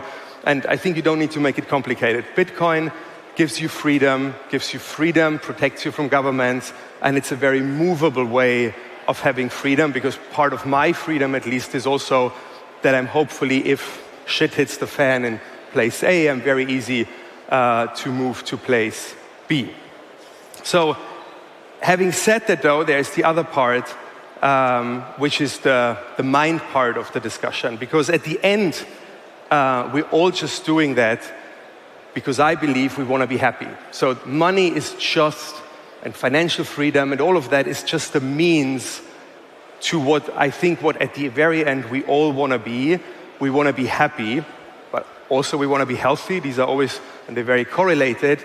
And then obviously, people define happiness different, or what makes you happy, and money is always helping to sort of allow you to do whatever makes you happy. However, that is kind of a superficial view on happiness. Not a wrong one, because again, I think in order, I don't know, if you say cars make you happy, it's great when you can buy cars. If you say, look, I want to have a family and I want to obviously be able to provide for a family, money is helpful because it helps you do that. But at the very end, I want to bring up one sort of idea, one more like, how do I describe it, more deeper rooted, more deeper going idea of happiness, which is actually, again, related to freedom. And that's why I want to connect these two topics, Bitcoin and psychedelics, because the big holdback for most people of you for true happiness is actually your ego. And not ego in a colloquial meaning, saying, oh, somebody has a big ego, but like truly the part in your brain, which we know actually since around about 10 years where this part is, which is creating your sense of self. So everybody of you here in that room, you don't think about it a lot, but you wake up in the morning, you know who you are, and you have your personality, and that is formed. That is a part in your brain which is creating that ego. And unfortunately, most people believe that this is all what you are. You're only your ego, which is, in my point of view, A, wrong, B, it's very sad, and C, it's the source of also a lot of pain in your life, because your ego is the one, and if it's healthy, it's good. You wake up, you want to work, you want to make money, you compare yourself to others. So again, in a certain portion, that is very helpful, because otherwise you would sort of be lethargic and stay in bed. But for many of us, all of us, by the way, including me, like this ego sometimes takes over. It's when we're getting too eager, too comparing. Oh, this person has more Bitcoin than me. Like, this person has a bigger yard. This person, whatever, has a hotter girlfriend or whatever. Like, that is actually when sort of the ego suddenly becomes rather the source of misery than of happiness. And there is one group of therapeutics, I don't want to use the word drugs, which helps us mastering our ego, which are psychedelics. So maybe some of you know it. Psychedelics is a whole group of drugs, again, drugs in terms of therapeutics. Yeah, you might know LSD, magic mushrooms. Here in the Netherlands, it's called magic truffles, ketamine, DMT, 5-MeO DMT, and so on. So what I'm working on since 10 years now, and I'm very, very proud of that, that's actually the single, I think, most meaningful thing I've done so far in my whole life, is bringing back all these psychedelics from an illegal space. So you might know it as kind of an illegal party drug, which they shouldn't be, because in the 50s and 60s, these psychedelics have been valuable medical treatments for various mental health issues. So when I discovered them 10 years ago, I was like, holy shit, like, why is this at all like illegal? Unfortunately, it's illegal because what I just said, governments are often a source of pain. In the 70s, the hippies did it technically illegally because they did it outside the medical framework. So nobody cared because, by the way, they're the good drugs. I can show you in a second. Maybe we can put up the chart now. Nobody cared till the hippies became political, till the hippies went against the Nixon government. And then the Nixon government said, how can we discredit those hippies? And they really faked science and practically said, I can go and make a picture. That's the most important thing. If you take away one thing, I explain it in a second, is this. So the Nixon government faked science and said, you know what? Psychedelics make you crazy. Why did they say that? Oh, because you must be crazy if you're against the Vietnam War. So the government framed the hippie movement as crazy in order to discredit it, and by that took one of the most valuable therapeutics we had in medicine away from humanity and outlawed it. They outlawed it in a crazy way because they made psychedelics, the whole group, a so-called Schedule 1 drug. Schedule 1 is the worst thing on paper, actually technically worse than heroin. While that's the reality, this is a very scientific research. It's a whole book colleagues of mine have done more than 10 years ago, which is rating every single recreational drug, just as comparison, in terms of the risk for you. Yeah, and if you take one thing home, aside of buying Bitcoin, is that the worst drug in the world, worse than heroin, and that's not an opinion, it's a scientific fact, is alcohol, closely followed by heroin, and everything else you think is bad, while at the very end you have psychedelics, which only have a risk. The pink thing is only you could fall down the stairs while you're doing it, so the only risk of psychedelics is an accident risk while you're on it. But what we're doing with psychedelics is we're actually just recreating, again, what we knew in the last century. They are with a high probability or a high success rate, and we've proven that in multiple clinical studies. So we're doing full-scale FDA clinical trials. They've proven to be really effective, curing with 50, 60, 70% success rate, which is unheard of any form of mental health issue.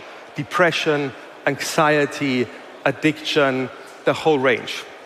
But why I'm telling it now, because you might say, oh, well, but I'm not depressive, whatever. First of all, mental health is the big problem of our time. Like statistically, around about 15 to 20% in this room have a diagnosed mental health issue. You just don't see it because people can function well, but they are not well. So first of all, it's kind of somewhere affecting all of us. Second, I believe over the next 10 years, because all the changes I briefly touched on, which is coming with AI and so on, if you look at it, mental health issues are crazily on the rise, because I deeply believe on the one side, the world we're building is amazing, but on the other side, clearly, it's not good for our mental health. But coming back to the unifying factor or unifying theme, what are they doing? So while you do a psychedelic trip for like some hours, depends, some are longer, some shorter, but for the duration of the trip, your ego is reduced. So you might say now, oh God, like what is happening when my ego is not there, because then I'm not there. And it's very hard to describe, especially when time is running out. The very short version is every single patient, we've treated thousands of people, I can say it again, in a very clinical medical setting, is reporting there is something else which is always there, I just couldn't hear it because my ego is pounding so loud. Some people would call that your soul, if you want to make it spiritual. Some people would say it's your subconsciousness. Some people would say it's your inner voice. But something we do actually have, which is much wiser, much deeper, and much more healthy for us than only our ego.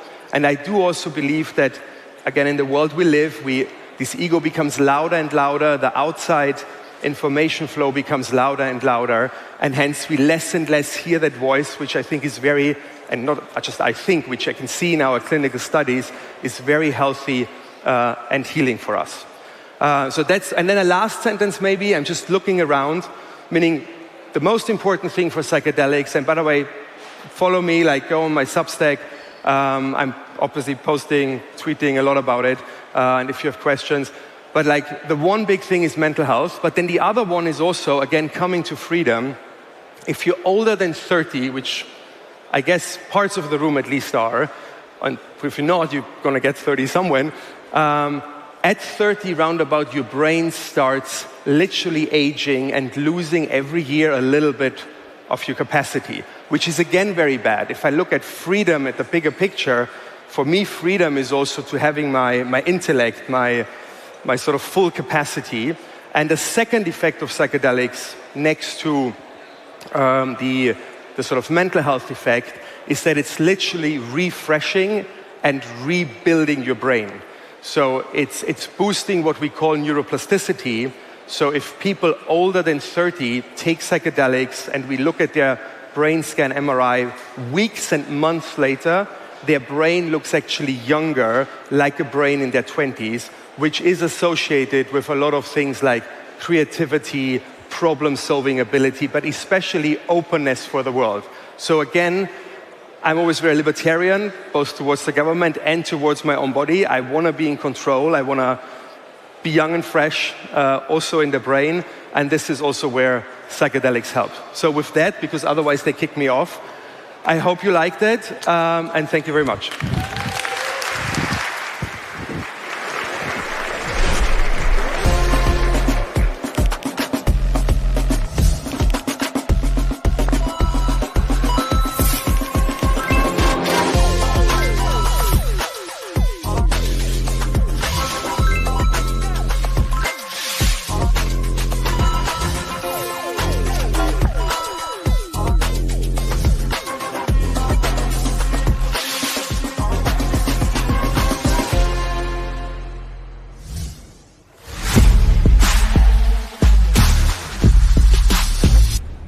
Welcome back to the Bitcoin Magazine News Desk. We're here at Bitcoin Amsterdam 2025, presented by Treasury. We're about halfway through the day. We're leading up to the all-star closing trio. We'll have Adam back on the main stage. We'll have Jack Mahlers on the main stage, and we'll have the Bitcoin author of the Bitcoin Standard, Saifedean Ammous, on the main stage as well. But first, ladies and gentlemen, we have a special segment here. This segment means a lot to me, Frank Korva, Bitcoin journalist, joined by Spencer Nichols, producer-director at Bitcoin Magazine, and as I mentioned in the previous segments, the man that's often behind the cameras.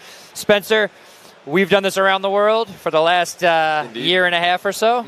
A lot of memories, a lot of challenges, a lot of high points. What comes to mind when you think about this journey we've been on together? Yeah, that's a loaded question. I think there's so many experiences. First of all, I think just the people and experiences we've been able to share through Bitcoin has been phenomenal. People I never would have crossed paths with otherwise. There's so many walks of life that people come to Bitcoin through. I mean, we just had Christian Engermeyer on stage talking about psychedelic therapy, and there's kind of this, you have the Silk Road oriented culture of people that are open-minded and experimenting with that sort of thing, mixed with crypto anarchists, mixed with anti-inflation post-2020 kind of COVID reactionaryism, with suit coiners and everyone in between, and together that menagerie of culture is beyond fascinating, and it's just been amazing to be an observer of that and being able to show that to the world through the Bitcoin conference. Yeah, and you've also done an amazing. You do a really important thing. So personally, I used to watch this live desk. I used to watch it and kind of have FOMO. And to be here, for me, it's a tremendous honor. But to be able to do this with someone like yourself, who cares really about bringing the most quality programming to the world, it's a big weight to carry. We'll put it lightly. You're in control of these different crews around the world who are doing this. What is it like? What goes through your mind as you're prepping for this, and as the day goes on, and we're broadcasting to hundreds of thousands of people around the world? Yeah, first of all, I just want to give a huge acknowledgement to the team at the Bitcoin conference that helps put this on, especially our programming team, Craig, Madeline, Emily, Naomi. Big shout out. Phenomenal at what they do, and they do an amazing job bringing these speakers around the world. When it comes to what I want to present, first of all, entertainment is important. I think, Pete Rizzo, our indefatigable host, shout out to Pete. We've worked with over the years, phenomenal at what he does, and we like to keep things moving here too. And kudos to yourself, and Christine has also joined us here at Amsterdam. But doing right by these people is really important too. I think we all take a lot of pride in our work because Bitcoin matters to us, as a Bitcoin first organization. Yeah, Christine herself even said it. She's done a lot of crypto stuff, but she said, this is much different doing Bitcoin only. You people seem to be you really care about this. You're very ideological about it.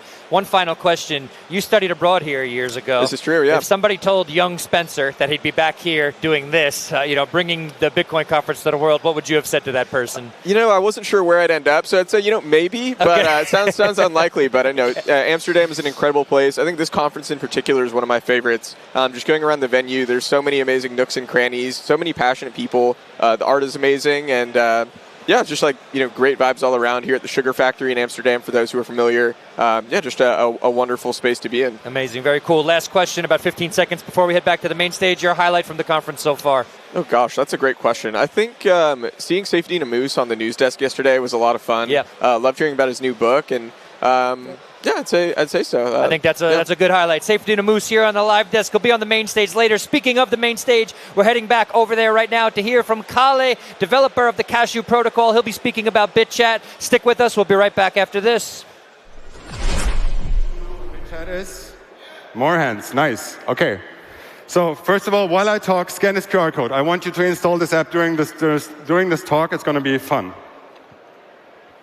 I'll wait 10 more seconds. That's it. Bitcoin was first introduced in 2008 by Satoshi Nakamoto as a response to the financial crisis, which is evident by the inscription that Satoshi left in the first Genesis block, Chancellor on brink of second bailout. There was another response to the financial crisis back then. In 2011, the Occupy Wall Street movement brought thousands of people onto the streets of New York. These protesters were demonstrating against the government bailing out the big banks with the money of the taxpayer. What followed was a crackdown of the state against the protest. And especially one of the things that the state has done there was to take away the protesters' ability to communicate during their assemblies. They took away their rights to use microphones and megaphones during the protest. And that's where the protesters came up with a very finicky and interesting idea. They invented the so-called human microphone. The idea is simple. There's one person who wants to give a talk, and there are many people listening on a square. How do you reach everyone if you don't have a microphone? And that's where the human microphone steps in. The person giving the talk would speak one sentence at a time. The people around that person would pick up that sentence and amplify it by speaking it again, and then that would propagate slowly until everyone has heard the message on the square. What became apparent is that Occupy Wall Street as a social movement needs resilient forms of communication. And with the proliferation of the internet, digital communication has been ever more important for social movements. And this became clear in 2011. What was deemed to be the first digital revolution, the Arab Spring, particularly in Egypt, showed the importance of protecting communication infrastructure for bottom-up movements. During their peaceful protest for Fight for Democracy, it was crucial that protesters could communicate in the digital space. Some have called it the Facebook revolution. Activists organized via Facebook and Twitter and used hashtags to find each other. But the dictatorship found a way to silence millions by cutting off the internet and without having to arrest them and put them into jail. Communication on the internet is almost always intermediated. In Egypt, the internet shutdown lasted for 5 whole days. And the crackdown on the internet infrastructure demonstrated the vulnerability of centralized communication systems. But humans have to communicate. And when communication flows through centralized systems, those systems have centralized choke points that can be abused by dictators and tyrants. So how did the Egyptian people respond? They used old-school methods like pamphlets. Because the government did not or could not shut down the telephone system, they relied on fax machines, phone trees, and they used international phone calls to reach the internet using dial-up modems in other countries. So the internet can be very powerful for movements, but it comes with a risk. It comes with the risk of being shut down and with the risk of being surveilled. In 2014, the umbrella movement in Hong Kong faced the threat of digital surveillance and artificial network obstructions. But for the first time, protesters could reach to a decentralized communication app called FireChat. FireChat is a Bluetooth peer-to-peer mesh network communication app. And at its peak, FireChat has seen hundreds of thousands of downloads in Hong Kong. And it became the first major example in the world where mesh networking was used in a mass protest. And for the first time, the physical infrastructure that is used by a movement for communication was owned by the demonstrators themselves. So these movements show us centralized communication is a choke point and produces single points of failure. And we can only speak freely as long as the gatekeepers allow it. The struggle for free communication, however, is not only limited to authoritarian regimes where people fight for democracy. When communication relies on centralized systems, freedom of speech is conditional and restricted. Centralization, whether through states or through mega cooperation, can be abused and for surveillance and for control. And our democratic principles require freedom of speech, freedom of expression, and the ability to communicate privately. So the Orwellian system that we have built today encourages complete, total mass surveillance, and recent pushes in Europe for anti-hate speech laws, age verification laws, and chat control hollow out the fundamentals of our democracy. These rules do not restrict only our ability to communicate, they also restrict our ability to think. They normalize total control. Of course, there will be bad people who misuse freedom of speech to commit crime. Their behavior should not be tolerated, and we cannot ignore the fact that we need to do something about that. But the answer cannot be to build centralized systems where a single entity controls what can be said and what not. Exactly. We cannot build the foundations of our civilizations built on systems with a single choke point. On the opposite, we do not tolerate mass surveillance. For law-abiding citizens, and for the sake of total control, we will not let it happen. There is too much on the line. Instead, access control and content moderation should be in the hands of the communities that actually use these systems. These are the European ideals expressed in digital space. The ideals are not to give power to a central body to control everything, but to empower each individual community to govern themselves in self-sovereignty. So as a complete violation of these ideals, the Snowden leaks have revealed that the NSA monitors all and every communication happening on the internet, even encrypted communication for potential decryption later.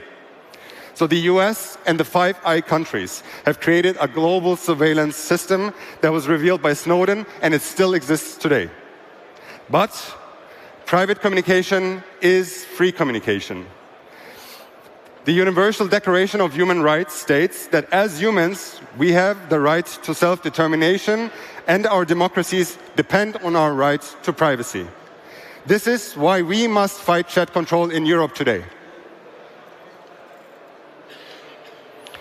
The lesson is we need to defend our right for privacy ourselves. As the famous quote by Eric Hughes from the Cypherpunk Manifesto goes, we cannot expect governments or corporations to grant us privacy through their own beneficence.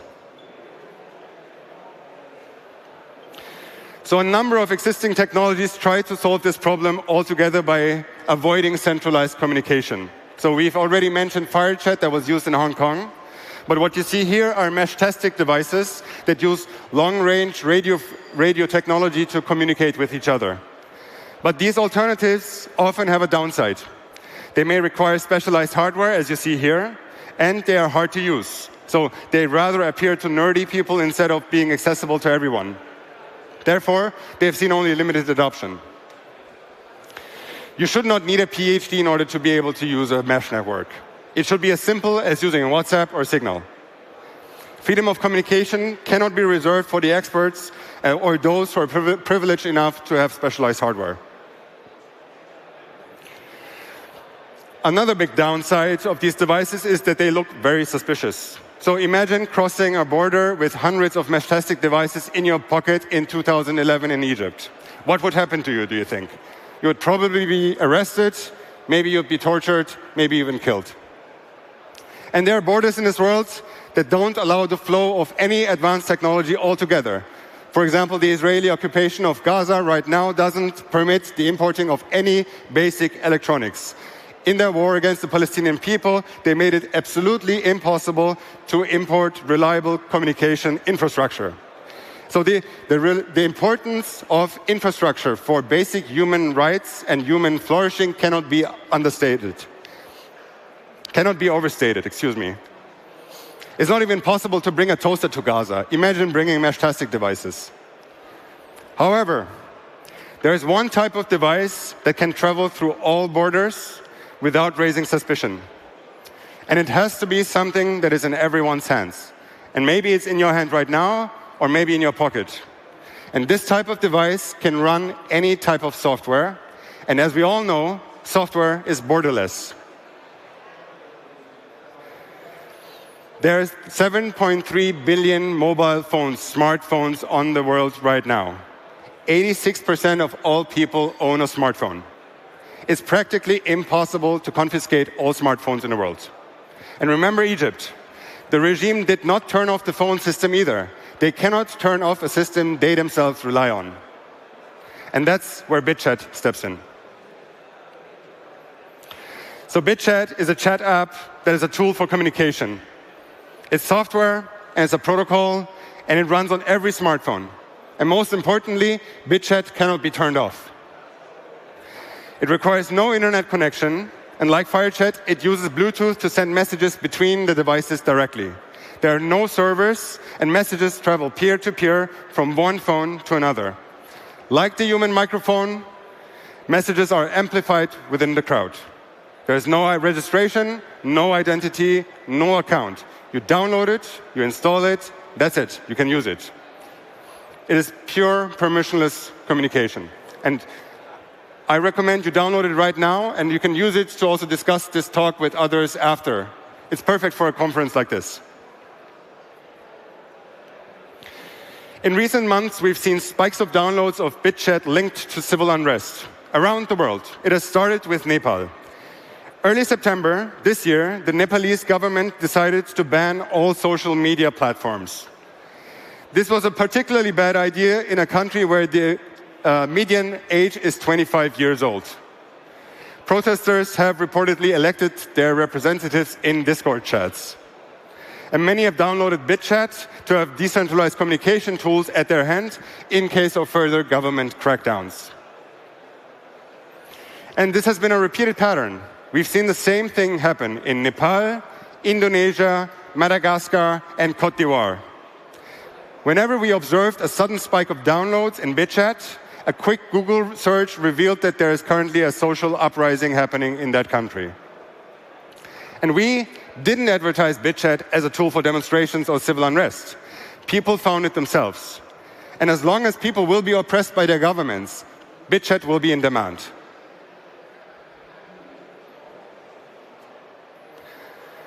So imagine a solar storm hits the northern hemisphere and interrupts all our communication networks. The internet is shut down, your phone can't reach anyone, your Apple Pay doesn't work, you can't get any news. And you don't know what the situation is, and the worst, you can't reach your loved ones. How do you reach them to ask them if they're okay? How do you find the nearest location for help? Unfortunately, this is not an artificial scenario, and due to a natural disaster this year, this was the situation in Jamaica. Just before Hurricane Melissa hit Jamaica, we've seen a big spike in downloads for BitChat. Then the electricity and infrastructure was down. During that period, BitChat jumped to #2 downloads of all apps in the Jamaican app stores, only surpassed by an app that helps to monitor the weather situation. So whether it's a natural disaster or a technical failure, our communication infrastructure is fragile. And as Bitcoiners, we don't only care about our communication infrastructure, we also care about our money and payment infrastructure. Not only because we say that money is also speech, we also say money is half of every transaction. So what happens when our money networks are turned off? We could just witness this year in a nationwide power outage in Spain and Portugal. People were forced to reach back to the most resilient payment method that we know, one that has been around for centuries, good old physical cash. And in times of crises, a bearer asset that can be handed from one person to another is king. Cash does not only work offline, it's also untraceable. And that's a killer feature of cash for democracy and freedom. Remember the umbrella movement in Hong Kong. The people in Hong Kong made a virtue out of a necessity. They quickly established a culture of using cash to buy their train tickets when they wanted to reach the demonstrations. They knew that the government can track every single transaction if they use credit cards for it, especially when the transaction is tied to your location when you want to take a train. So we asked, what if we could send Bitcoin from one person to another without being tracked? And what if we can even send it when the internet is down? What you see here are two devices both running BitChat. On the left, there's an Android. On the right is an iOS. This is a demo. We didn't release this yet. This is still under development. But what you can observe here is that the phone on the left sends Bitcoin to the phone on the right using Bluetooth. And it does this using a technology called Chaumian eCash, using the Cashew protocol, a bearer asset representing Satoshis. And the whole process is instant and practically free. Only one of the two devices needs to be online to do this, and sometimes it also works fully offline. The Cashew protocol is our attempt to rebuild a better financial system from the ground up on top of Bitcoin. And for this, we're using the earliest form of digital cash called Chaumian eCash. So Cashew is a bearer asset that is issued by a financial entity called a mint. Think of a mint like a bank that has an ATM where you can withdraw physical paper bills, but instead of withdrawing physical paper bills, you withdraw digital cash. That is eCash. eCash is a piece of data that is stored on your device, and it's not like a bank account, it's more like physical cash, but in digital. So when you send eCash from one person to another, you literally send the data from your phone to their phone. The Cashew protocol has seen wide adoption in the Bitcoin ecosystem with a lot of interest from developers. And we are rebuilding the financial system that respects human rights and preserves user privacy and protects activists. All this while providing incredible transaction speeds, the best user experience that still works when one of the two parties is offline. Hell yeah. You can check out more on cashew.space if you like. So with Cashew, we will be able to bring Bitcoin not only to the Mesh, but also to small community banks, to large financial institutions, to social media platforms, and so much more, and it's already happening. eCash scales to billions, all while preserving user privacy and enabling incredible user UX. Yes, it comes at a cost that the users need to put some level of trust into the mint. But the utility of eCash is to be a payment technology and not a savings technology. It is a technology that is built on Bitcoin as hard money, but enables amazing user experience and privacy. We love magic internet money, and we want it to be everywhere. We believe that the internet needs to be rebuilt from a different set of priorities. One that puts the user into control instead of large centralized choke points. One that preserves human rights and empowers people all over the globe. One that protects activists and freedom fighters. A system to leapfrog the old one. A system we can march into the future together. A system that still works when everything else fails. Thank you very much.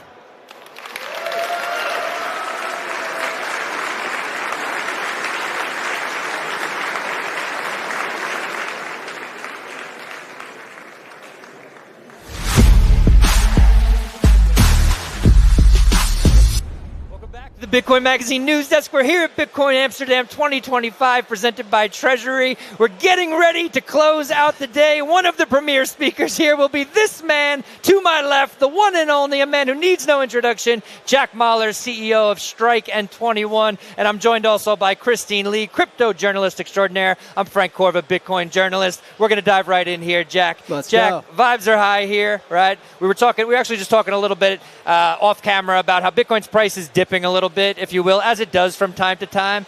But vibes are remaining high, right? So things here are good. But I want to dive into a little bit of, you were here last year doing a fireside chat with Dylan LeClaire. Mm-hmm. You've done plenty of shipping this year with Strike. Yeah. Some of that shipping has been in Europe, so I was hoping you could touch on that a little bit. Where have you expanded to in Europe?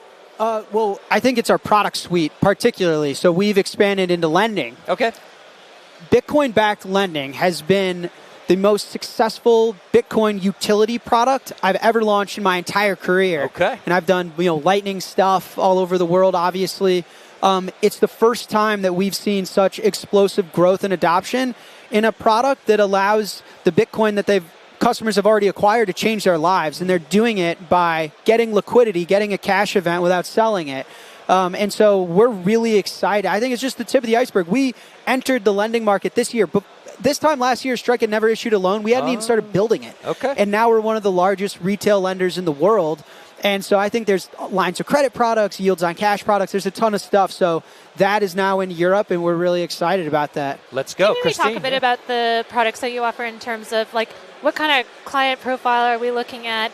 And because a lot of people might be intimidated and not realize that you don't have to have a ton of Bitcoin to get into this crypto lending. I would say our customer is the Bitcoiner. I would say this bank is a nasty term at a Bitcoin conference, but in many ways, Strike's becoming the Bitcoin bank for the world. And what I mean by that is we're a financial services company, and so what financial services do we offer? We allow you to buy a brokerage service to acquire Bitcoin, custody to store it, payments to move it, and now credit to borrow against it. We're coming out with a line of credit product, a yield on cash product.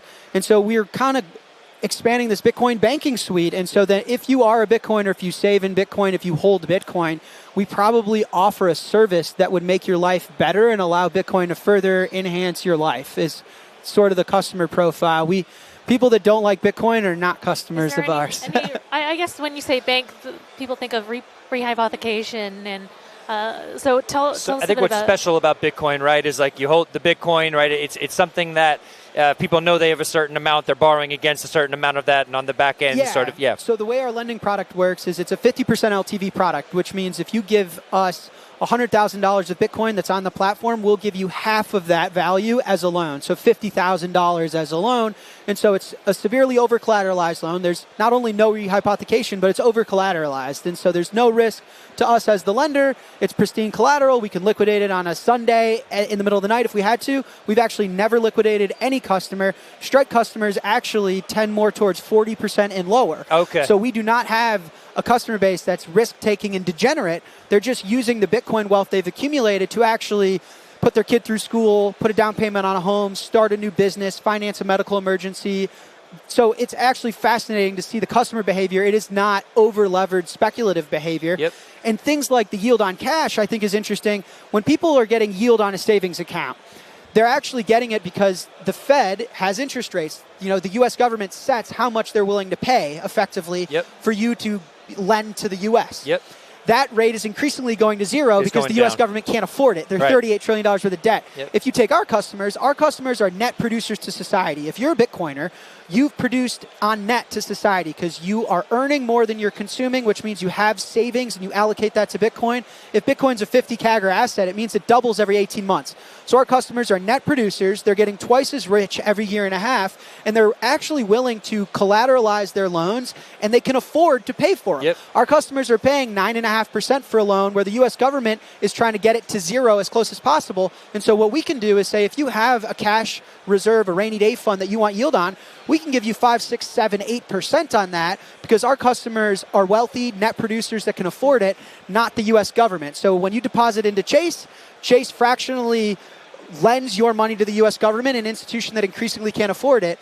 If you have cash on Strike in a future state, we could tell Argentine customers, hey, 8% yield on your USDT, and that cash can actually go to financing a loan to someone in Manhattan that wants to start a business. And that is, to us, like the stark difference between the existing financial system that the government's broke, indebtedness, currency debasement, and the future, which is full of savers, net producers, innovators, and we can offer superior products. Much appreciated, Jack. We do have to head back to the Treasury stage. Thank you for that. We sincerely appreciate it. We're heading over to the Treasury stage to hear from Sam Wouters, who's going to be talking about Bitcoin business adoption, an update from this year, 2025. We'll be right back at the live desk after this. Bitcoin, especially as of early 2024. And we'll get into why in a little bit. But the public companies, of which Bitcoin Treasury companies make up a portion, that segment has been growing a lot. So on the top left, you see the Bitcoin Treasury companies, but then you have all the other segments. Some of them are like cryptocurrency companies, some of them are Bitcoin infrastructure companies like miners, but you're just seeing it grow gradually across the board, primarily in the US, of course. Now, in 2025, the largest buyers of Bitcoin, as already mentioned, have been the Bitcoin Treasury companies, buying 381,000 Bitcoin, and they've overtaken the funds and ETFs. In early 2024, everyone was so focused on the ETFs, but businesses buying Bitcoin has just far overshot that, and it's been growing tremendously. Now, this last segment is the one we know the most about at River, because we actually serve over 3,000 businesses at River from all kinds of industries that are buying and selling Bitcoin with us, putting it in their balance sheet, and working on it from there on out. So we made a bit of a breakdown going through from what industries are these companies. And it's quite crazy when you look at it, like real estate's incredibly popular. These are people who understand owning assets. They know how much of a pain it is to deal with tenants and rentals and all of these things.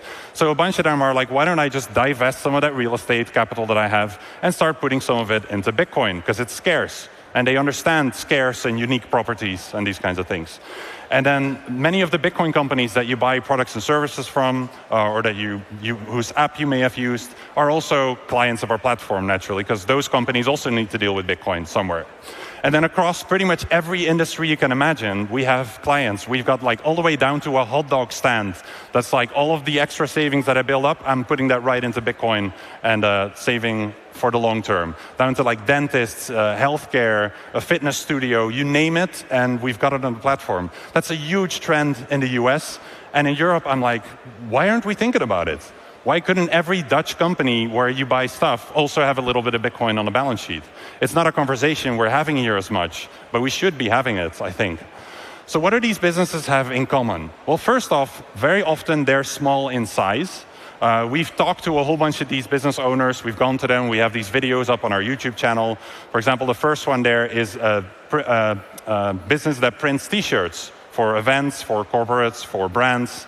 And all of the money that they can save and are able to put into Bitcoin, they kind of look at like a way to reward their employees in the long run as well, and to build up their treasury for when times are more difficult, or if they want to grow the business.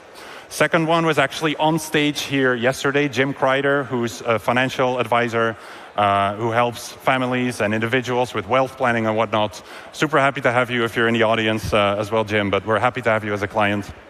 And then the third one, an optometrist. So that's a clinic that helps people with their eyesight, figuring out what their next steps are to get a better vision.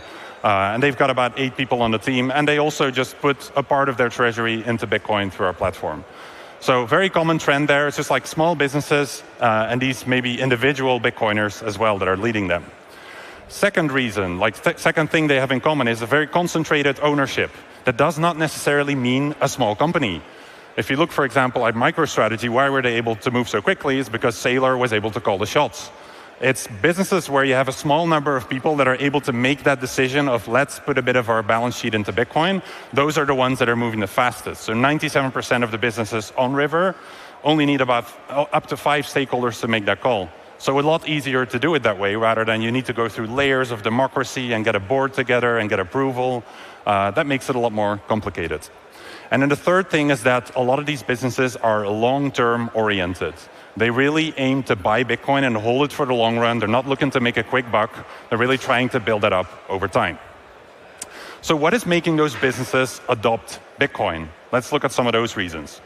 This is a graph that we've been maintaining for a couple of years now that shows the distribution of the 21 million Bitcoin by different groups within the industry. So, of course, in the middle, the golden section, the individuals hold by far the most Bitcoin today, and that's both in self-custody as well as on exchanges combined. Of course, these numbers aren't perfect, quite challenging to map all of this out, but like roughly, directionally, this is going to be accurate. And the big question now is like, for what price are these individuals willing to sell to the businesses, the ETFs that have gradually started buying up? The blue segments there have been growing tremendously over the years. So what we saw is like, and especially on River as well, a lot of people who are individual Bitcoin owners, they're like, wait, why am I only buying this for myself? Why couldn't I do this with my business? I've got all this cash sitting there that's gradually deflating, that's gradually inflating, and my value over time is decreasing. Why don't I just put a little bit of my treasury into Bitcoin as well? So that's a trend that's been growing a lot because these guys look at their treasury and they realize like holding euros or any fiat currency just loses tremendous value over time. Since I opened my first bank account as a little kid, the euro has lost 73% of its value. And for those of you who have ever traded altcoins, when you're down like 90% or something, you can go down another 90%. Like it doesn't bottom out here, it just keeps crashing. And you can take this graph and like project it to the bottom and it will keep going and going and going because they will never stop printing fiat currency. So people start waking up and realizing, hold on, this is not a great trajectory we're on.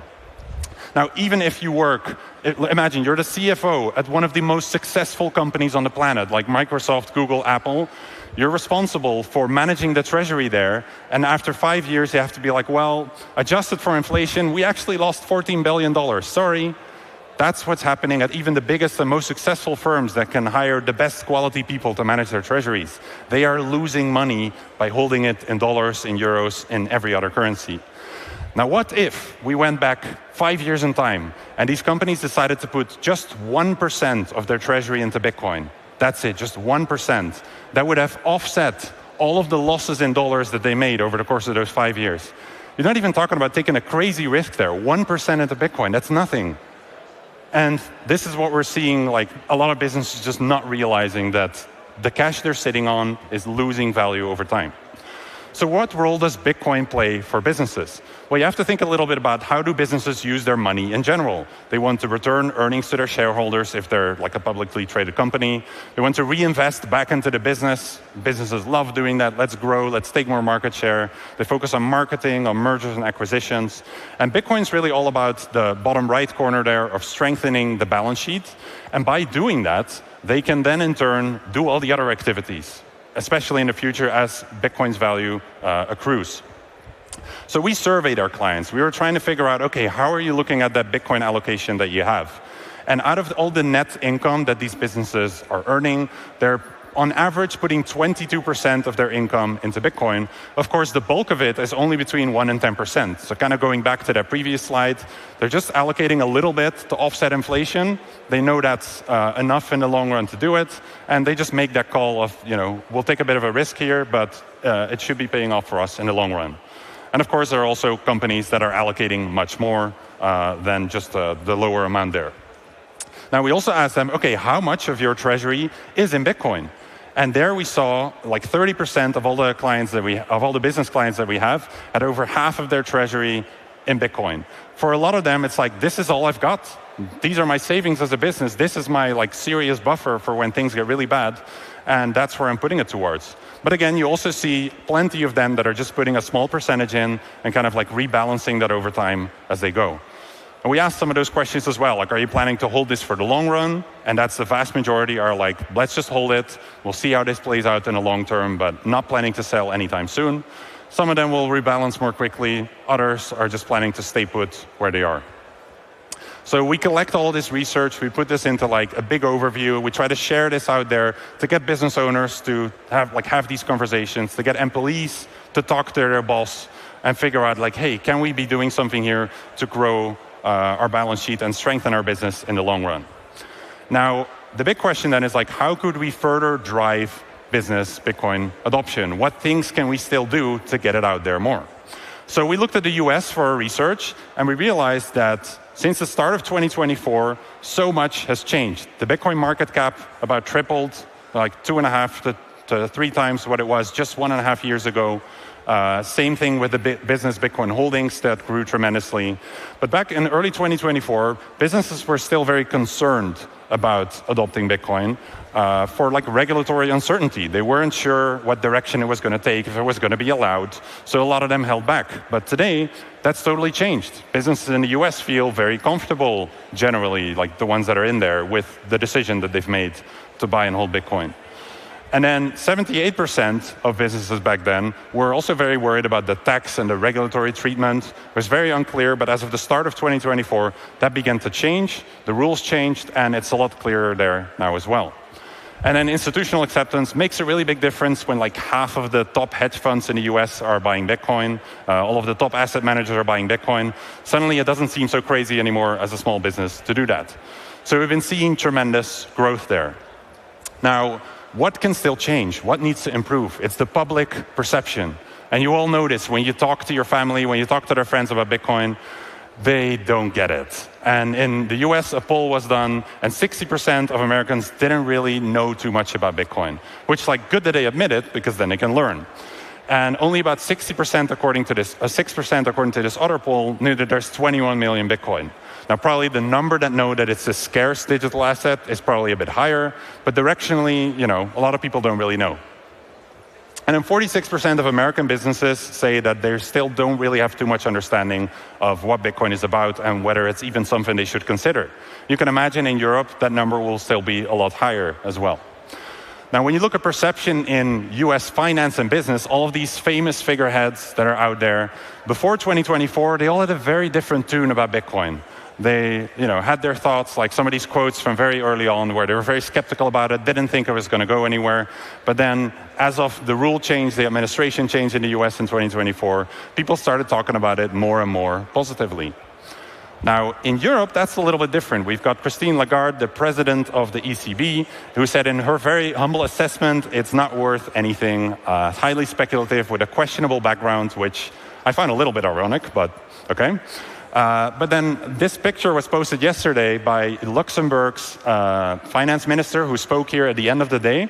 And he was talking to Christine, apparently, just over the last couple of days about improving Europe's strength financially and whatnot. And then he was here on stage yesterday to say that Luxembourg's sovereign wealth fund put 1% of their assets into Bitcoin. The Czech Republic as well just announced with the central bank they're moving into Bitcoin. So it seems like our influence may not be what it used to be, and we're starting to see the first central banks, governments get really interested here in Europe as well.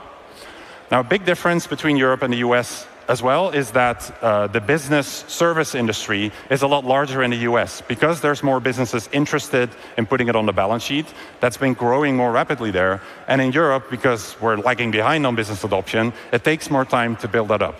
And in a little bit, I'll be on a panel as well with a few people who are working at companies trying to grow this adoption in Europe. So to sum it up and to round up my presentation, how do we grow business Bitcoin adoption in Europe?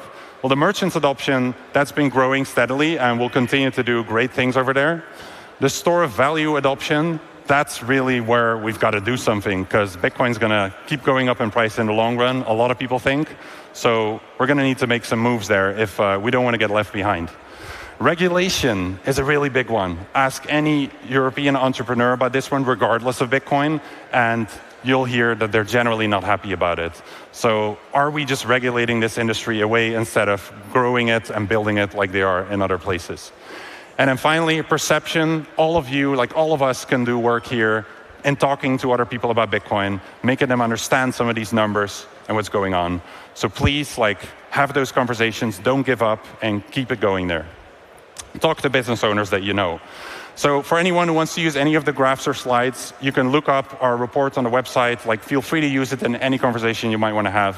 Hopefully this has been super interesting, and I'll be on a panel now right away as well with a few European businesses talking about more of this. Thank you.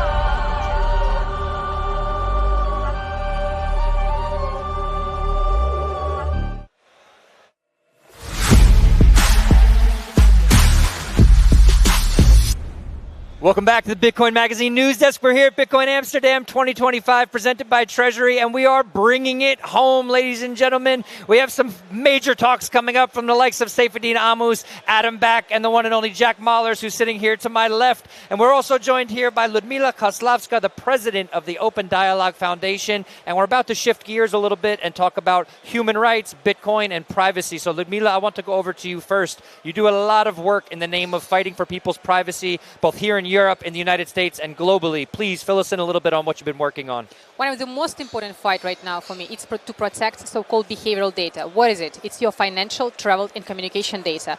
And those fights happening, first of all, in Congress of the US, where we were testifying about it, and we're trying to develop remedies showing that right now FATF rules, they actually not protect the national security and financial integrity of Western countries, and especially US. They undermine it, and they allow any kind of regime to prosecute and actually destabilize, destroy businesses and entities and also individuals. The same we're doing also in Europe. I'm going to speak about it in European Parliament. We defend privacy of communication against chat control regulation, where all messengers, photos, videos are going to be scanned if we don't stop it. We stopped it 2 years ago, we stopped it this year, we're going to continue to do it every day, because privacy is something what you fight every day. And something you can do to support that is to go to the Open Dialogue Foundation website right now and make a donation to support Ludmila's efforts. Speaking of donations to support human rights efforts, I know, Jack, you give to the Human Rights Foundation and you support other open source devs that are doing really work around privacy, like creating eCash. We heard from Kale, the developer of the Cashew protocol. Why do you do this, Jack? Why do you see this as an important thing to contribute to? I think Bitcoin is one of the better empowering movements that we have in technologies that can do well for not only human progress and flourishing, but undoing the wrongs that, half the world lives under some authoritarian type regime and is suppressed in some way. And it's the same old analogy. A tool is as harmful as it is powerful. It's the age-old, you can use a hammer to kill a man, you can use a hammer to build a home. And so money is used very strategically to suppress people, to strip them of their rights. I think money is, in its purest form, our time and energy in an abstracted form. It's the market good that's supposed to represent human effort. And so to censor human effort, to debase human effort, to confiscate human effort, to confiscate someone's time and energy, it's one of the more powerful ways to control them, manipulate them, and devastate them. Yeah, and so we need to, I think, as an industry, or I won't even impose that on everyone else. Me as an individual, I feel very confident that this is part of the blessing that is Bitcoin and what Satoshi created, and that we need to finance it and support it and see this potential through. The funny thing is Bitcoin doesn't have a governing body to allocate budgets, decide what's right or wrong. The responsibility lies on us as individuals to run nodes, to protect it from nefarious actors, and to also finance what we feel is important. And also to you, Ludmila, real quick, just as a final note, we do have to head back to the main stage, but are these rights going to defend themselves? Can people just sit back in an armchair and say, like, my privacy will be okay, no problem? No. You're going to fight for it, and you're going to defend it every day. If you want to have your privacy in digital world, this is what you're going to do every day. Like you eat your breakfast, you're going to defend your privacy. Ludmila Kozlowska, ladies and gentlemen. Jack Mahlers. I'll be on the main stage shortly with Jack Mahlers. Speaking of the main stage, we're heading back to it right now. Over to the Treasury stage. We'll be back here at the live desk after this.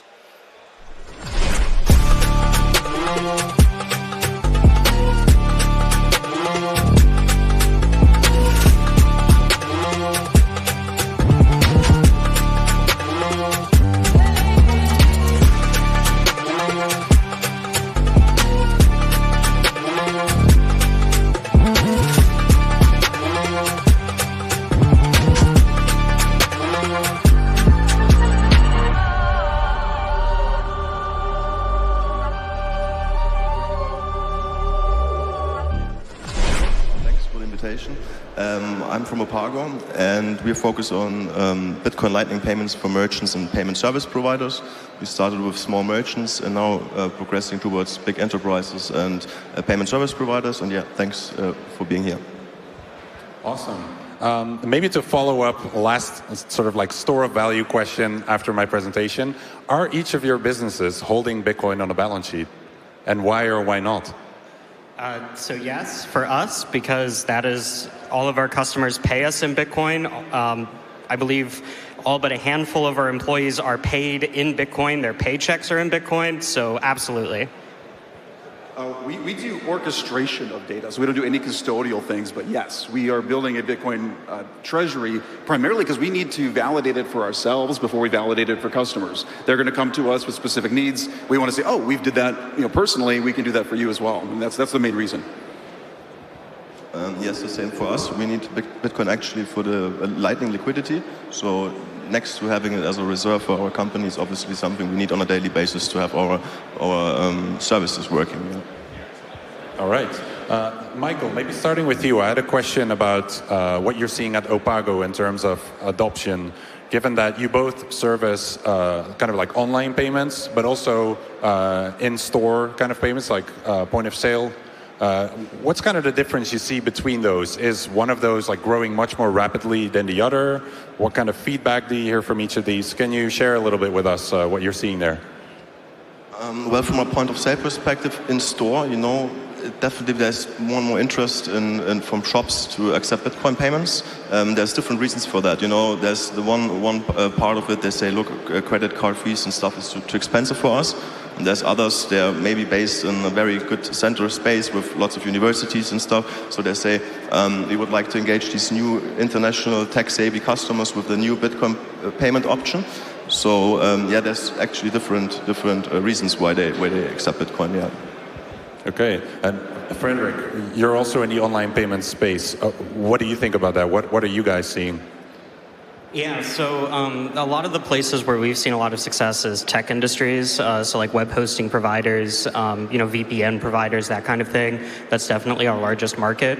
But an interesting space that we've seen is really trying to tap into countries that aren't doing the best financially. So like a lot of like African nations, some South American nations and so on. Obviously our biggest customers are in Europe and the US, but we are seeing a lot of engagement from people who are trying to run shops in, like we had one guy who was running a t-shirt store in Ghana and he wanted to be able to sell t-shirts across West Africa, and Bitcoin made that a heck of a lot easier than trying to navigate any kind of financial systems.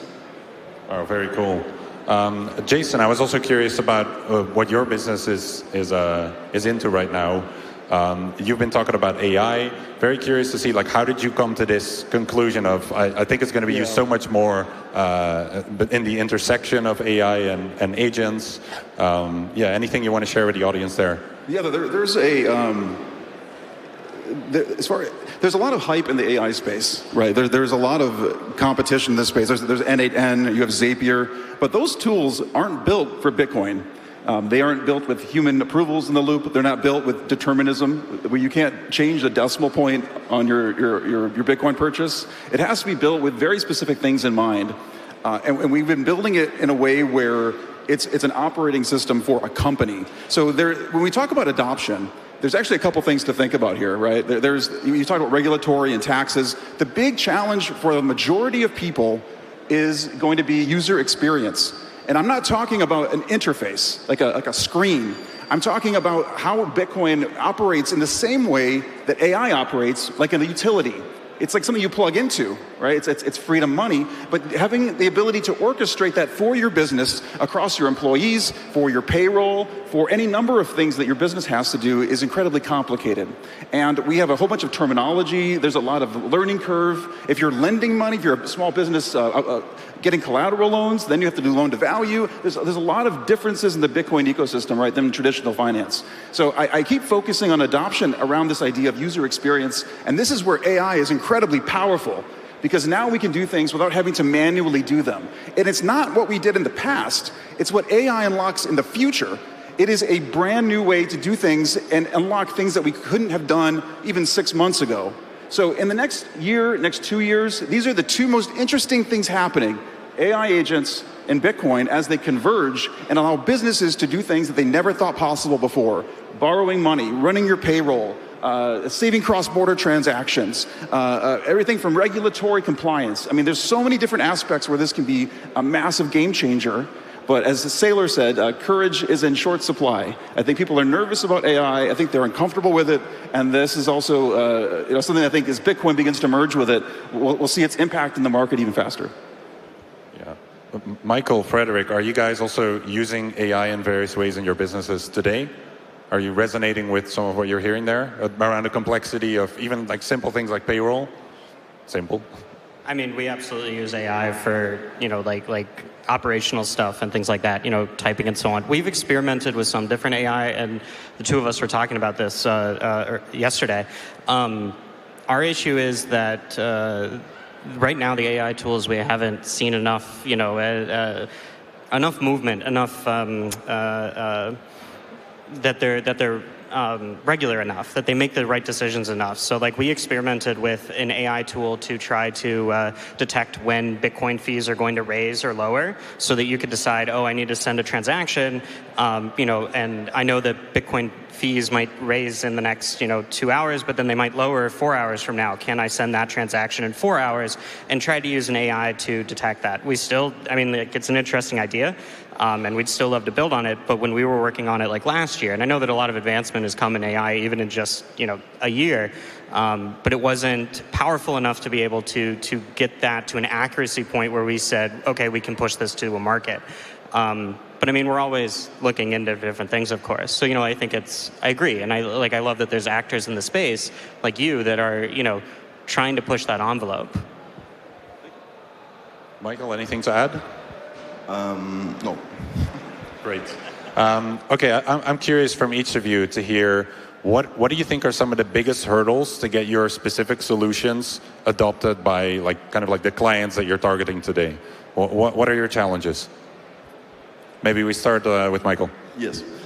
So what we've seen, or what I've seen, is bigger the company gets, you try to onboard towards Bitcoin, in our case, accepting Bitcoin as a form of payment.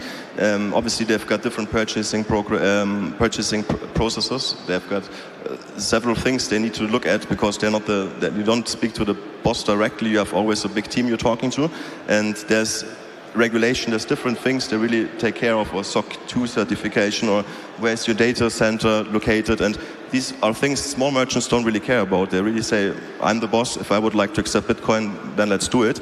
But as bigger the enterprise gets, there's need really to get licenses or certifications which loads of Bitcoin companies don't have right now. So that's definitely a challenge right now, yeah. Okay, what about you, Jason?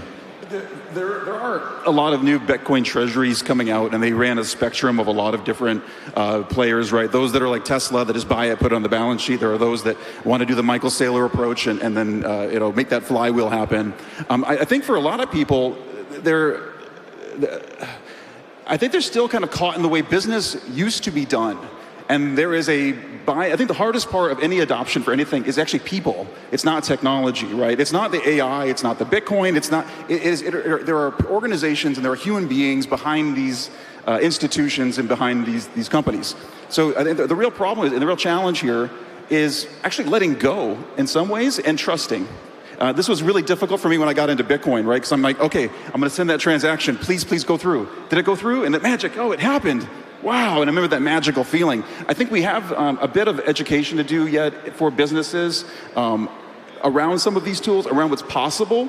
I think it's really hard to unlearn, right? There's that famous Alvin Toffler quote that says, the illiterate of the future are those that cannot learn, unlearn, and relearn. And I think we have to do that as a Bitcoin community as these new technologies come, as we have to look at combining the forces of these to really make an impact in the world and help drive that adoption. I'll echo that to a large extent. I think that it is education. It's about rethinking how businesses work. And for us, businesses have a certain way the payment space. Businesses they actually oftentimes prefer custodial options, especially large businesses. It makes them feel safer. Smaller businesses are generally okay with non-custodial, because then they've actually got the money in their pocket. But it's for us, it's being able to meet businesses with their needs and where they are and what they need, and be able to meet that, but not give up what Bitcoin actually is. And so, being able to build non-custodial tools for us, non-custodial tools that still work in a business space that still, businesses are able to use easily without having to, figure out a whole bunch of extra stuff, but keep that spirit of Bitcoin alive, non-custodial, it's about, we shouldn't be touching the Bitcoin at all as a company. That's not what Bitcoin is. And so, meeting them halfway, and it's kind of a learning aspect both for them in terms of businesses being able to learn Bitcoin and what it means and how it's actually useful to their company, but also for us as a Bitcoin company, and saying, we know all of the benefits, but businesses have to take time to adjust to that, and so us meeting them halfway and doing that. I'm hearing a very common thread here of sort of like having to educate the market. In a way, almost every Bitcoin business out there is also an education business. What kind of efforts do you guys undertake to like educate your clients? Is it making content? Is it speaking at conferences like this? Is it having boardroom meetings and calls? Can you share anything about that? Especially when I first started working at the company, I was making a lot of educational videos, not just on our tool, but on Bitcoin itself. So like I actually, under the company's YouTube, under Blockonomics YouTube, we ran for several months a like, what is Bitcoin education series? And, really tried to showcase that. I think that as Bitcoin matures, the type of education that's required is a little bit more mature as well. And so, we've kind of moved on from that simple aspect of education to really trying to do it client by client, figure out what the client needs and, educate them based on, like hearing their needs and saying, here's how we can do it. But yeah, I mean, we had that entire library and that was a lot of fun to make because it helps me learn more about Bitcoin. For us, there's a saying that, Bitcoin is everything you don't know about money combined with everything you don't know about computers. Add on top of that AI. So a lot of the people we're speaking with are now trying to understand. We try to focus on the faithful. I think it's a much easier way to convert rather than trying to convert non-people into a customer. But it is a bit of a learning curve. They're having to understand what these tools are, what the limitations of them are, what the capabilities of them are, and how do you properly combine them in the right way. There are different models that do different things, and there's a lot of education related to that in addition to Bitcoin. So for most people, they want nothing to do with the complexities of AI or training or any of that stuff. What they really want to do is just run their business. I want 3 buttons or a lever, and these are my dashboard buttons. And for most executives, that's exactly what they're looking for. But now, we can do generative front ends. So as a business, you can say, I care about these 3 buttons and that thing. And then those 3 buttons, you can push it and it executes an automated workflow that helps them run their business. Does their auditing, does their payroll, does whatever they need. And that really is a magic moment. So we might be on the verge of, between these two technologies, of unleashing a brand new way to use Bitcoin that was never possible before because of what these tools have enabled. Cool. Well, for us, it's always, before we start educating someone, it's always first important to know or to understand what's in for the merchant or the payment service provider, because everyone got different reasons why they should accept Bitcoin. They've got their private life, their different private pain points why they should start being interested in Bitcoin at all. And from a business perspective, it's always about, are the fees too high, is the settlement too late, are they got too much competition, they want to get new customers. And then given this information, we really then obviously educate towards the pain point or towards the goal they want to reach accepting Bitcoin. And then due to that, they start to also get interested from a private perspective because they've seen what does it give me when I, as a business, accept Bitcoin. And then obviously they heard all the business advantages out of it, but they're not sure what do I have private out of it. And then it's really nice to see when they start to really also get interested from a private perspective into Bitcoin and really add their education by themselves to it afterwards. We also, I think someone touched a bit on regulation. I'm actually curious for each of you, are there any regulations that make your work harder than it should be? If you could remove something or change it, like, would there be something that would have a really material impact there? Getting a bank account. I think like something in the United States, like we are like you just presented, right? We're like the front runner we are the crypto capital of the world, right? So if we're at a stage where I can't even open a bank account because the word Bitcoin is in my name is a real big pain. Talk about adoption, regulatory, taxes. I mean, if I could, even if I had a de minimis rule where I could actually have it for like $300 or whatever the price is, massive adoption increase. I go to so many different countries and I'm switching between baht and ringgit and every other currency you can imagine. I would just standardize on Bitcoin, and in my life, everything would get cheaper. And it's a huge like mental win, I think, for many people, right? To go through your life realizing everything is getting cheaper instead of more expensive in your day. But yeah. I mean, I'm going to echo bank account. That was a real pain in the neck for us to, yeah, absolutely. Are you guys US? No, we're in Singapore. Okay, well, So getting that bank account was a real, and of course it's counterintuitive because we've got all the Bitcoin and so on, but other companies need you to have a bank account in order to do business with them. But we're doing all of our transactions in Bitcoin, and we've got to find a bank account that's going to say, oh yeah, you've got Bitcoin, you got Blockonomics that's in Bitcoin. Like we don't want you. So yeah, the bank account was one of the hardest things. Like it's interesting. And the absolute basics. If it already starts there, then exactly. Yeah, things are dire. It's such a simple piece, but it's and it explains why we're all here in the audience, or in the conference, because it's these financial systems put up so many roadblocks, and that like it's just the simple things, the basic thing, and that's why Bitcoin allows you to do more. Yeah, from a regulatory point of view, from addressing the merchant or payment service provider, I think, or I saw really that when it comes to businesses, regulation, or as bigger the business gets, as more regulation comes to adoption, really. Because, as I said before, if there's just a small merchant and you make him to accept, it's not really difficult to have him accept Bitcoin, but then you've got a big retailer, for example, with like different boards. They've got their experience or their mindset about Bitcoin, and they really, without any kind of license or something, it's really difficult to engage in any kind of longer contracts. So for us, obviously, we are currently in the process to become a crypto as a service provider in Europe with the MiCA. It's really important for us really to get that license because all the big customers really want us to have it. So it's very important for us. From every Bitcoin company I've talked to that has gotten this or is working on it, I've heard it takes years. It's a lot of work. Yeah, so we've worked I think 12 months now. So in around 2 months we should be finished. So it's the last round of documents we've sent in to them, but it's a really long process. But yeah, hopefully it's soon over. Yeah.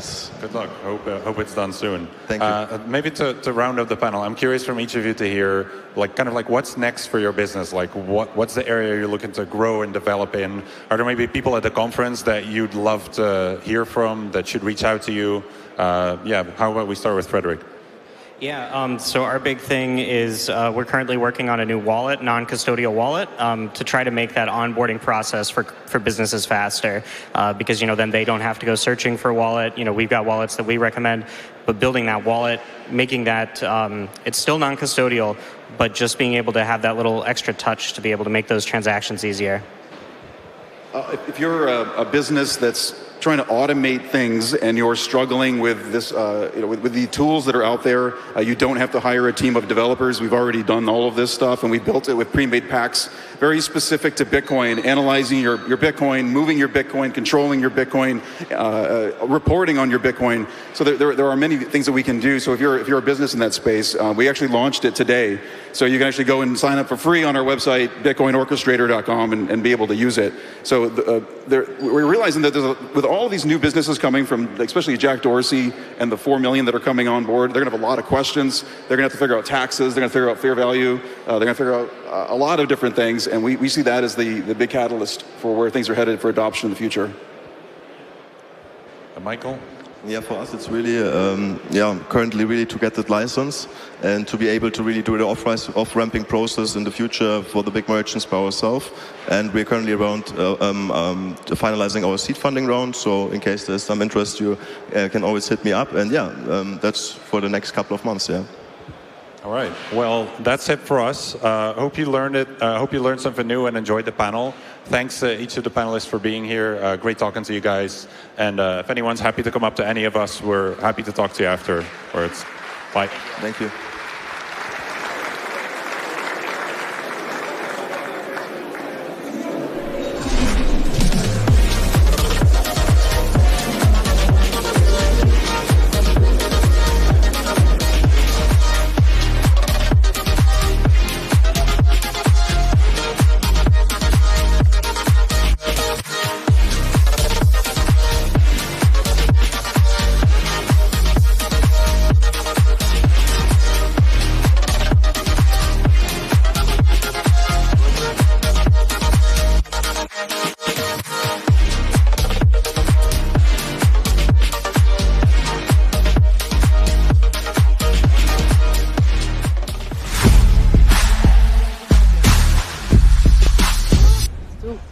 Welcome back to the Bitcoin Magazine News Desk. We're here at Bitcoin Amsterdam 2025, presented by Treasury, and we're closing out the day, getting ready for the main stage speakers, Adam Back, Jack Mahler, Saifedean Ammous. I'm Frank Korva, Bitcoin journalist, joined by none other than Ludmila Kozlowska, president of the Open Dialogue Foundation, and crypto journalist extraordinaire Christine Lee. Ludmila, I want to dive back into Bitcoin and human rights. I want you to share with the audience, if you don't mind, a bit of your own story, what it was like to be debanked because of your activism work and what Bitcoin meant to you in those moments.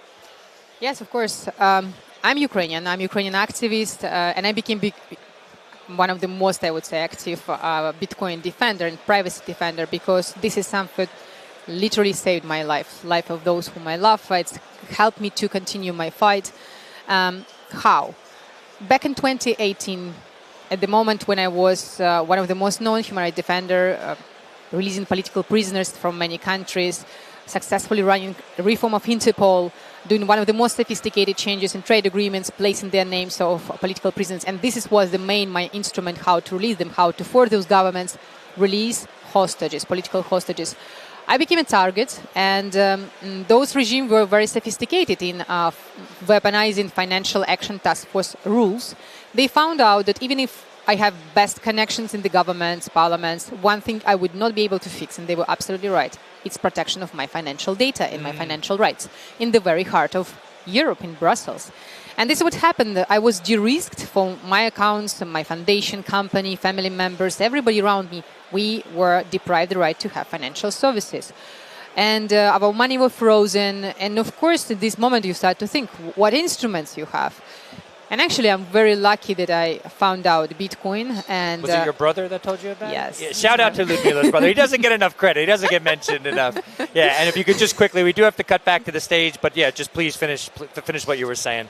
Yes, so he said me one day, like, once you're going to discover what is Bitcoin, this was the moment, and I called him, okay, this is the moment I have to understand how it works, because my accounts were terminated. And this would help me to not only survive, but also hold accountable those who violate rights and those who were going after me, destroying rights for many other people, weaponizing Financial Action Task Force rules. And this is also the reason why I'm defending so much privacy, because without privacy, you cannot have any rights, not in digital world, not in physical world. Yes, I do have to cut it there. As Ludmila said, I do want to kind of reiterate that point. It's like all of our rights sort of are supersede. Privacy is the biggest right. Everything sort of trickles down from there. So it's something worth defending in the digital age. Lots of privacy tools around Bitcoin under attack. We've seen Samurai Cash, Tornado Cash, all of these things. We need to raise our voices. We need to let the authorities know that privacy is important to us. On that note, we do have to head back to the Treasury stage. We're going over to hear about the ways that Bitcoin Treasury companies choose to structure capital. Something slightly different than a privacy discussion. But anyway, over to the Treasury stage. We'll be back here at the live desk after this.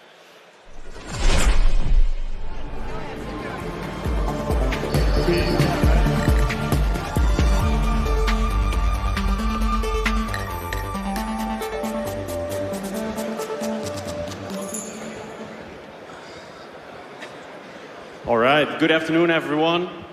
It's Friday afternoon. For most of you, it already has been a long day, but bear with us. This is going to be a fun topic. I want to start with Jeff. Jeff, in the Netherlands, in Dutch, we say als een vis in het water. And it means that you're really in your element. And I think you're really in your element on this topic. So can you please give us a primer on what is capital structure? What are the dynamics between risk and reward? And can you also tell us something about seniority? Yeah, absolutely. So welcome, everybody. All right, thanks for joining. And I'll give a quick overview of what's really happening with these Bitcoin treasury companies and how they're structuring capital. So Bitcoin treasury companies are holding, Bitcoin on their balance sheet, and they've got a large stack of Bitcoin on their balance sheet. And what they're able to do is structure tranches of risk that are senior in the capital structure that have different risk-return metrics that are more appealing to different types of investors. So, for example, strategy, they have equity, common stock equity, which is amplified Bitcoin, and then they have senior products on their balance sheet, Strike, Strife, Stride, Stretch, and now Stream in the EU. And each one of those different products, where they're positioned in the capital structure has different seniority. And that different seniority creates a different mathematical risk function. And so when you're thinking about institutional capital and how institutional capital works, there's this concept in portfolio management called Markowitz modern portfolio theory. Markowitz modern portfolio theory is if you add a new asset to your portfolio that has different risk and return metrics, you improve the return and reduce the risk of your entire portfolio. So different Sharpe ratios, different risk ratios. And that's what these Bitcoin treasury companies are able to do. They're able to, instead of just having a single commodity asset that's really volatile like Bitcoin, you're now creating different instruments that people can hold in a portfolio that have different volatility structures. So when you think about companies like insurance companies or pension funds and they're looking for Bitcoin-like exposure, but they can't handle 50 volatility, they can buy these types of instruments, and they're appealing to these instruments are appealing to those different investors. So that's the real unlock of capital here, is creating products that are attractive to different capital pools, and that's what we're all trying to do. And that's where we're headed. Yeah, thank you. Gary, can you tell us something about equity versus credit? And as an equity investor, where are they focused on? And a credit investor, what are they focused on? Can you explain the two? And can you also elaborate on where the preferred equity finds itself in between? Yeah, absolutely. So my background is in credit. I used to be a fixed income portfolio manager and trader. Worked a few years at a bank with a credit derivatives trading desks. So my heart leans towards credit in general. Having said that, clearly equity has been the main narrative this year so far. I think now with those mezzanine type of structures, hybrid capital that we're seeing, that's where it enters probably another more sophisticated period, the whole treasury space. And I think on the retail side, equity is still a bit easier to grasp, especially from a European perspective. I think in Europe, hybrid capital, mezzanine capital has been traditionally not as prominently placed as arguably in the States. Having said that, the oversubscription, or basically the increase of the stream product, I think in the last 2 weeks from, I believe, 350 million to 650 million, clearly shows that there's significant demand. And I think what Sailor is doing clearly is increasing this total addressable market, or establishing a new market where you have essentially hybrid product, a mezzanine product with a Bitcoin exposure, yielding extremely high, or offering an extremely high coupon in what traditionally has been a very low yield, start for yield environment that Europe is. So yeah, I think we will see clearly an increase in demand for those type of products, also on the credit side, to basically optimize your debt to Bitcoin ratio, essentially be less dilutive to be able to stack more Bitcoin on your balance sheet. Can I add on there real quick? What all of these companies are trying to do is identify the longest duration leverage with zero margin calls and zero of the negative benefits, zero maturity. So the advancement of this perpetual preferred equity is really appealing because there is no debt maturity. Any of the capital raised with perpetual preferred equity, they do not have to pay back. Let me say that again. Any capital raised with perpetual preferred equity, they do not have to pay back. Any debt capital that they raise, they have a maturity. They have to pay it back. So that's really appealing when you have a stack of collateral that's incredibly volatile. How can I create leverage or amplification where I don't have to pay it back? And equity, the form of equity, does that. Yeah, thank you. Sander, I was going to ask you, can you explain why Bitcoin is a long duration asset? And can you explain what happens when there's a mismatch, like a duration mismatch between your assets and your liabilities? And can you explain why Bitcoin treasury companies want to prevent that mismatch? I think you just have to look into the history and see how volatile Bitcoin has been, but it's always been volatile up to the right. And when you try now to structure credit, you have to think about the volatility of the asset itself. So what we have seen in the beginning of this Bitcoin Treasury bull run earlier this year was copying Michael Saylor's convertible bonds, which was basically most of the companies they raised for 5-year duration, 0% interest rates, they raised in fiat.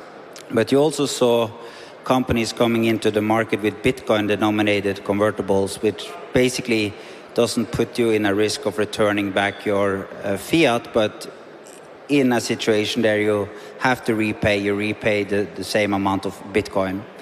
So it's super important for these Bitcoin treasury companies to understand the risk of the debt you're taking on and the liabilities you actually have to manage over time. And I think what we see now in the industry, especially with Michael Saylor first and then Jeff in Strive, they're launching new products that are actually fitting the long duration of the asset class we try to capitalize on and give more exposure to investors worldwide. Yeah. I want to talk about the benefits of digital credit. And Saylor mentioned a few, and maybe you can all elaborate on those, but he mentioned that dividends could be a shock absorber. Maybe we can elaborate on that. And also, can you explain how unique it is that you can create credit instantly versus traditionally you have to find somebody who you can lend money from and you have to deal out terms and conditions. So maybe you all three can elaborate on those benefits from digital credit versus traditional credit. Yeah, I could start. So digital credit is an amazing phenomenon. Again, it's the same concept. If you're taking this really volatile asset and you're converting it into a credit instrument that's appealing to the credit market. The credit market is the largest pool of capital on the planet aside from real estate. It's hundreds of trillions of dollars large, and a lot of the bonds and the traditional fixed income and the credit products that are in the market are under collateralized. They're very opaque risk. They're difficult to quantify. The private credit market's pretty big, and now you have these new instruments that are novel, that are paying significantly higher yield than the rest of the fixed income market. And they're backed by sound money with Bitcoin. They're over-collateralized by sound money. And it's hard for people to conceptualize, but when you actually step back and you look at the risk of these instruments relative to other fixed income products, the relative risk is significantly better and the yield is higher. And that's incredibly appealing. And you hit on another really important part here is the access to that capital very quickly. So you think about Strategy or our company Strive on the horizon here. Strategy has an ATM instrument on every one of their fixed income products or their perpetual preferred equities. That means they can go raise capital at the click of a button. That is incredibly novel. Historically, if you wanted to go raise debt, like anybody that's gone and got a mortgage in this room, like think about how awful it was going to get a mortgage. Like it's a financial colonoscopy, right? And now they don't have to go through that process. They can do it at the click of a button. And that is vastly overlooked about how valuable that is. So you look at, again, a company like Strategy, they're able to raise capital in stressed environments which they weren't able to do previously. So that's a huge advancement in this marketplace. Gary, something to add? Yeah, so digital credit, I think, is going to rewrite the way we can capitalize companies that have essentially their main motive is somewhat of an accretive accumulation of Bitcoin, increasing their Bitcoin stack, changing their Bitcoin to debt ratio. If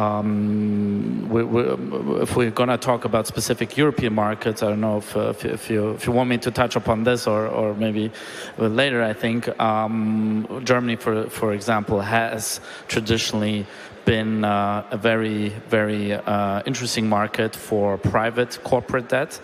We call them Schuldscheine. And the investor is fairly familiar with this type of product. A lot of long duration funds, mutual funds, insurance funds, pension funds, they love investing in those type of deals or instruments due to the very clear cash flow expectation. Here we're now entering a new, or it's a fairly big paradigm shift with Saylor leading the way, at least in Europe, in my opinion, with this mezzanine type of hybrid capital, where of course the coupon is not necessarily fixed but floatable, he managed to do a prospectus for that, which is something that is not very accessible to many issuers, and we don't have as many seasoned issuers here in Europe as we do in the States. So you can, if you actually want to, also offer this type of hybrid capital, mezzanine capital, at least in Germany, without a prospectus. So it's the entry barriers are much lower. The downside is, though, that those type of assets don't become easily tradable on an exchange. So that's, I think, a small difference to other markets. But again, a fantastic product for someone that wants to have a high yield product with arguably a wrong rating. I don't think this product has been, we've chatted offline about this, should have a B- rating. But, Saylor's saying it's baby steps. That's step one, and then we'll see where it goes in the future. Yeah, before we gonna dive into that rating, Sander, what do you think about the terminology of amplification? Does it confuse people that we use amplification instead of leverage, or is it necessary because it's so novel and it's something else, so we have to address that with another word? What's your opinion? I think what we are seeing now is that the traditional financial industry is now understanding what Bitcoin is worth. And there we see new terminology coming into the industry. It might not be so easy to understand, but I want to put it very clear to people that have been in Bitcoin early. You have done a great job. Now the full traditional industry globally recognize Bitcoin as something they're willing to lend against. And that's fantastic. That's a huge step for Bitcoin adoption globally. And when we speak about these technicalities around how to do it, and in traditional finance, why they leverage these Bitcoin treasury companies, what it really means is that we have given Bitcoin value and people are willing to lend you money against the collateral. And the collateral is global, so when you have this collateral, you can lend from everywhere in the world, which is super unique to Bitcoin.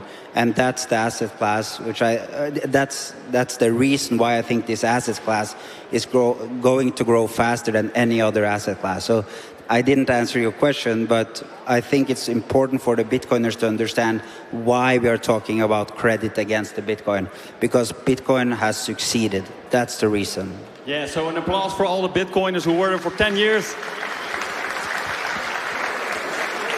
All right, so the rating. Can I take that question for a second?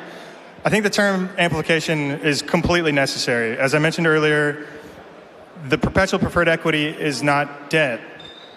Strive has zero debt. We do not have debt on our balance sheet. We just raised $150 million to buy Bitcoin without a debt maturity. So amplification, I think, is incredibly necessary. And then also to hit on this last point too, the risk is, you can calculate the risk 24/7, 365. You cannot do that with any other fixed income product. Go think about quantifying the risk on the fourth tranche of mezzanine debt on the Boeing balance sheet, right? Okay, you got to go look at the entire business model, the entire capital structure, who's senior to you, understand how much revenue, it's just incredibly complicated. But now you can see it 24/7, 365 on a website, and you can mathematically calculate it. That is an incredible innovation that hasn't existed before. Yeah, absolutely. So back to the credit rating. Congratulations, Strive, on the issuance of SEDA. It's a competitor to Stretch. Complementary. Sorry? It complements. Complementary, yes, of course. So the credit rating. In the presentation, I watched the presentation, and you told that Strive has set aside the amount of dollars for 1 year dividend payment. Was that like the original idea, or helped the report of S&P as a guideline for treasury companies to maybe structure it a bit different to get better credit ratings in the future? Yeah, that's a great question. So our new perpetual preferred equity product, SATA, S-A-T-A, just started trading on Monday. We set aside 12 months of dividends 12 months of dividends in cash to pay the dividends for the first year, or however it comes up. But I think conceptually, some of the feedback in the market to strategy was how are they going to pay the dividends? The reality is they could use the common stock ATM, they could sell covered calls, they could do 5,000 other things before they sell the Bitcoin, if they had to sell the Bitcoin, and it would still make sense. So for us, it was about increasing the credit quality, accessing these debt markets as a new issuer, which is a bit more challenging compared to Strategy, who's got $60 billion of debt on their balance sheet. So, ultimately, having multiple issuers in the market is going to be helpful to go get credit ratings. But one interesting thing is the S&P actually, they knocked Strategy for their credit rating because they held convertible debt on the balance sheet. In fact, the perpetual preferred equity was less of an issue because if you look at the calculus, Strategy has 100 years of dividend collateral based on their Bitcoin collateral. Strive, we have 30 to 40 years of dividend payments based on the Bitcoin held on our balance sheet. Again, go compare that to other junk bonds in the credit market, and you will be fascinated at how under-collateralized many of these other credit instruments are in many pension funds and other ETFs. Yeah, so this is a great segue into my next question.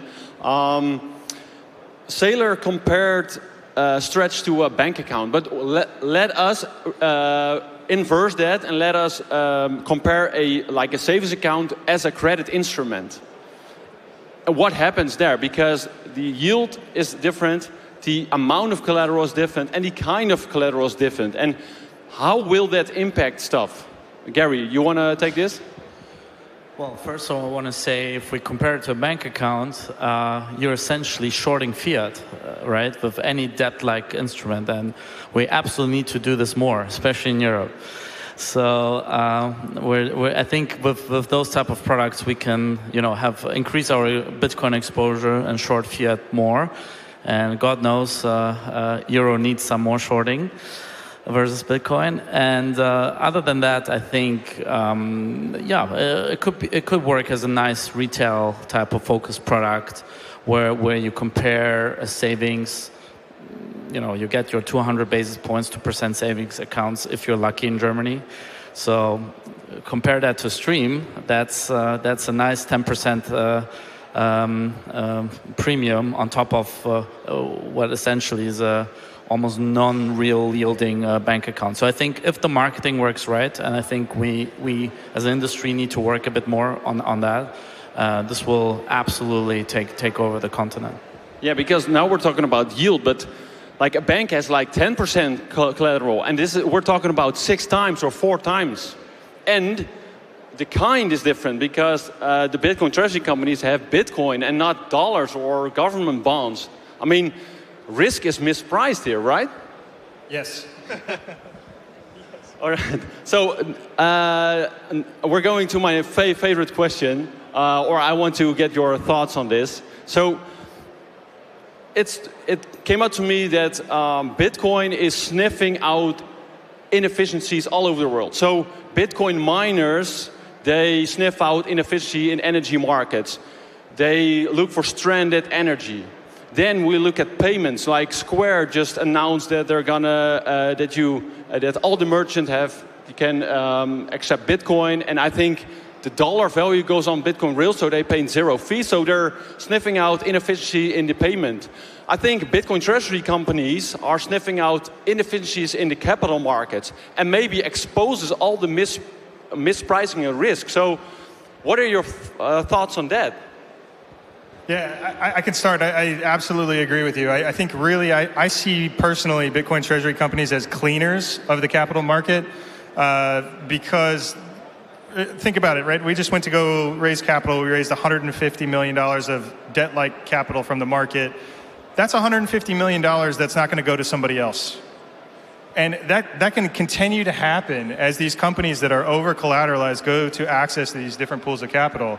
And so the businesses that maybe shouldn't have existed previously that have raised debt capital may not have access to the capital markets. And as the world starts to reprice this risk and put their head and grasp the mathematical risk of these things, that should reform the incentives of the capital market and how companies can access capital. So I completely agree with you.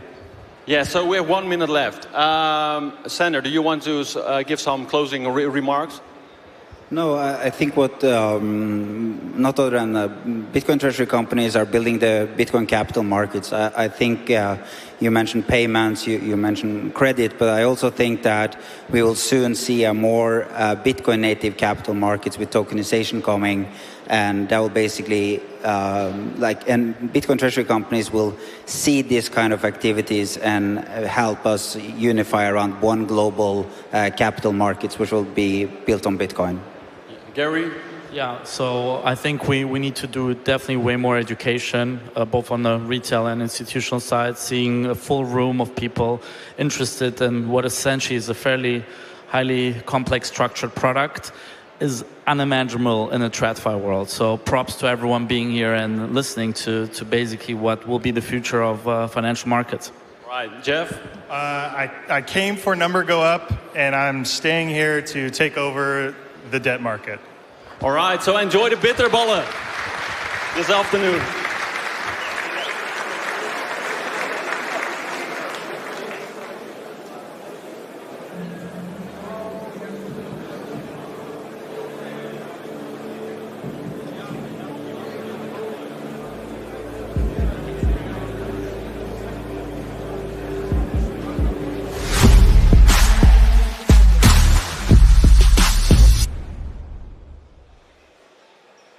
Check it out. We are back live on the Bitcoin Magazine news desk here at Bitcoin 2025 in Amsterdam. I'm here with Lucas Kovanda. He's a chief economist at Trinity Bank. He's also a prominent economist from Czech Republic. Welcome to the news desk, Thank you Lucas. very much. So, Thank you very much. Czech Republic has made headlines most recently for buying 1 million Bitcoin from the central bank. That's a quite small number for a central bank. So I wanted to get your thoughts on the economic strategy rationale for this move. It is a small amount versus to the opportunity that Bitcoin holds. So first of all, the great thing is that our central bank is buying some Bitcoins, but you know, as you said, the amount is quite small because foreign exchange reserves of our central bank are much larger.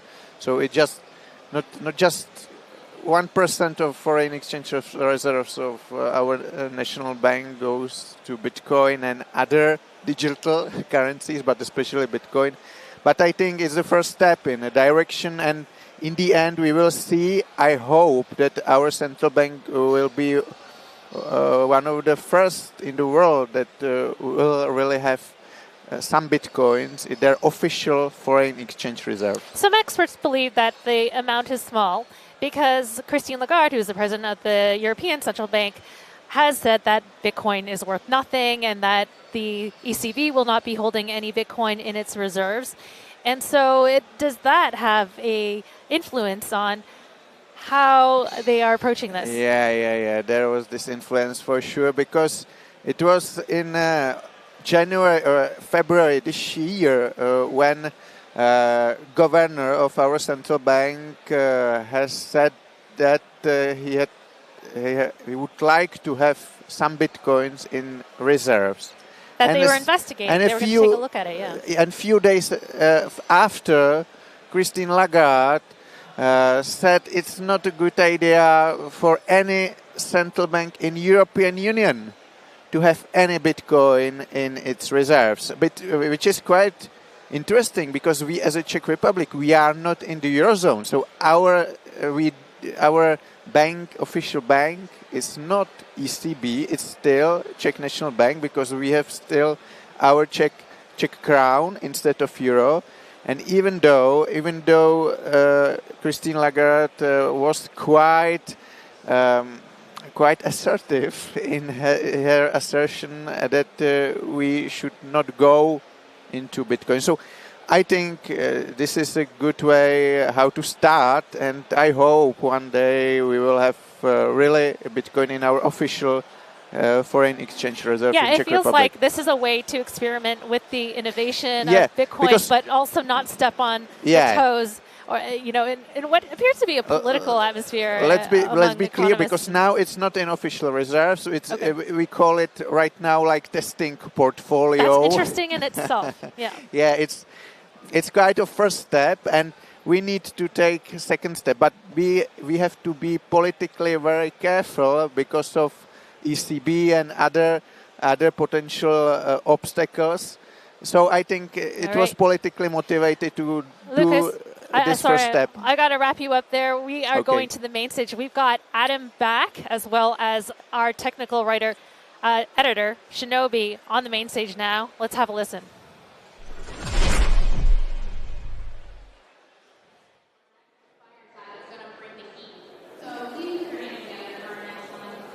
Systems from the cypherpunk perspective with Adam Back from Blockstream and Shinobi from Bitcoin Magazine. Let's give it up!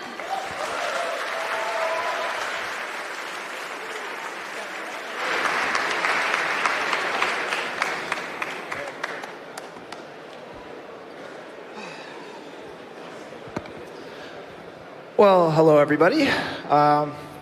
I couldn't really think of a better person to sit here and discuss this topic than the man who created Hashcash to deal with the problem of spam in decentralized systems. I think over 20 years ago now?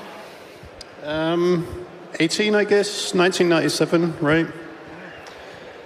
So this is a wealth of experience I get to draw from here, looking at how to design cypherpunk systems. And I think just before I pass the mic over to Adam, I think focusing on the chief goal of doing so is creating a system that can survive in adversarial conditions, where the environment that it's operating in is inherently antagonistic or hostile towards it.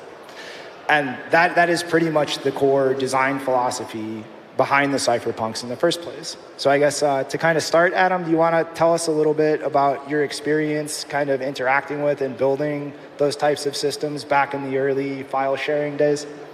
Yeah, so I've actually implemented 2 or 3 different peer-to-peer systems and operated more. So operated at exit node. And so if you think about a peer-to-peer system that is providing some form of self-sovereignty, if that is anonymity, privacy, and of course Bitcoin itself, which is about, censorship-resistant electronic money, then the things you're doing or you're trying to build are typically not popular with the establishment. So the establishment, whether that's law enforcement, government agencies, would like you to stop, and they will sometimes apply pressure to the people operating it.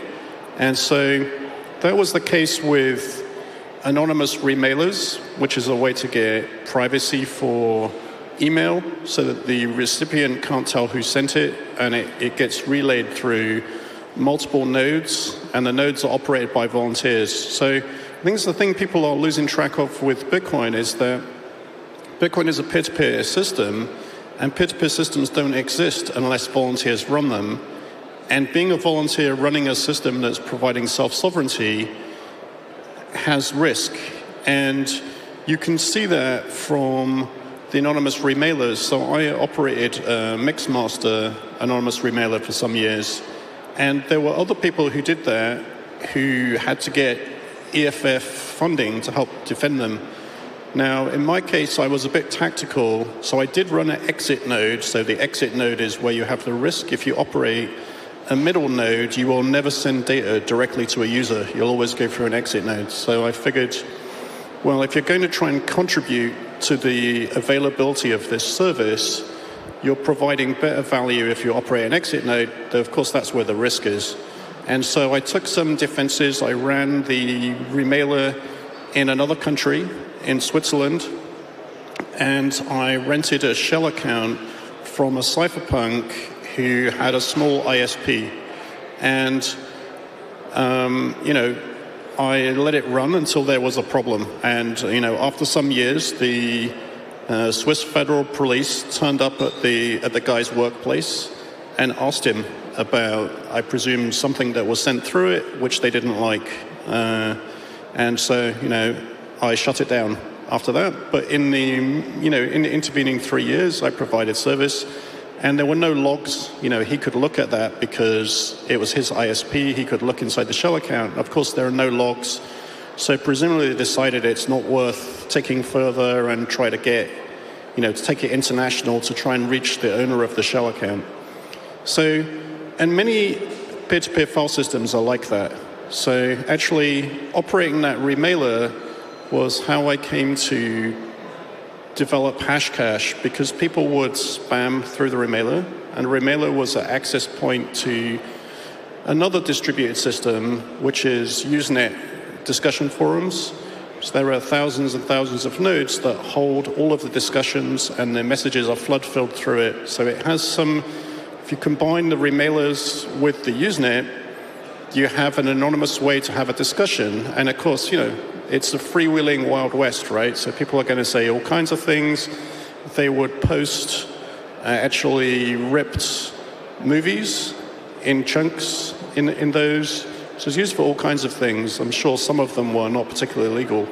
And I think it's the same for Tor, which is obviously well known and still around today, that running a Tor exit node. So with all of these things, and the same for peer-to-peer file sharing.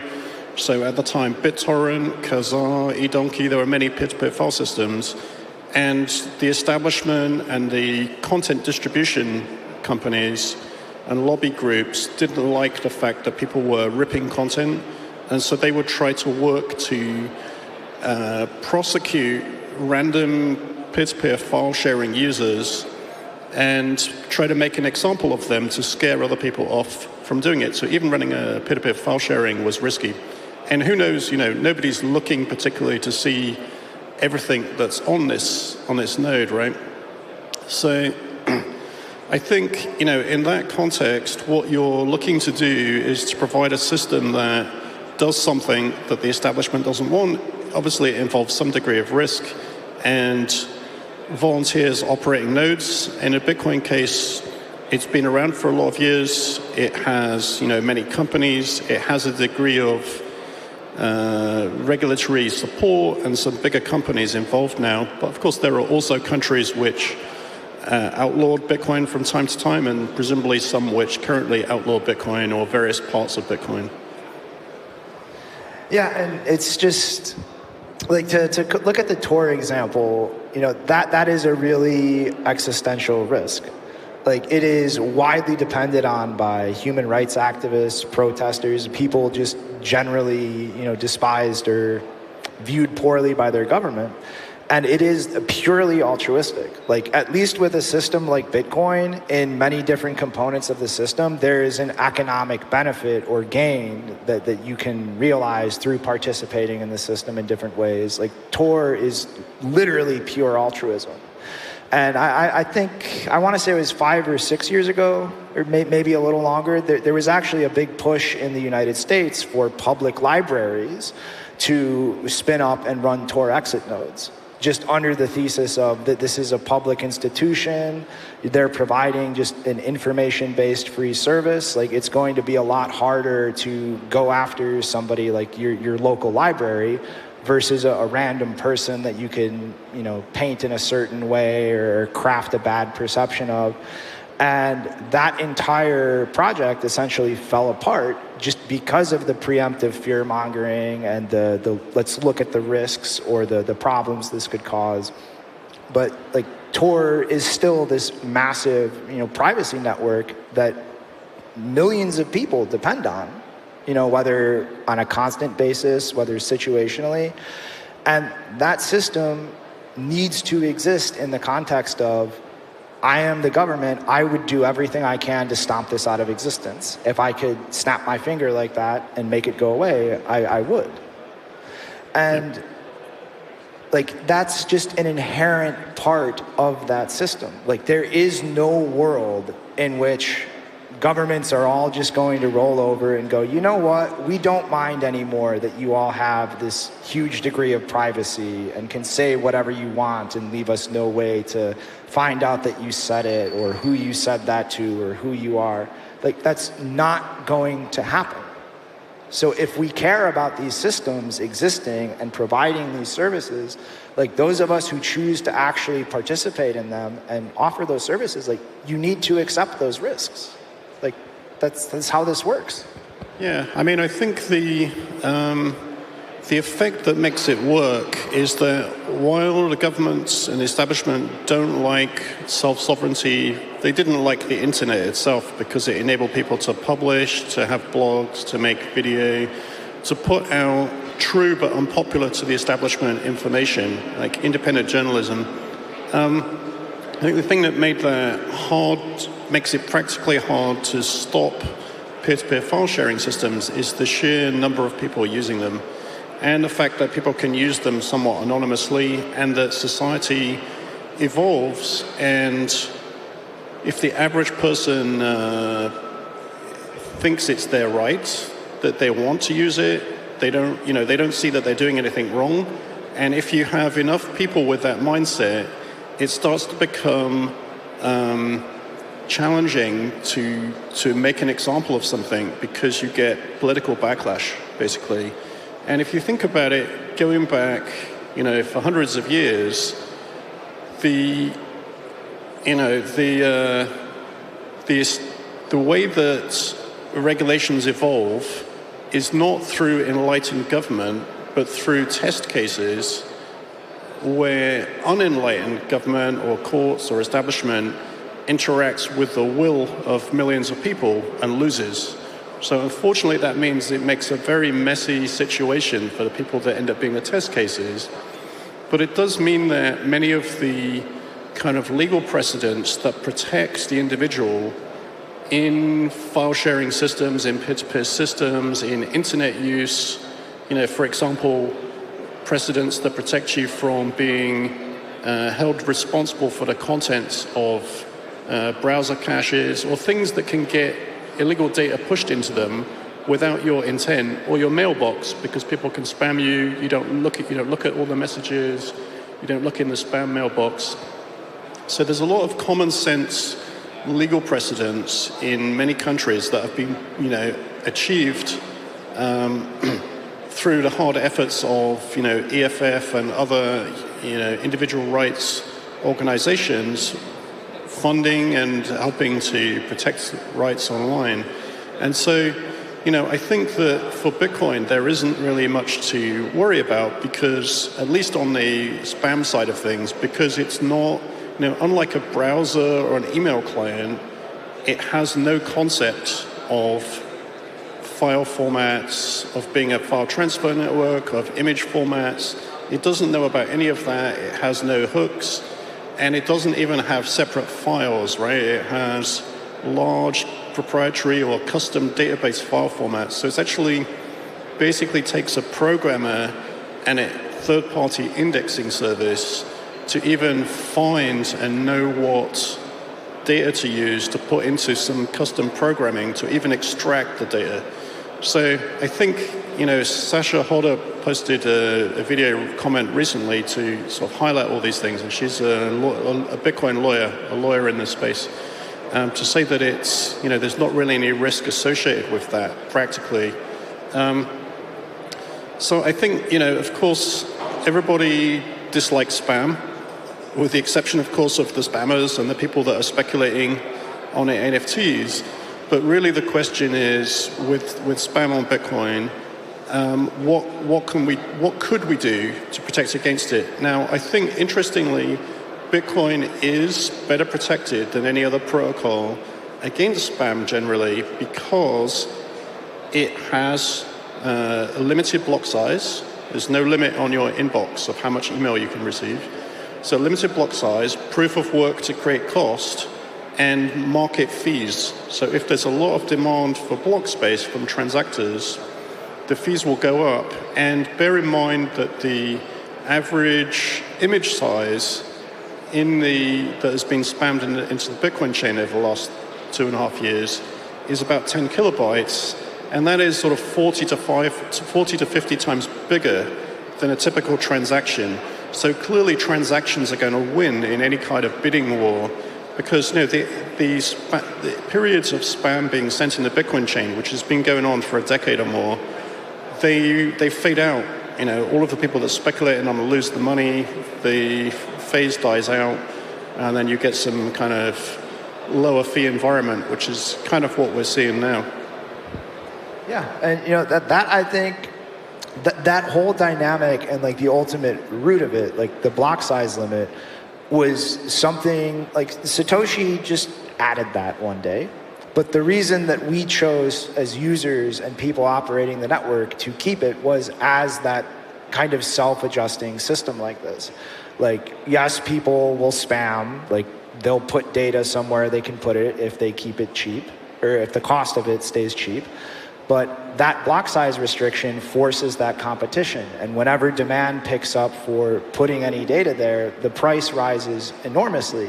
And that's just inherently in the architecture, like something that reaches an equilibrium where this problem solves itself whenever it really manifests at scale. And that's a core, design philosophy behind Bitcoin. Like, yes, this problem might come at it every once in a while, but over time, that equilibrium will be reached and it will peter out. Like the system will just continue functioning without the vital services like liveness, confirmation, availability ever actually being compromised, just through that design choice and how that inherently plays out with users interacting with it. And I think the other thing that people will do when they're thinking about spam is they will use the email spam phenomena for inspiration or for analogies, which is to say that email clients and sometimes like web-hosted mail like Gmail and Hotmail have a spam folder, and they have some heuristic that tries to recognize spam. And now where Bitcoin is not as easily able to deal with this is, well, firstly, Bitcoin is not aware of the content, right? Because it's not in the business of it's in the business of transacting, not in relaying or making available files. It's not a file sharing network. So it simply doesn't have the tooling to look for or look at these things. But despite that, the other trade-off is that Bitcoin is a flood fill network because it's trying to be censorship resistant by design. Bitcoin is designed so that it's very hard for the establishment or even for a large group of users or a subset of miners to censor the transactions of an unpopular minority. It's supposed to be neutral, allow anybody to transact without interfering, without having the risk of their money being seized or frozen. And so the peer-to-peer file network is part of that story. And basically it's because there are tens or hundreds of thousands of nodes, and a listening node has 125 connections. And so if you were to put a filter, install some custom software on your node and filter something you consider spam so that you don't relay it, it won't really have much effect on an unpopular transaction. Now, unfortunately, the network doesn't understand the difference between spam being unpopular and a transaction being unpopular because of who's sending it. And so you get, the spammers get the benefit of the censorship resistance, and it's hard to separate those two things. So effectively, it means that you get this phenomena where the tolerant minority tends to win, which is, if even 10% of the nodes are allowing a transaction that 90% disapprove of, it will still make it to the miners without any other changes. And then you have to bear in mind also the miners are trying to find as many high fee paying transactions as they can, so they tend to try and look very carefully all around the network and grab any transactions they can to make the most profitable block. So I think the the architecture is sort of necessarily designed to make it hard to filter, to make filtering, difficult to make it take effect. And then another topic that has arisen is Bitcoin has a kind of domain-specific programming language, Bitcoin script, which is the way that you can use Bitcoin. So every time you spend a Bitcoin, you're using a very small program to evaluate whether you have the authority to spend the coin or not. But this same programming language is what enables multi-sig, it enables Lightning, it enables Arc, it enables Fedimint, it enables all kinds of layer 2 things, and potentially more ambitious things like BitVM, which can do some quite surprising things with Bitcoin script. Now, one of the intuitions people have had, this is a bit more on the technical side, for how to fight back against spam, is they look at where is the spam encoded.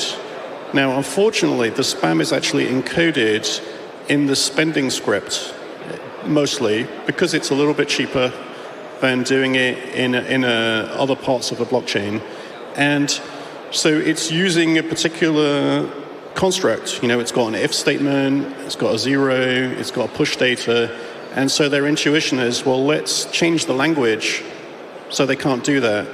But I think that's misguided, because if statements are, in basically every programming language typically has some kind of conditional if statement. The if statement has been there since January 2009. It was kind of one of the original programming things, and it's actually generated by a lot of different software in the Bitcoin system, like Miniscript, which is a way to write a kind of more complicated spending conditions in a higher level language and have them be compiled into Bitcoin script.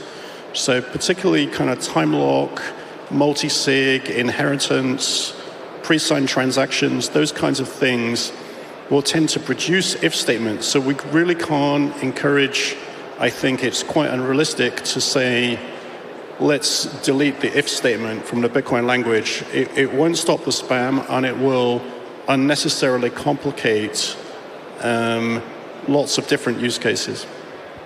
Yeah, I mean, it's kind of hit the point where, like, they've, like, people making these arguments are ignoring the self-regulating fee dynamic, like that competitive advantage that non-spam transactions have against spam, and are essentially pushing in the direction of crippling Bitcoin's functionality itself as a path or a way to stop the spam, so to say. But in reality, it's, like Adam said, it will not do that. And all it will do is make Bitcoin less and less functional, less and less useful in the process of trying to do this thing. And at the end of the day, like, as absurd as it would be, you could rip out pretty much every part of Bitcoin except the pieces of this language that just check a cryptographic signature or allow you to include a public key. And that alone is still enough to include arbitrary data on chain. Like, there is no test in Bitcoin script to see if this public key is something that anyone can sign for. It's just a blank data field that you can put in whatever you want. Like, it just has to fit the size constraints. Yeah, I mean, I think the Bitcoin system, in terms of the changes that have been made over time, like the introduction of Taproot, the introduction of SegWit, introduction of some other opcodes over the years, like other mission-critical systems, like flight control systems in medical equipment that could, if it misfired, could deliver a lethal dose or something. These kinds of equipment, they are, mission critical. People will die or people will lose a lot of money if something goes wrong. And when there's a change proposed to them, the people that are working on the engineering and the products for them will be extremely cautious about how to do that. And that is the case for Bitcoin. Bitcoin is one of the most mission-critical, highest assurance pieces of software, even probably above flight control systems at this point. And so, it's to have a change, people want a specification for the change. And a problem statement, like what does this change supposed to achieve, and how is it specified, and what do you expect it to do?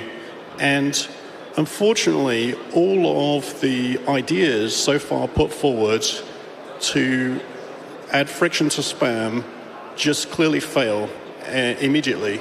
And by that I mean, for example, so Shinobi said, if you delete the if statement, or even if you delete everything, I mean, that's a pretty extreme case, but it shows you that for each thing you might delete, if you delete the if statement, is that going to prevent or even slow down spam?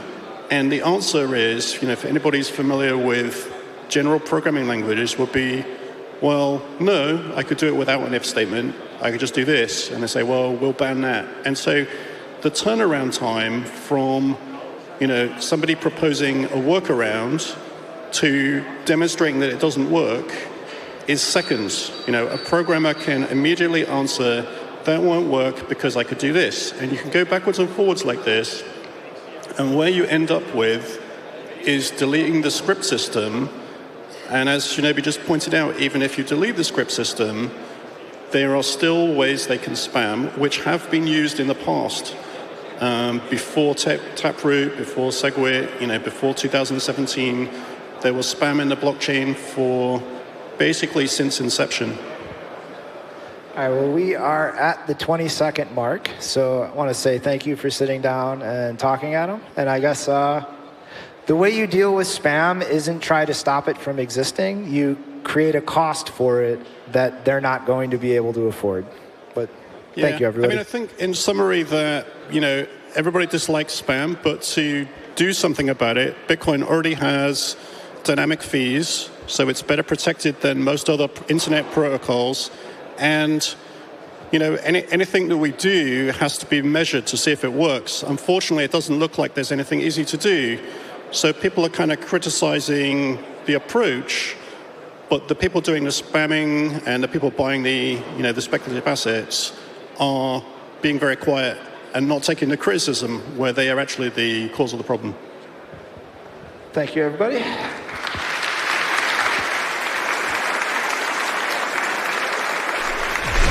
The euro is being debased. The ECB has expanded its balance sheet from $1 trillion in 2007 to over $8 trillion at its peak. Cash reserves are evaporating in real time. While US companies led Bitcoin Treasury adoption, Europe is being left behind, unsure how to leverage or evaluate Bitcoin Treasury strategies. We've built a tool to help you navigate the chaos. 21 days, 21 modules, from Bitcoin custody and compliance to the principles of Bitcoin and its use cases. Your complete guide to corporate Bitcoin education in Europe is coming soon. Sign up today and we will send you the guide the day it releases.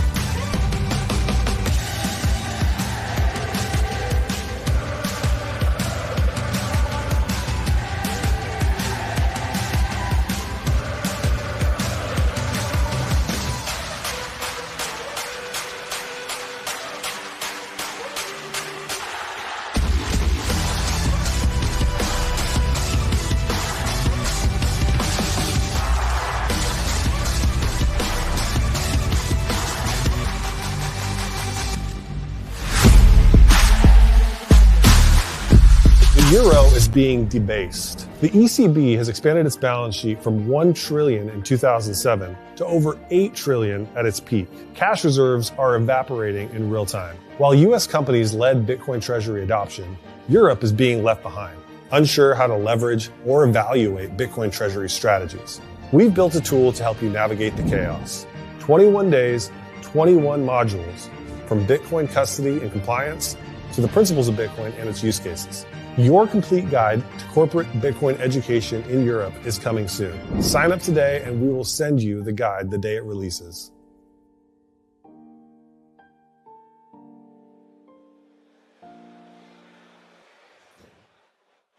Welcome back to the Bitcoin Magazine news desk here at Bitcoin Amsterdam 2025, presented by Treasury. All right, we are here with Lucas Kovanda, Chief Economist at Trinity Bank. He is a prominent economist in Czech Republic. And well, we were having a conversation earlier about how the Czech Republic has bought $1 million worth of Bitcoin. It's a small amount for a central bank, but it seems that they are, experimenting with innovation while treading a fine line of this political atmosphere where Christine Lagarde, the president of the European Central Bank, has said that Bitcoin is worth nothing and that central banks within the Eurozone should not be buying Bitcoin. And so you were saying that they didn't put this in their reserves, but they're actually putting this in a testing portfolio, which is interesting, because I think this creates an opportunity for them to create metrics on seeing how much this Bitcoin will be worth in a couple of years, and perhaps create a case for why a central bank should be buying Bitcoin. So I want to first start off with why the Czech Republic? Why do you think that they are the first to step into this innovation and experiment in this way? That's a good question, because Czech Republic, has a good history of innovation in Bitcoin, because, we were first country with pool mining, and then our companies in Czech Republic also introduced as a first globally hardware wallets for Bitcoin.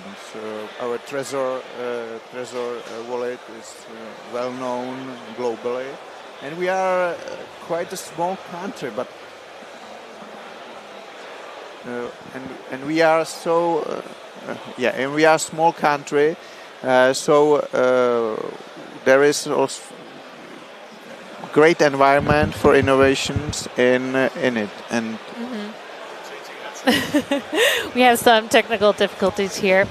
All right. Well, I was going to say that, yes, it is interesting that the Czech Republic is the one innovating here, especially in an environment where it gives the central bank to explore if they are going to be using Bitcoin, create those metrics, and say that there's an opportunity cost here if central banks do not invest in Bitcoin. Maybe, do you agree? What are your thoughts on that line of thinking? If everything works on the technical side here. Do you hear me? Yes. Yeah.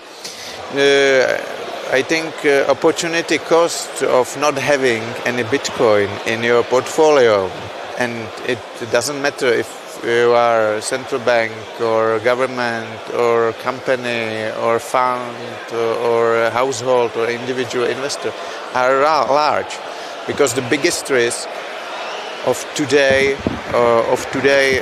investing is not to have any Bitcoin in your portfolio, because in the last 10 years Bitcoin has returned 30,000%, and it's very difficult to find another asset that would be so strong. All right.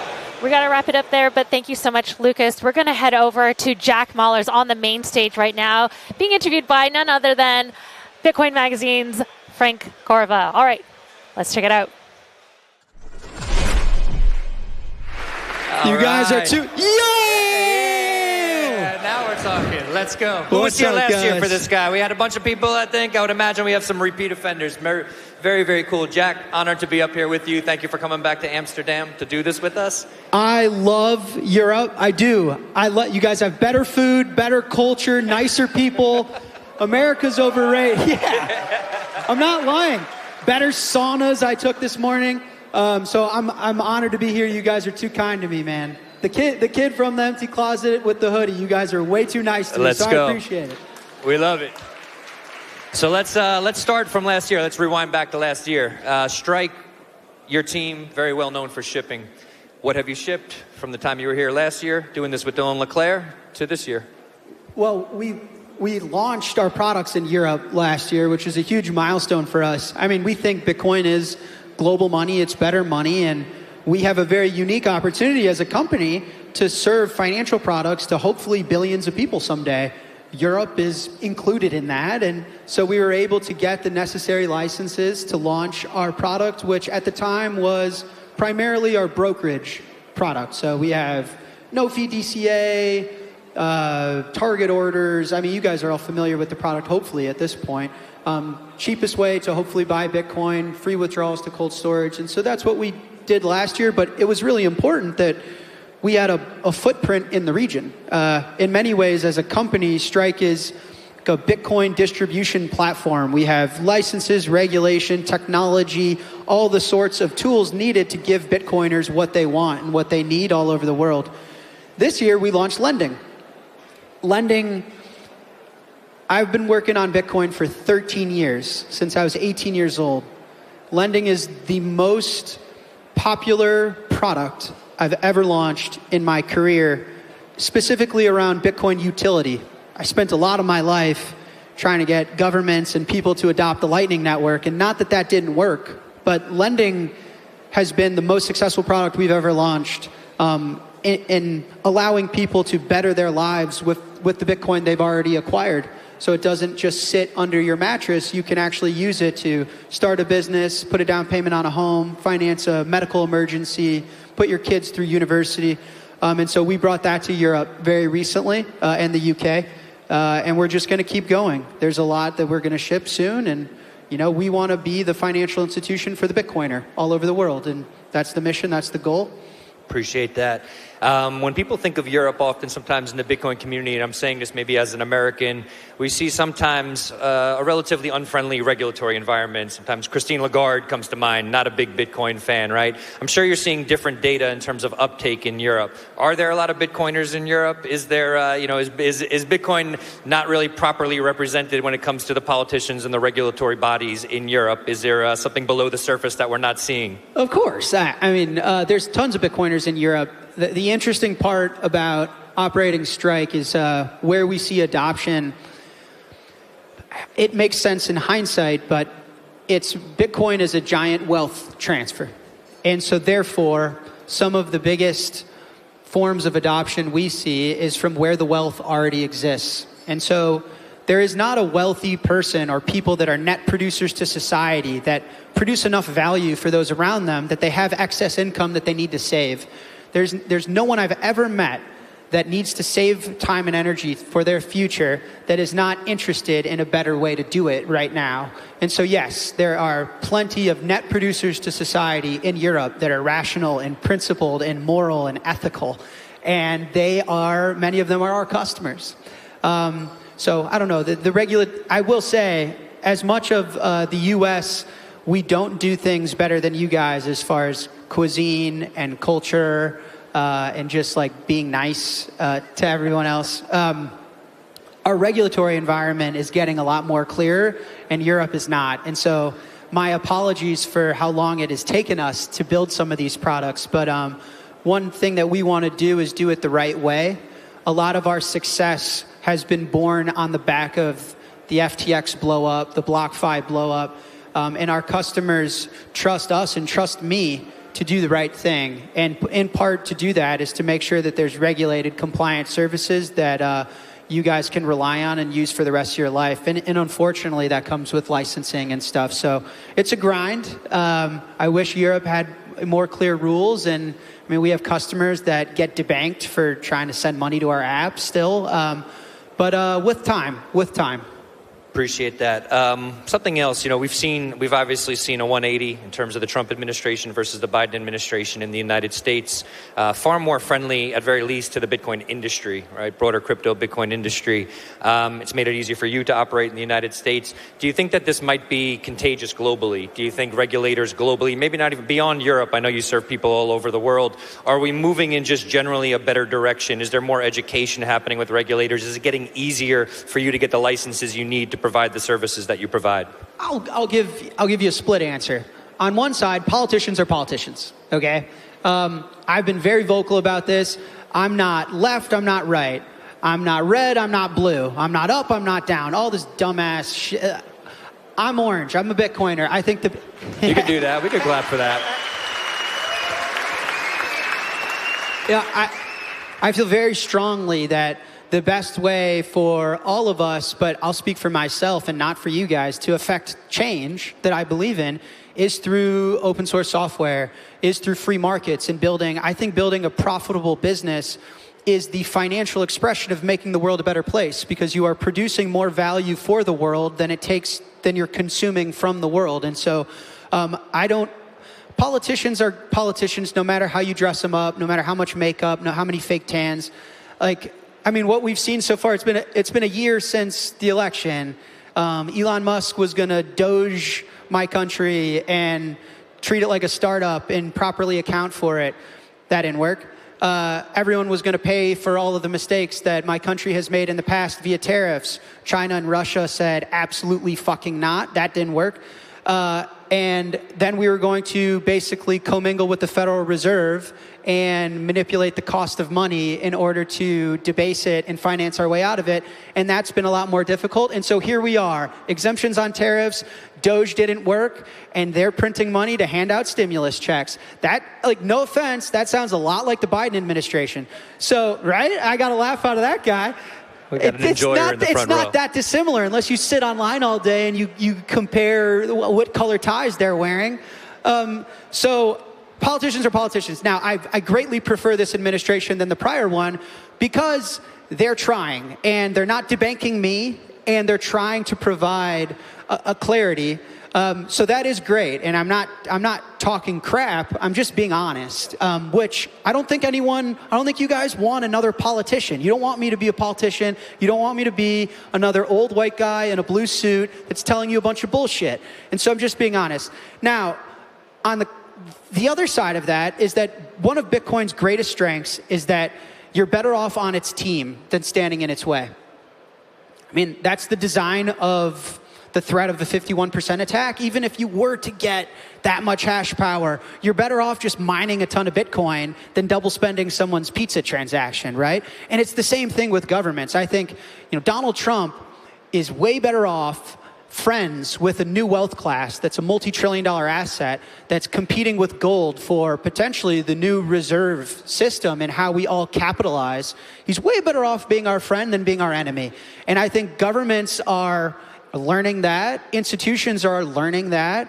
And that is the beautiful part about Bitcoin. So, anyone needs Bitcoin more than Bitcoin needs them. And it's the moment that you realize that. Claps are all right. Please feel free. It's the moment you realize that you become a Bitcoiner. Is that, I think as a human, we all naturally want two things. We want to be a part of something bigger than ourselves, and we want to be a part of something that will last longer than we will. The most natural expression of that is family, right? You by having children, you are creating something in your bloodline that will last longer than you will, hopefully. And just the nature of family is it's something bigger than you. There's sacrifice, and you have a partner and you have children. Now, I think Bitcoin is a beautiful way to express that best form of humanity as well. Bitcoin will be around far longer than we will, and it's far bigger than any of us. And it's understanding that level of interconnectivity with the human story that makes us all Bitcoiners. And slowly but surely, people are realizing that. Bitcoin doesn't need Donald Trump. Donald Trump needed Bitcoin to win that election. Big time. And Wall Street, Bitcoin doesn't need Wall Street. Wall Street is producing the most popular ETF of all time. These banks on Wall Street are having their best years of all time because of Bitcoin. So it's this really gradual process that you're better off on its team and realizing that you are a small part that could benefit from it, and you're not the main character. And that'll take time because these people have really big egos, but we'll get there. Surely important. Appreciate that, yeah. You make people clap a lot. You're really good with words. You're so nice to me, man. America, they throw tomatoes at me. Nah, that's not how it works in America either. He's very, very good at this, and it's something that I'm very curious about as someone who works in media. And I asked him beforehand, we were just sitting over there before this, and I said, like, how much time do you put into these keynotes, and you're doing you're creating software that makes Bitcoin easier to use, but you also find it so important to do this messaging, whether it's a keynote, whether it's taking the time to do a fireside or doing your podcast every week.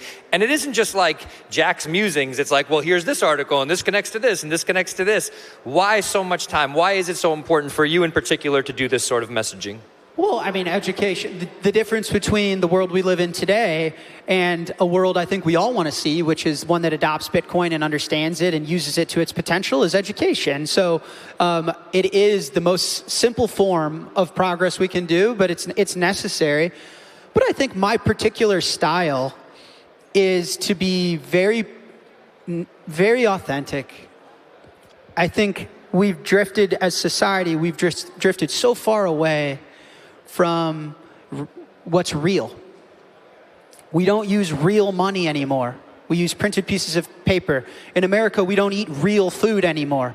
You look on the back of your groceries, there's 77 ingredients. Metabolic disease is through the roof. Cancer rates have never been higher, and half the country's fat. And, part of what I want to represent is being real. I think the further we get away from... Claps are good. We allow claps. Please, feel free.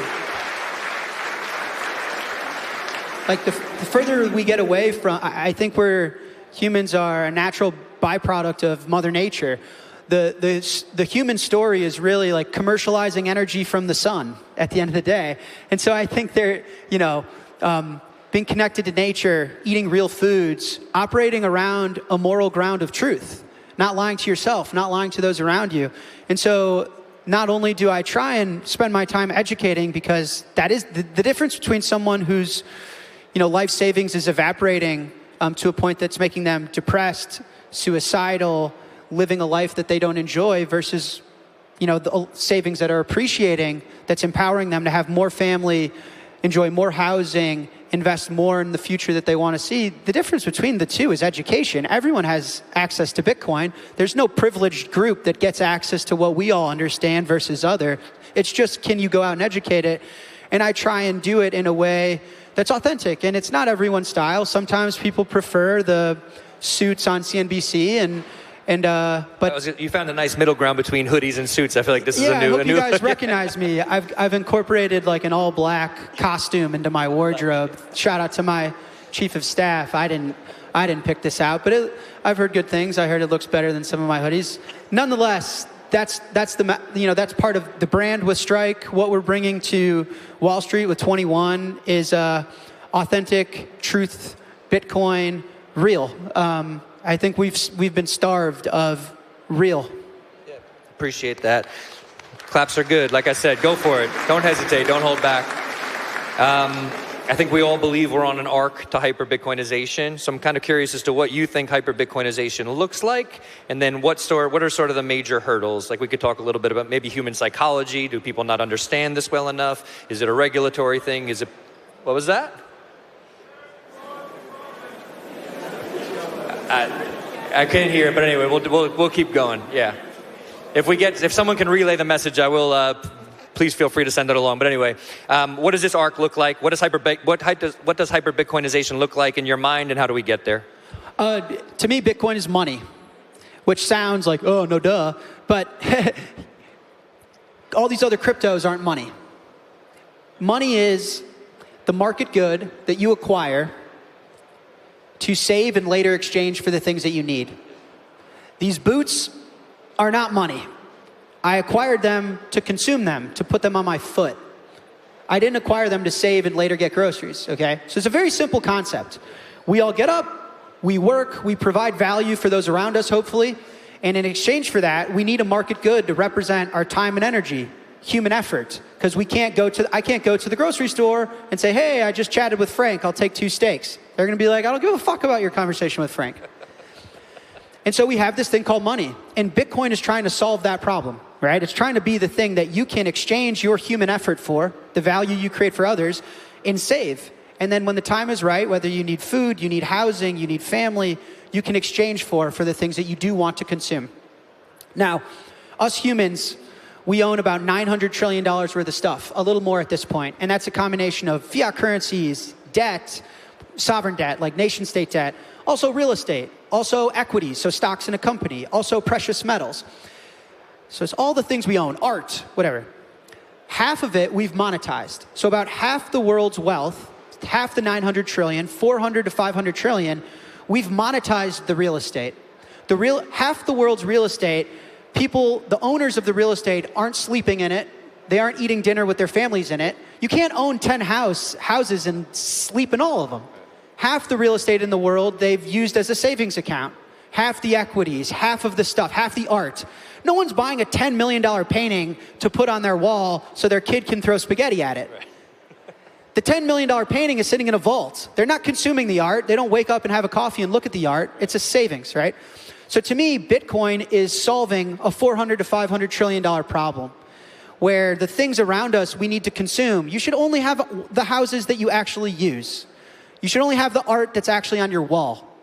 Don't deprive the world of beautiful art in a fucking vault.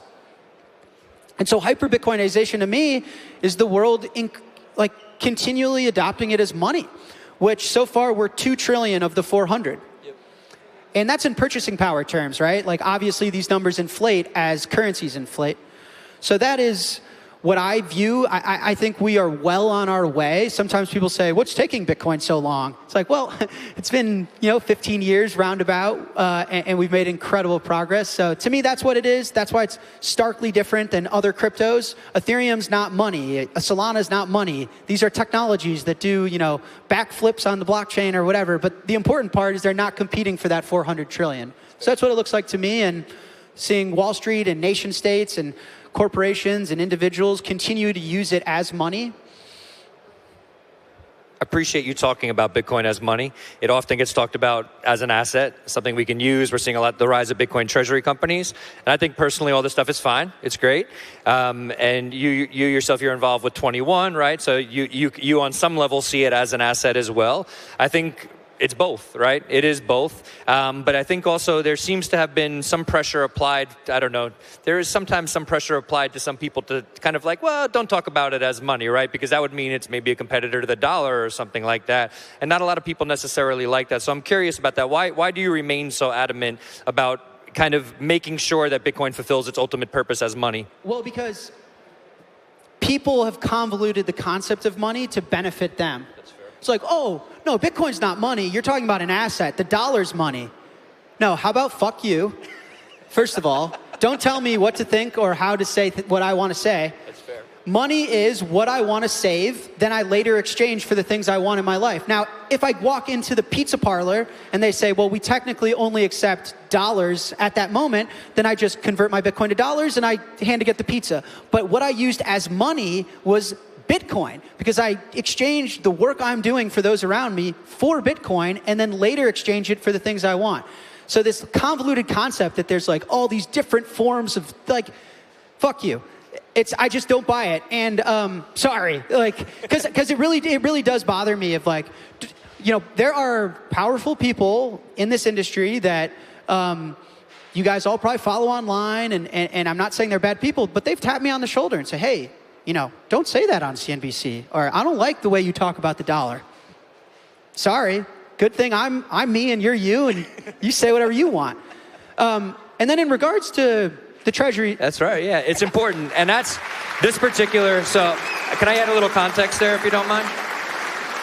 This particular port is really important. For the last, I've been the White House correspondent for Bitcoin Magazine. There are certain pressures that get put on people when they're in certain roles. So for the sake, I think it really deserves a round of applause you just gave him, because that tap on the shoulder does happen to people, and they get told to think about things a certain way and message a certain way, and his messaging has remained consistent throughout. And this is really important. It's why you're up here, because I think what you do with that messaging is you speak to the hearts of everybody in this room who's taken the time, who's used their money to come here here, spend time at a Bitcoin conference, to be around other like-minded people who see Bitcoin as money. So I think this point is really, really important. The amount of pressure, it really can't be underestimated by people who might not be in these environments. But I'm curious, is it just your sense of integrity? It has to be hard at points. I have to imagine there are points where the pressure kind of feels like so much like, maybe it would be easier to just toe this line that people want me to toe.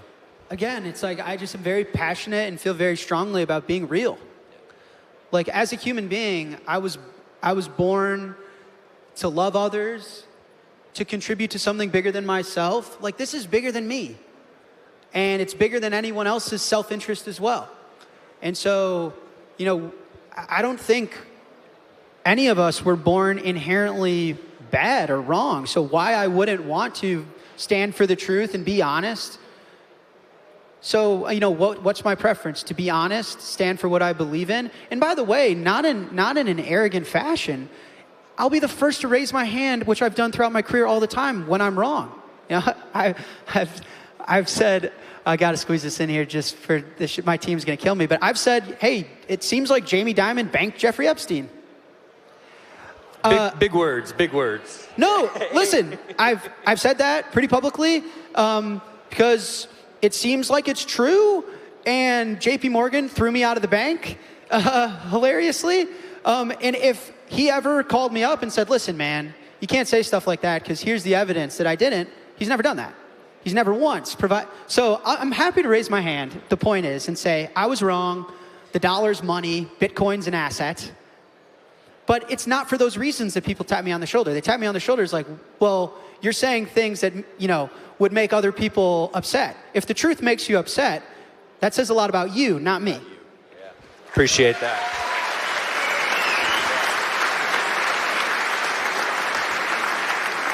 We're getting close to wrapping up, but something that came to mind, it was a question that was kind of repeating itself in my mind as you were responding to that last question. Does Bitcoin, in a way, make us inherently better, right? Does basically saving our money, not having to be on a treadmill all the time, and have that sort of desperation, that adrenaline in our body that's constantly keeping us on this treadmill that never ends because of fiat debasement, does it inherently make us better? Or do we have work to do as Bitcoiners to be purveyors of this technology, or people who represent this technology? We're proud to use it. We want to sort of see it proliferate. Do we have work to do, or maybe a mix of both? What do you think? There's probably truth to both. It absolutely makes us better people. Again, I think money in its most pure form is just our effort, our labor, our time, our energy, abstracted into a market good that we can freely trade. And so I've considered things like government debt and the ability for governments to print currency to be the closest thing that we've ever seen to time travel and abuse on a population. You know, being able to borrow money is literally pulling time and energy from the future and pulling it forward to expend it today.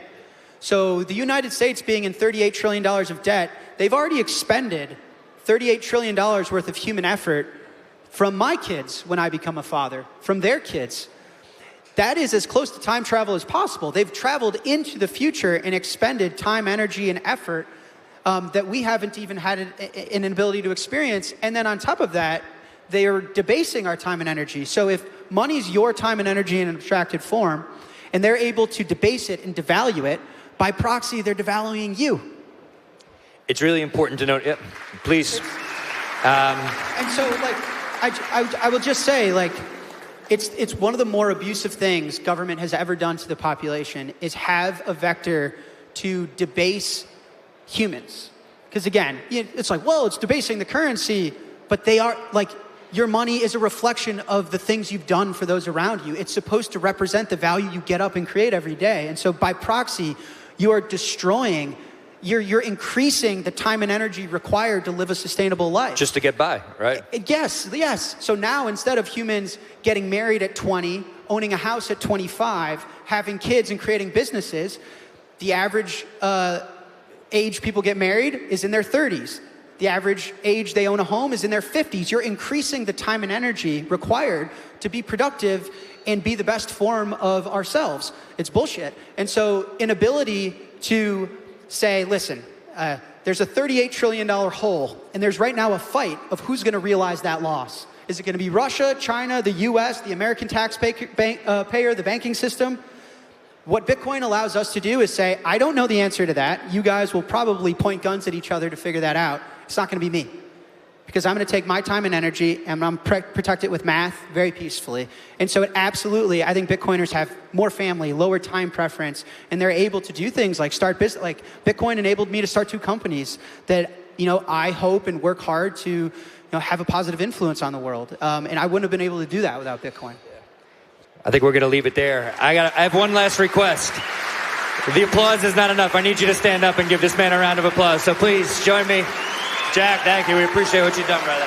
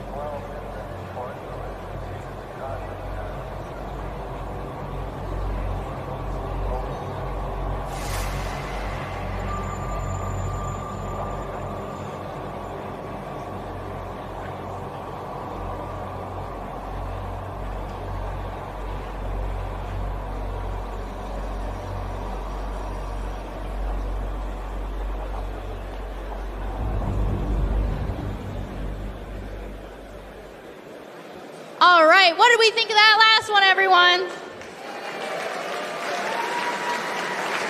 Amazing. Before we wrap up into our last session, I want to remind you all that if you had a good time here, you'll have an even better time next year. Bitcoin 2026 in Amsterdam is happening. Just visit our website, bitcoin.amsterdam, to get your tickets at the cheapest price they will be right now. Now, let's move into our last session. I think we can all agree this is last, but certainly not least, for the guy who has literally set the standard. I want you to take a minute, I want you to get prepared, and then I want you to cheer like we can make the price pump as far as we can. So 3, 2, 1. Please help me welcome Saifedean Ammous.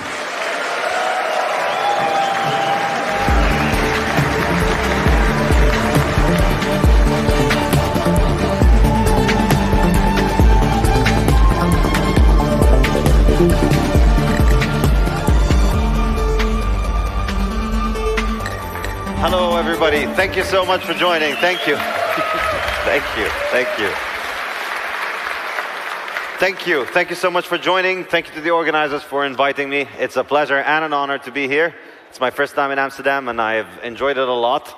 I'm going today to be talking about the topic of my new book, and a lot of it has to do with war, which is a very timely, unfortunately, and topical question to discuss.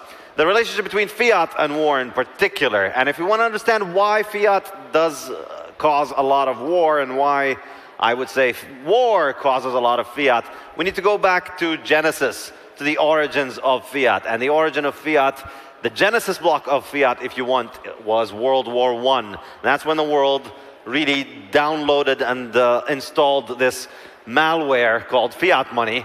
It happened in World War I. And it's a very important story which a lot of people don't know, which most people don't know, because we only found out the details of how this happened very recently, more than a century after it happened. Everything was hidden. And only recently have we found out about it. And it has not really been incorporated into the historiography of World War I and how World War I happened. But we're going to look at it today. So the key idea here we'll see is that fiat is born in war and it thrives in war. And it was thanks to fiat money that we had the bloodiest century ever in the 20th century. In fact, if you look historically before the 20th century, you see that human civilization was advancing, and generally wars were becoming a little bit less bloody. Even though technology was advancing, wars were less and less bloody and less total. If you look in the 17th, 18th, and 19th centuries, you see that increasingly wars were being fought between professional armies in battlefields rather than being total wars of populations against each other and including the mass murder of populations. But that reversed in the 20th century, and war went back to being total, and the normal civilized norms of war that had been developing over centuries were forgotten. In fact, we can also see it from this graph. We see the 20th century a massive outlier in terms of the number of people killed in conflict. And that's expensive. You know, killing people is expensive. If you try and do it at scale, I don't recommend you do it, but if you do try to do it at scale, it is pretty expensive. It's not easy. If you don't have a money printer at home to fund it, you're going to have a bad time. It's not easy to kill a lot of people. Highly recommend you go, if you're going to try it, highly recommend having a fiat money printer. That's why the only people that manage to succeed with this have a fiat money printer. So this is really because of fiat, and it's really, we could say that fiat has created generations of people who think that war is inevitable, it's just something that is always happening, it's always going to happen, and it's only a question of who's fighting who at this point, or who are we fighting at this point, but we have to be at war. That's just what humans do. And you know, you see this when people say that we're just animals. Animals are always fighting each other, and humans are going to be like that too. But I disagree. In fact, historically, we see that war used to be a lot bigger of a deal than now. Countries didn't just go to war with each other. And wars were between armies in battlefields. And while battlefields raged with conflict, cities continued to function normally. And in fact, cities of warring countries might trade with one another while their militaries were fighting. Because under the gold standard, before fiat money, soldiers were expensive. War was expensive. If you wanted to launch a war, you needed to organize an army, train it, and you needed to feed it, and you needed to provide it with weapons, and that's just not cheap. And so if you were careless about sending your soldiers into war, you were careless about money, and you ran out of money very quickly, and if you ran out of money, you lost your wars, and you got overrun and conquered by others. So that made war expensive, and it made leaders and kings and presidents think a lot before sending soldiers into war. In that kind of world, defensive war would be popular. If somebody invades your country, people in your country would get together and they would want to defend. They would want to contribute money, weapons, or their own selves to conscription in order to try and defend the country. But if you're launching an offensive war, trying to conquer land abroad, it's very difficult to convince people to go and die for the king to have more and more land. So this tended to make conflict a little bit more expensive over time, and it made governments more responsible. And over time, the more responsible ones succeeded more, and the less responsible ones lost and got taken over and went bankrupt and got destroyed. So this was all going very well, but it all changed in 1914. Now, before 1914, we did have times in which governments went off the gold standard to fight a war. It happened often, and it was devastating and it was destructive. But eventually, it had to end previously, because one country being off the gold standard was unsustainable. All the other countries were on the gold standard.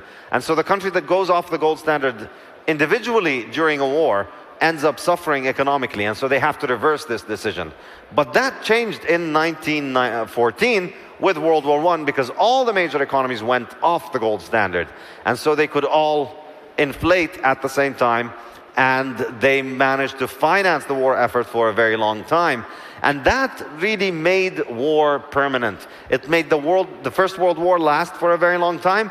But beyond that, even after that, after the war ended, the natural state of a government was that it was now running a money printer and capable of fighting wars for a very long time. The distinction here is simple. When you have a money printer, you go to war and you can keep printing money until the value of all the money held by everybody in the country is destroyed. When you didn't have a money printer, when money was gold, you could only fight for as long as you had gold in your own treasury. So the government could only fight for as long as it had gold. Once it ran out of gold, it could no longer fight. Now, with a money printer, it's not about how much gold the government has. It's about how much wealth the entire country has. And so the government takes the wealth away from people just by simply devaluing their money. And therefore, it can keep fighting a war for a much, much longer time. And it can keep financing the war for a longer time. And it can keep conscripting people and forcing them to go to the front for a much longer time. And that's why World War I lasted so long. And that's why since then, war has become a lot easier. It's easier to just take people to war. You no longer need the consent of the people to be sent, because you have their money. You control their wealth, you can take their wealth, and then you force them to go. You make them poor if they don't go. And even taxation is no longer needed for war. It used to be that you had to tax people, which is unpopular. If you wanted to ask them for money, you'd go and you tell them, give me money, I want to send you to war.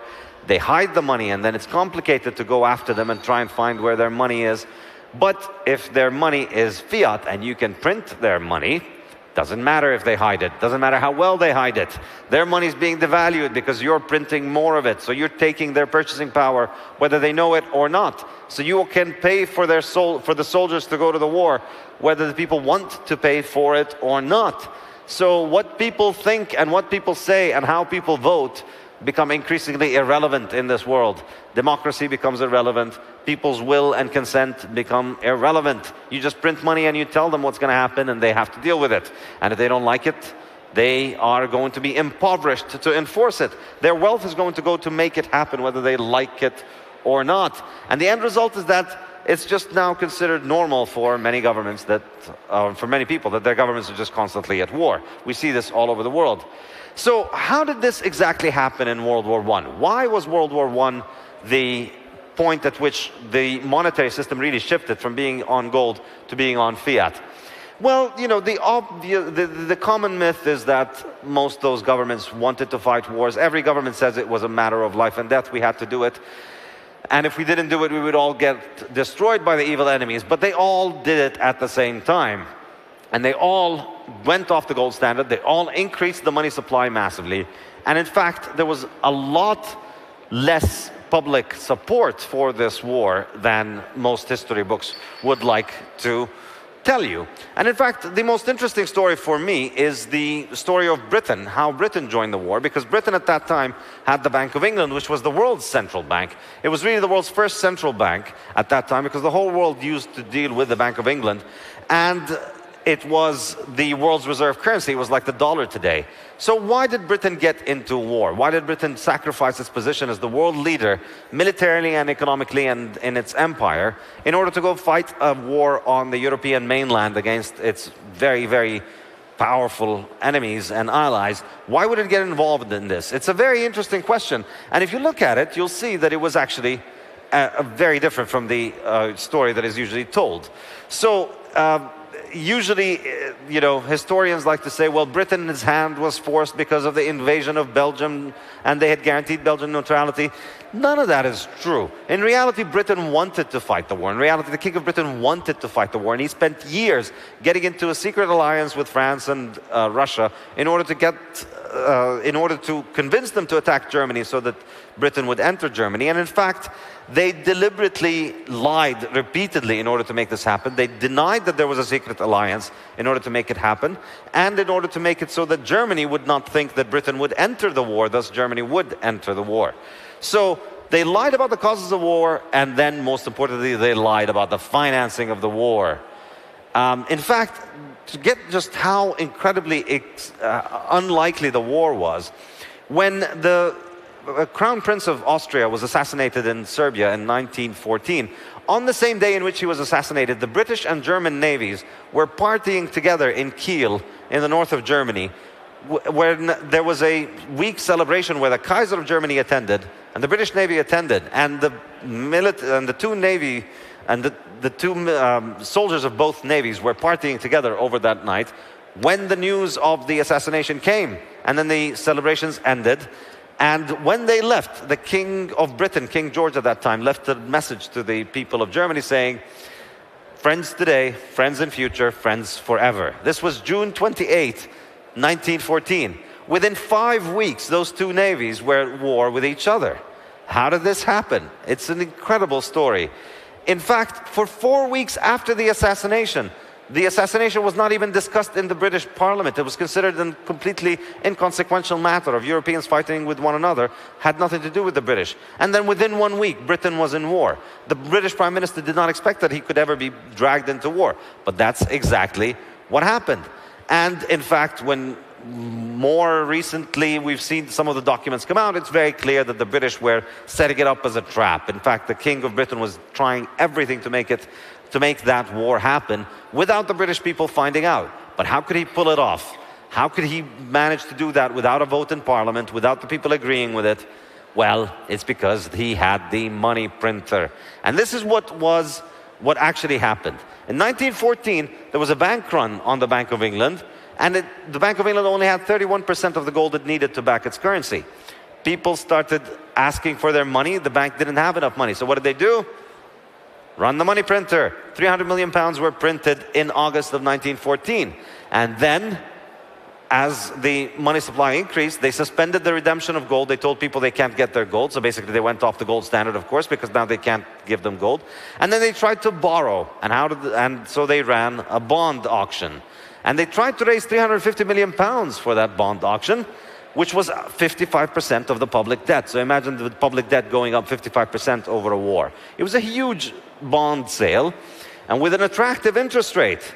And they thought, of course, the British people are going to buy it. But to their eternal credit, the people of Britain actually did not buy it.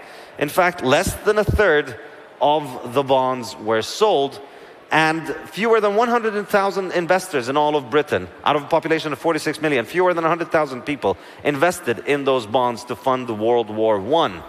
But the army was already at war. So what do? People don't want to pay for the war, but you've already sent the army to war. You hate when that happens, right? It really sucks. I know, happens to the best of us. But don't worry, there's a way to fix this. What is it? Fiat, of course. Fiat fixes this. If you ever find yourself in a war with no money, don't worry, Fiat fixes this. Just run the money printer. And in fact, what they did back then was truly astounding, because the Bank of England just extended a credit line to 2 of its employees who went and bought the bonds with their own bank accounts. They went and bought roughly 2/3 of the bond issue to fund British entry into World War I, was bought by 2 guys. 2 guys got Britain into World War I. Of course, they worked at the Bank of England, so they got the credit line from the Bank of England. So the Bank of England printed a ton of hundreds of millions of pounds to them, more than the public debt of all Britain, and they used it to buy the bonds that made the war possible in 1914. And the next day, the Financial Times, the original shitcoin promotional telegram group of its time, published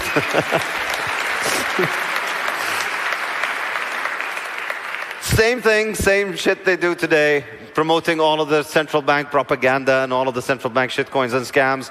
They said it was oversubscribed, 250 million pounds more than what the government wanted to raise. People have bought these bonds with so much enthusiasm. We're going to war. Everything is great. That's what the Financial Times published. And then, of course, this only was found out in 2017. 103 years later, some people were digging around in the attic of the Bank of England, and they found a detailed study that's confidential, that was prepared in the 1920s, detailing everything that the Bank of England did during 1914, and it became clear that, in fact, the bond was not oversubscribed. And the Financial Times ran a correction 103 years later. They ran a retraction. You can see it in 2017. So what did they do then? They printed all that money, and they bought all these bonds. So of course they had to stop people from using gold, because if people continued to use gold, the paper money would collapse in value. So they stopped people from using gold. They took the gold from people, they confiscated the gold, and they gave people paper, and more and more and more and more paper. And they collected the gold and they sent it to the US for credit. And that's how the British entered the war. And by getting the US involved in the lending for the war, they made it so that the US now had a vested interest in the war, and in particular in Britain winning the war. So that's how part of the reason why the US would later join the war, because they were lending Britain, and if Britain had lost, the loans would be gone. So it's just one lie after another, and it's just a series of terrible consequences snowballing one after the other. And that's how we end up with hundreds of millions of people dead in violent conflict over the last century. This one lie continuing to propagate, really. And it completely upends our understanding of the war. It changes the way that we think of the war. And it's basically completely ignored by modern historians. Modern historians don't discuss this. It's actually remarkable. It's been out, this news has been out for 7-8 years. You'd think all of the historians that write about it would be interested in it. But, modern historians, they don't like to talk bad things about governments and government financing and central banks, because central banks pay their bills. You generally don't talk bad things about people who pay your bills. And that's why historians and economists don't talk about this. So Britain entering the war is a big deal, because this is likely why the war happened. If Britain had stayed out, France and Russia would likely not have intervened in Serbia. In fact, the assassination itself would likely not have happened. I think this is pretty controversial. There's no evidence that the Russians instigated the assassination of Franz Ferdinand, but there's no solid evidence, but there's a lot to hint at it. And because Britain was entering, but it was secretly entering, it hadn't announced that it was entering, and because they were telling the Germans we're friends forever a few weeks earlier, that's why Germany went into the war. If they knew that Britain would enter, they probably wouldn't have entered. So this lie has been an enormously devastating lie that has shaped our history over the last century and caused so much suffering. It has been a disaster for Britain. It's a disaster for the world. Britain went bankrupt effectively and has been constantly failing as a state since then. It used to be the world's dominant force. Today, it's constantly regressing and becoming more and more broke and bankrupt and inflationary. Prices rose after World War I. There was a huge recession, and the problems of the 1920s followed, which led to the inflation of the 20s, which led to the Great Depression, which eventually led to World War II. All of that snowballing from that terrible inflation.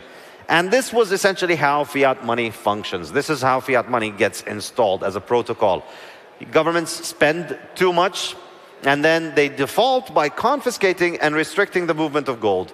They suspend the redemption of gold, they increase the supply of paper notes, and then if they can, they try to get other countries to hold their reserve currencies.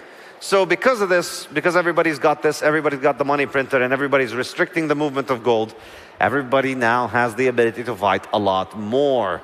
War. And that's why people think of war as normal. That's why people think of war as even a good thing. Some people even think that fighting war is good. You know, Americans think they're fighting wars for oil, as if, you know, their military needs to go die in the Middle East in order for them to have oil, which, you know, it will be news for people who live in places like Switzerland or Ecuador or Kenya, who don't have to go and invade the Middle East in order to get oil, and still they get oil.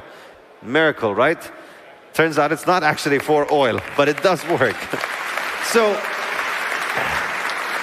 now, interestingly enough, one of the people who was involved in that cover-up by the Bank of England of buying the bonds is a certain guy called John Maynard Keynes. You may have heard of him. They teach about him in school, and they tell you that he's a good guy and he's a smart guy. Well, he wasn't. He was an evil pedophile who raped children for entertainment, among many other horrible things that he did. Yes.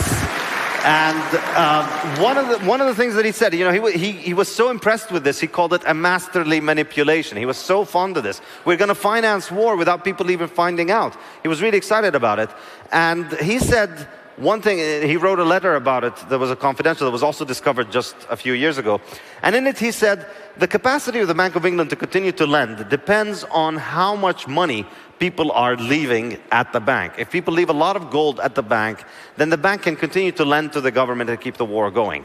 But if people take out their gold from the bank, then the printing is likely to cause a lot more inflation, and people are going to likely ask for their gold back, and that's going to devalue the money. So in order for this scam to work, people have to leave their money and their gold at the bank. Well, that then forces us to ask a very, very interesting question. Well, what would have happened if people had actually took their money out of the bank?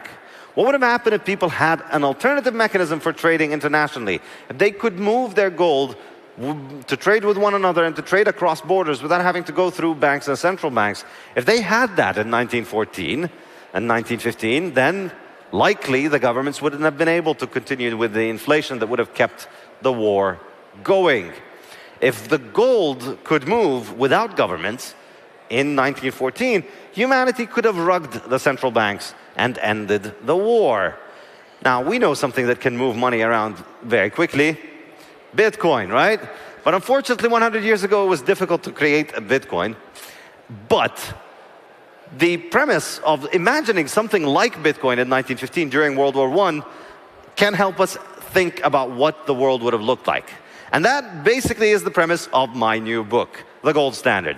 What would have happened if something like the Bitcoin basically existed in 1914-15 and allowed individuals to take their money out of the hands of central banks, and thus made it hard for central banks to inflate the money supply, causing this collapse of money supply, the collapse of fiat money. That's essentially what happens in this book in 1915. History takes a fork where instead of the war continuing for another 4 years of death, destruction, and devastation, we get this wonderful, beautiful machine. This is the Bitcoin of 1915, basically. Imagine in 1915 if the pioneers of aviation tried to, instead of suing each other, which is what they were doing at that time, if they decided, all right, let's find a commercial application of aviation. Instead of trying to keep making money out of each other, let's find a commercial use. Let's do what Henry Ford did for cars. And in this case, you know, with airplanes at that time, it was very expensive to move people around, so it wasn't a likely viable business model to transport people. And even with goods, it was likely not a very viable model to move goods around, because goods are pretty heavy. If you're going to move something around economically at that stage, it would have to be something that's very, very, very valuable per unit of weight, which obviously makes it obvious that there's only one thing that is the most valuable: gold. So if you set up a business for clearing gold with airplanes in 1911, then that allows people to have essentially a decentralized monetary system where they can move their money around without having to trust in their local banks and central banks. If we had built that in 1911, 1912, then by 1914-15, when the war started and the central banks started inflating, people would have had a choice. People would have taken their gold out. The fiat currencies would have collapsed. And that's the premise of the story that I have. In this book, central banks all collapse in 1915. The war First World War ends, and then empire and war are no longer affordable. Neutral countries like Switzerland and Holland, who, to your credit, everybody here, well done for staying out of World War I. Read this, seriously, tap yourself on the back. And in this book, Holland and Switzerland, they don't go into the World War I, and then all the neutral countries, they essentially become the superpowers of the world because they didn't get bankrupt, they didn't lose all their gold, and they had all the gold from the other countries come to them. So, based on this, we get a new world order around the gold standard. So now, 1916, basically, the world is back on a gold standard, but it's a lot better gold standard than the previous one because it's a lot more decentralized. There are no central banks. There's no inflation. So then, what would have happened? How would the century have looked like? Well, we would have had free trade. We would have had monetary freedom. People would have had freedom to use money that was not inflationary. There would be no inflation. There would be a lot less war, a lot less conflict, a lot less ability for governments to murder people, and a lot more freedom, a lot more abundance, a lot more capital accumulation. Think about all of the capital that was wasted on war and death and destruction over the last century. Imagine if governments couldn't steal that from us and instead we could spend it and invest it on the things that we want. How different, how much more prosperous the world would have been. So I've spent the last year and a half basically trying to answer this question and come up with this story, which I hope you will enjoy. But before anybody gets angry and says, you know, Saif is now becoming a gold bug and he's going to start acting like Peter Schiff and telling us to buy gold, don't worry, this is still a Bitcoin book. Orange slides, back to orange from yellow. This is still a Bitcoin book because ultimately, for the purposes of this thought experiment, we made it so that gold moved around. But really, let's face it, it's very difficult to move gold around. It's a lot easier to move Bitcoin around. In the real world, Bitcoin still wins this war between gold and Bitcoin. Bitcoin remains our only chance of breaking out of this. Central banks captured gold before it could escape, and now they can always capture it, they can always neuter it, they can always stop it from being free money. But they don't have the ability to control Bitcoin, and they cannot capture Bitcoin.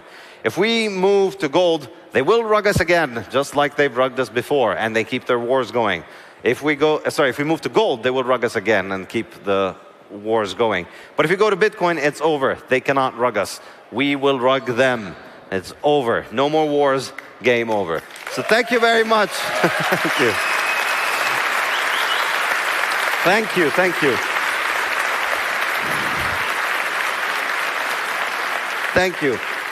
My books are available outside at the hall. There's still a whole bunch left. If you guys want to come pick your copy up now, and I'm signing them. Thank you so much. Cheers.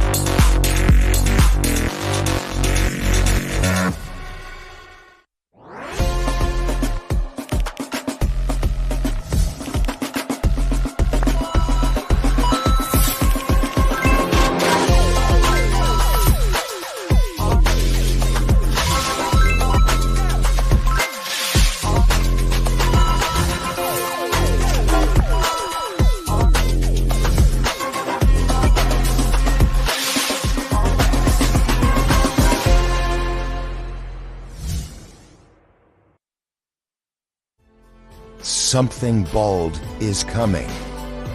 Introducing the Bitcoin Whiskey Collection, made in collaboration with Bitcoin Magazine. A collection of 2 premium whiskeys made for those who never sell short. the luxurious Bitcoin Reserve with a custom-minted Bitcoin coin, and the ultra-rare Satoshi Reserve, with only 999 ever being produced. Get yours before they're gone. Now accepting Bitcoin payments at goldbarwhiskey.com.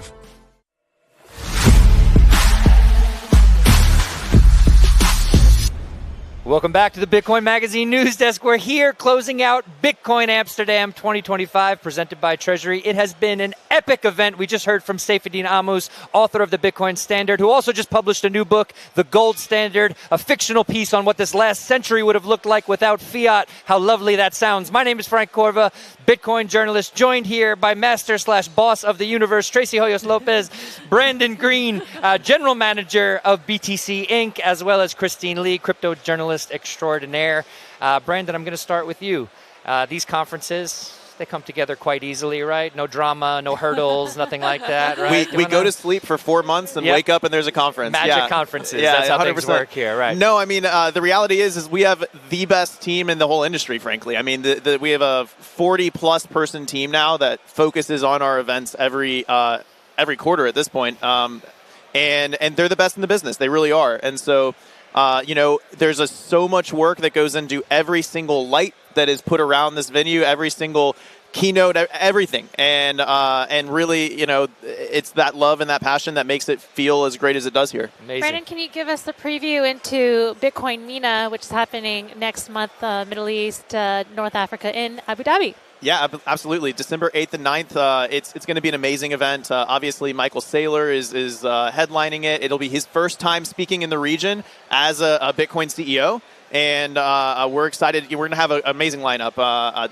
I actually don't want to announce the speaker that I think we're about to announce, but some big speakers in the wings about to confirm, and it's going to be an amazing event. Yeah. Tracy, I want to say it's a special moment having you here. This is Tracy and I first got to know each other here at this live desk 1 year ago at Bitcoin Amsterdam, so it's lovely to have you back. Please tell us what's going on in the world of Tracy. So Tracy actually is, I think, the head of legal counsel at Kraken. No, No, not that. I'm wrong. Chief I don't even know why I'm Kraken. here. Chief of staff at Kraken. My apologies. I always get this wrong. So please tell us a little bit about... Also the woman who orange-pilled Donald Trump. Let's go. Yeah, the best thing I've ever done in my life is not practice law anymore. It's great. I hear you on that. Yes. She's an ex-lawyer as well. Yes. Christine's an ex-lawyer. So you get it. Yeah. Let's go. Ex-lawyer power, also well-dressed ex-lawyer power here at the live desk. No, I'm having the time. First, happy friend-iversary. Happy friend-iversary. I'm having the time of my life. I'm the chief of staff of strategic initiatives to the CEOs of Kraken, so Arjun Sethi and Dave Ripley. I have to say, we have the most handsome CEOs in the exchange industry. Sorry, not sorry. That's right. But no, there's a ton of stuff happening at Kraken. We've got Crack, we've got Ninja Trader. There's some great stuff happening, some great stuff coming.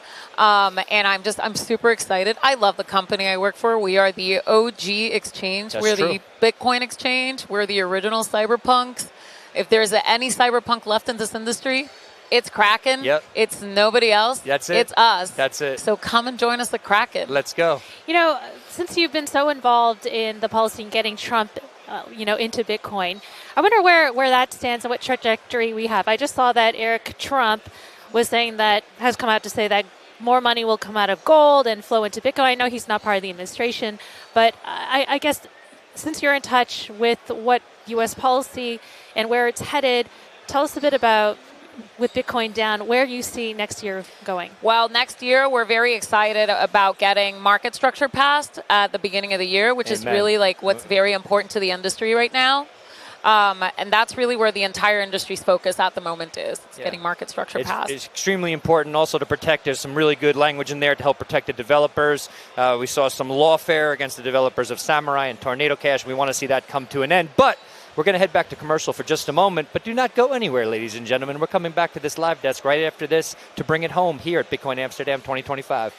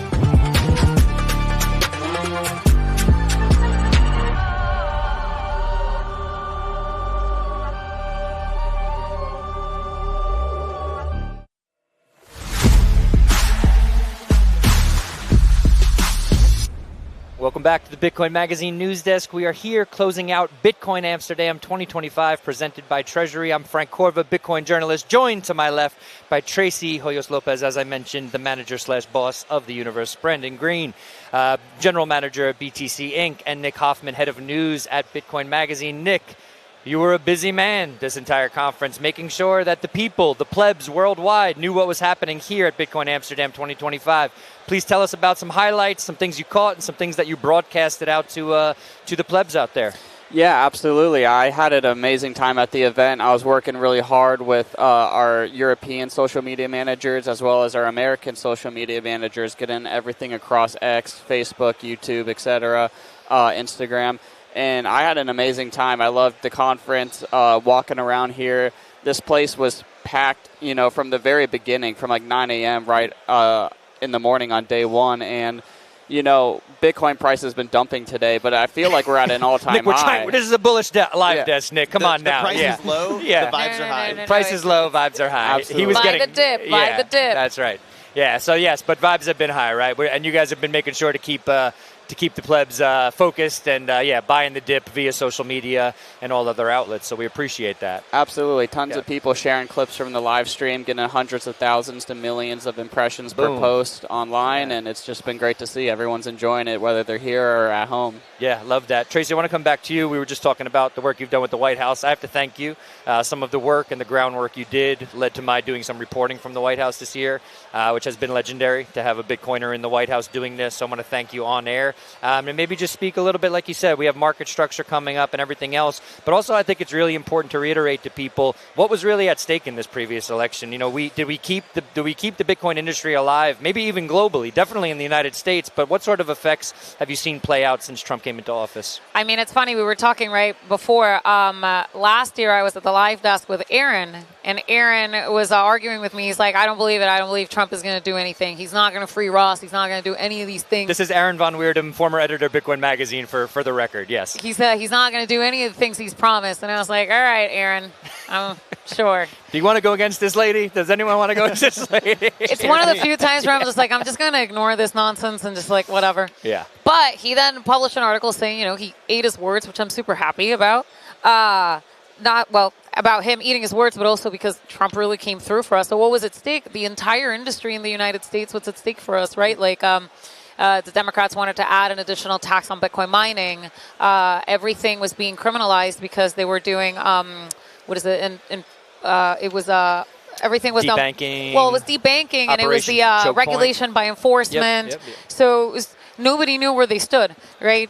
You breathed in one direction, you were getting a lawsuit. You breathed in another direction, you were getting subpoenaed. Yep. So everyone was just kind of freaking out, like, what is the future of this industry if it continues down this path? And now we've seen the future of this industry is unfolding. Innovation is starting again. People are feeling more comfortable.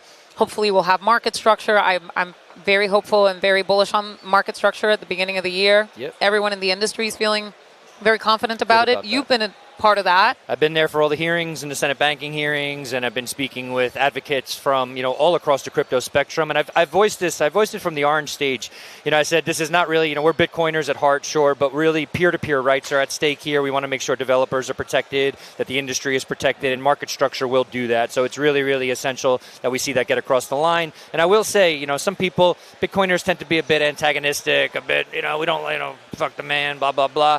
But it's, this is really a point where there are some true advocates and some true Bitcoin believers in the U.S. government, and it's the time to work with them right now to protect people. There are some genuine Bitcoiners and advocates in the government. They're amazing. I mean, the U.S. has done such a phenomenal job at putting all of these known Bitcoiners, but people that actually understand the industry and the mechanics and the software, how everything works.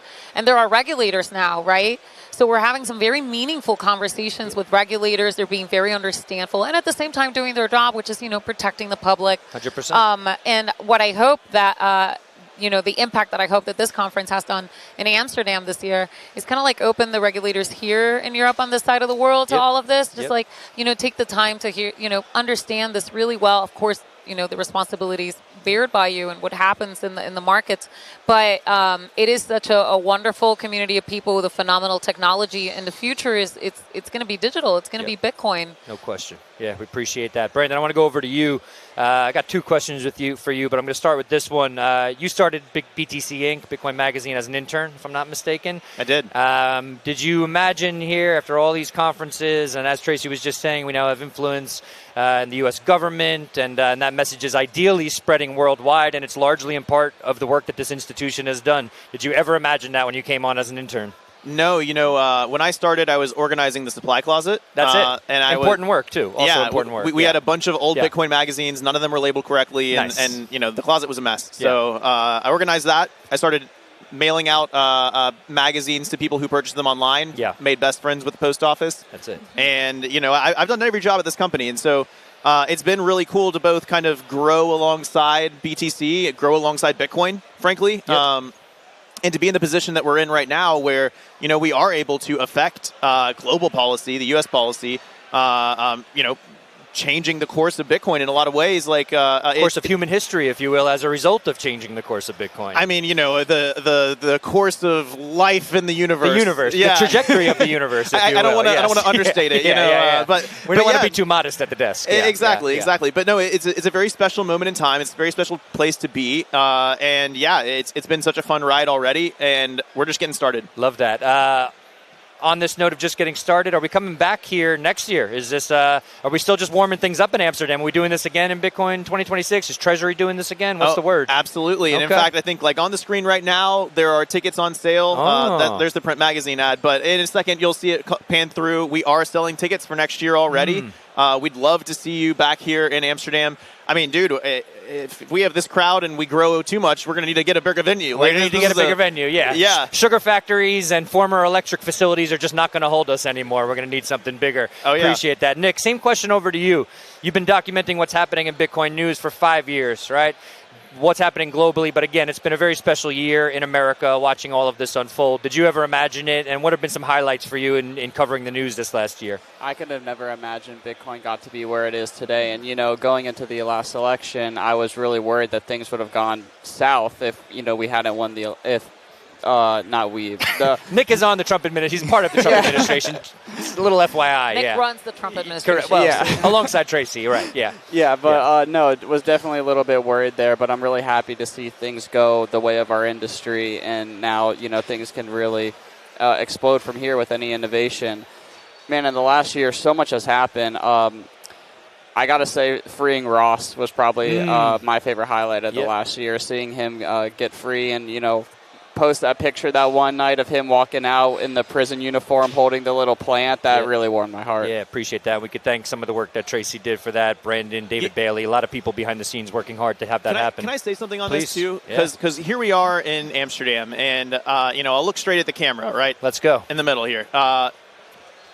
This desk of people right here and the people in this venue, we're the ones that made some of this stuff happen in the United States. It's not like there were some higher powers that we just tossed it up to and those people did it. Bitcoin is at the point where we can make a difference. And we're here in Europe. There's all sorts of better regulations. There's freedoms that need to get introduced. There's so much work to be done here. And if you're on the sidelines or you're just kind of watching what's being done elsewhere and you're feeling like, oh, it's not up to me to kind of do it over here, that's wrong. It is up to you. It's up to every single one of us to join forces. We are part of this movement. We run this movement. And we should create the change we want to see in the world for Bitcoin. We want to see Bitcoin succeed, and we should be fighting every day to make Bitcoin succeed. And I want everyone to feel like they have not only that ability, but that responsibility. Ladies and gentlemen, you just saw Brandon Green channel Mahatma Gandhi, and I think we really can't go any higher than that. So I'm going to leave it here, and we're going to wrap it up. It has been a complete honor broadcasting to all of you out there over these last 2 days. Some absolute legends at the desk, including the three people next to me. Complete privilege. Again, I'll say one more time, we have Bitcoin MENA coming up next week in Abu Dhabi. So if you didn't get enough of this, obviously be sure to tune into that live stream, but also get your tickets and get over to Abu Dhabi. Just want to send a thank you to everyone out there. And if you were watching this, you were like me. Years ago, I used to watch this live desk and think, wow, it's super, super cool. That's going on in Amsterdam. This is going on over here in Miami. I'll get to one of those conferences one day. Here I am behind the desk, and that speaks to what Brandon said. I decided to get involved one day, and I think it's really important that everybody out there doesn't just sort of think about all this as an inspiring message and then forget about it. Get out there, do your work as one of the Bitcoin plebs, if you will. And yes, we thank you for all your support. Thank you for watching, and this is us signing off from Bitcoin Amsterdam 2025. Thank you again, everybody. Take it easy.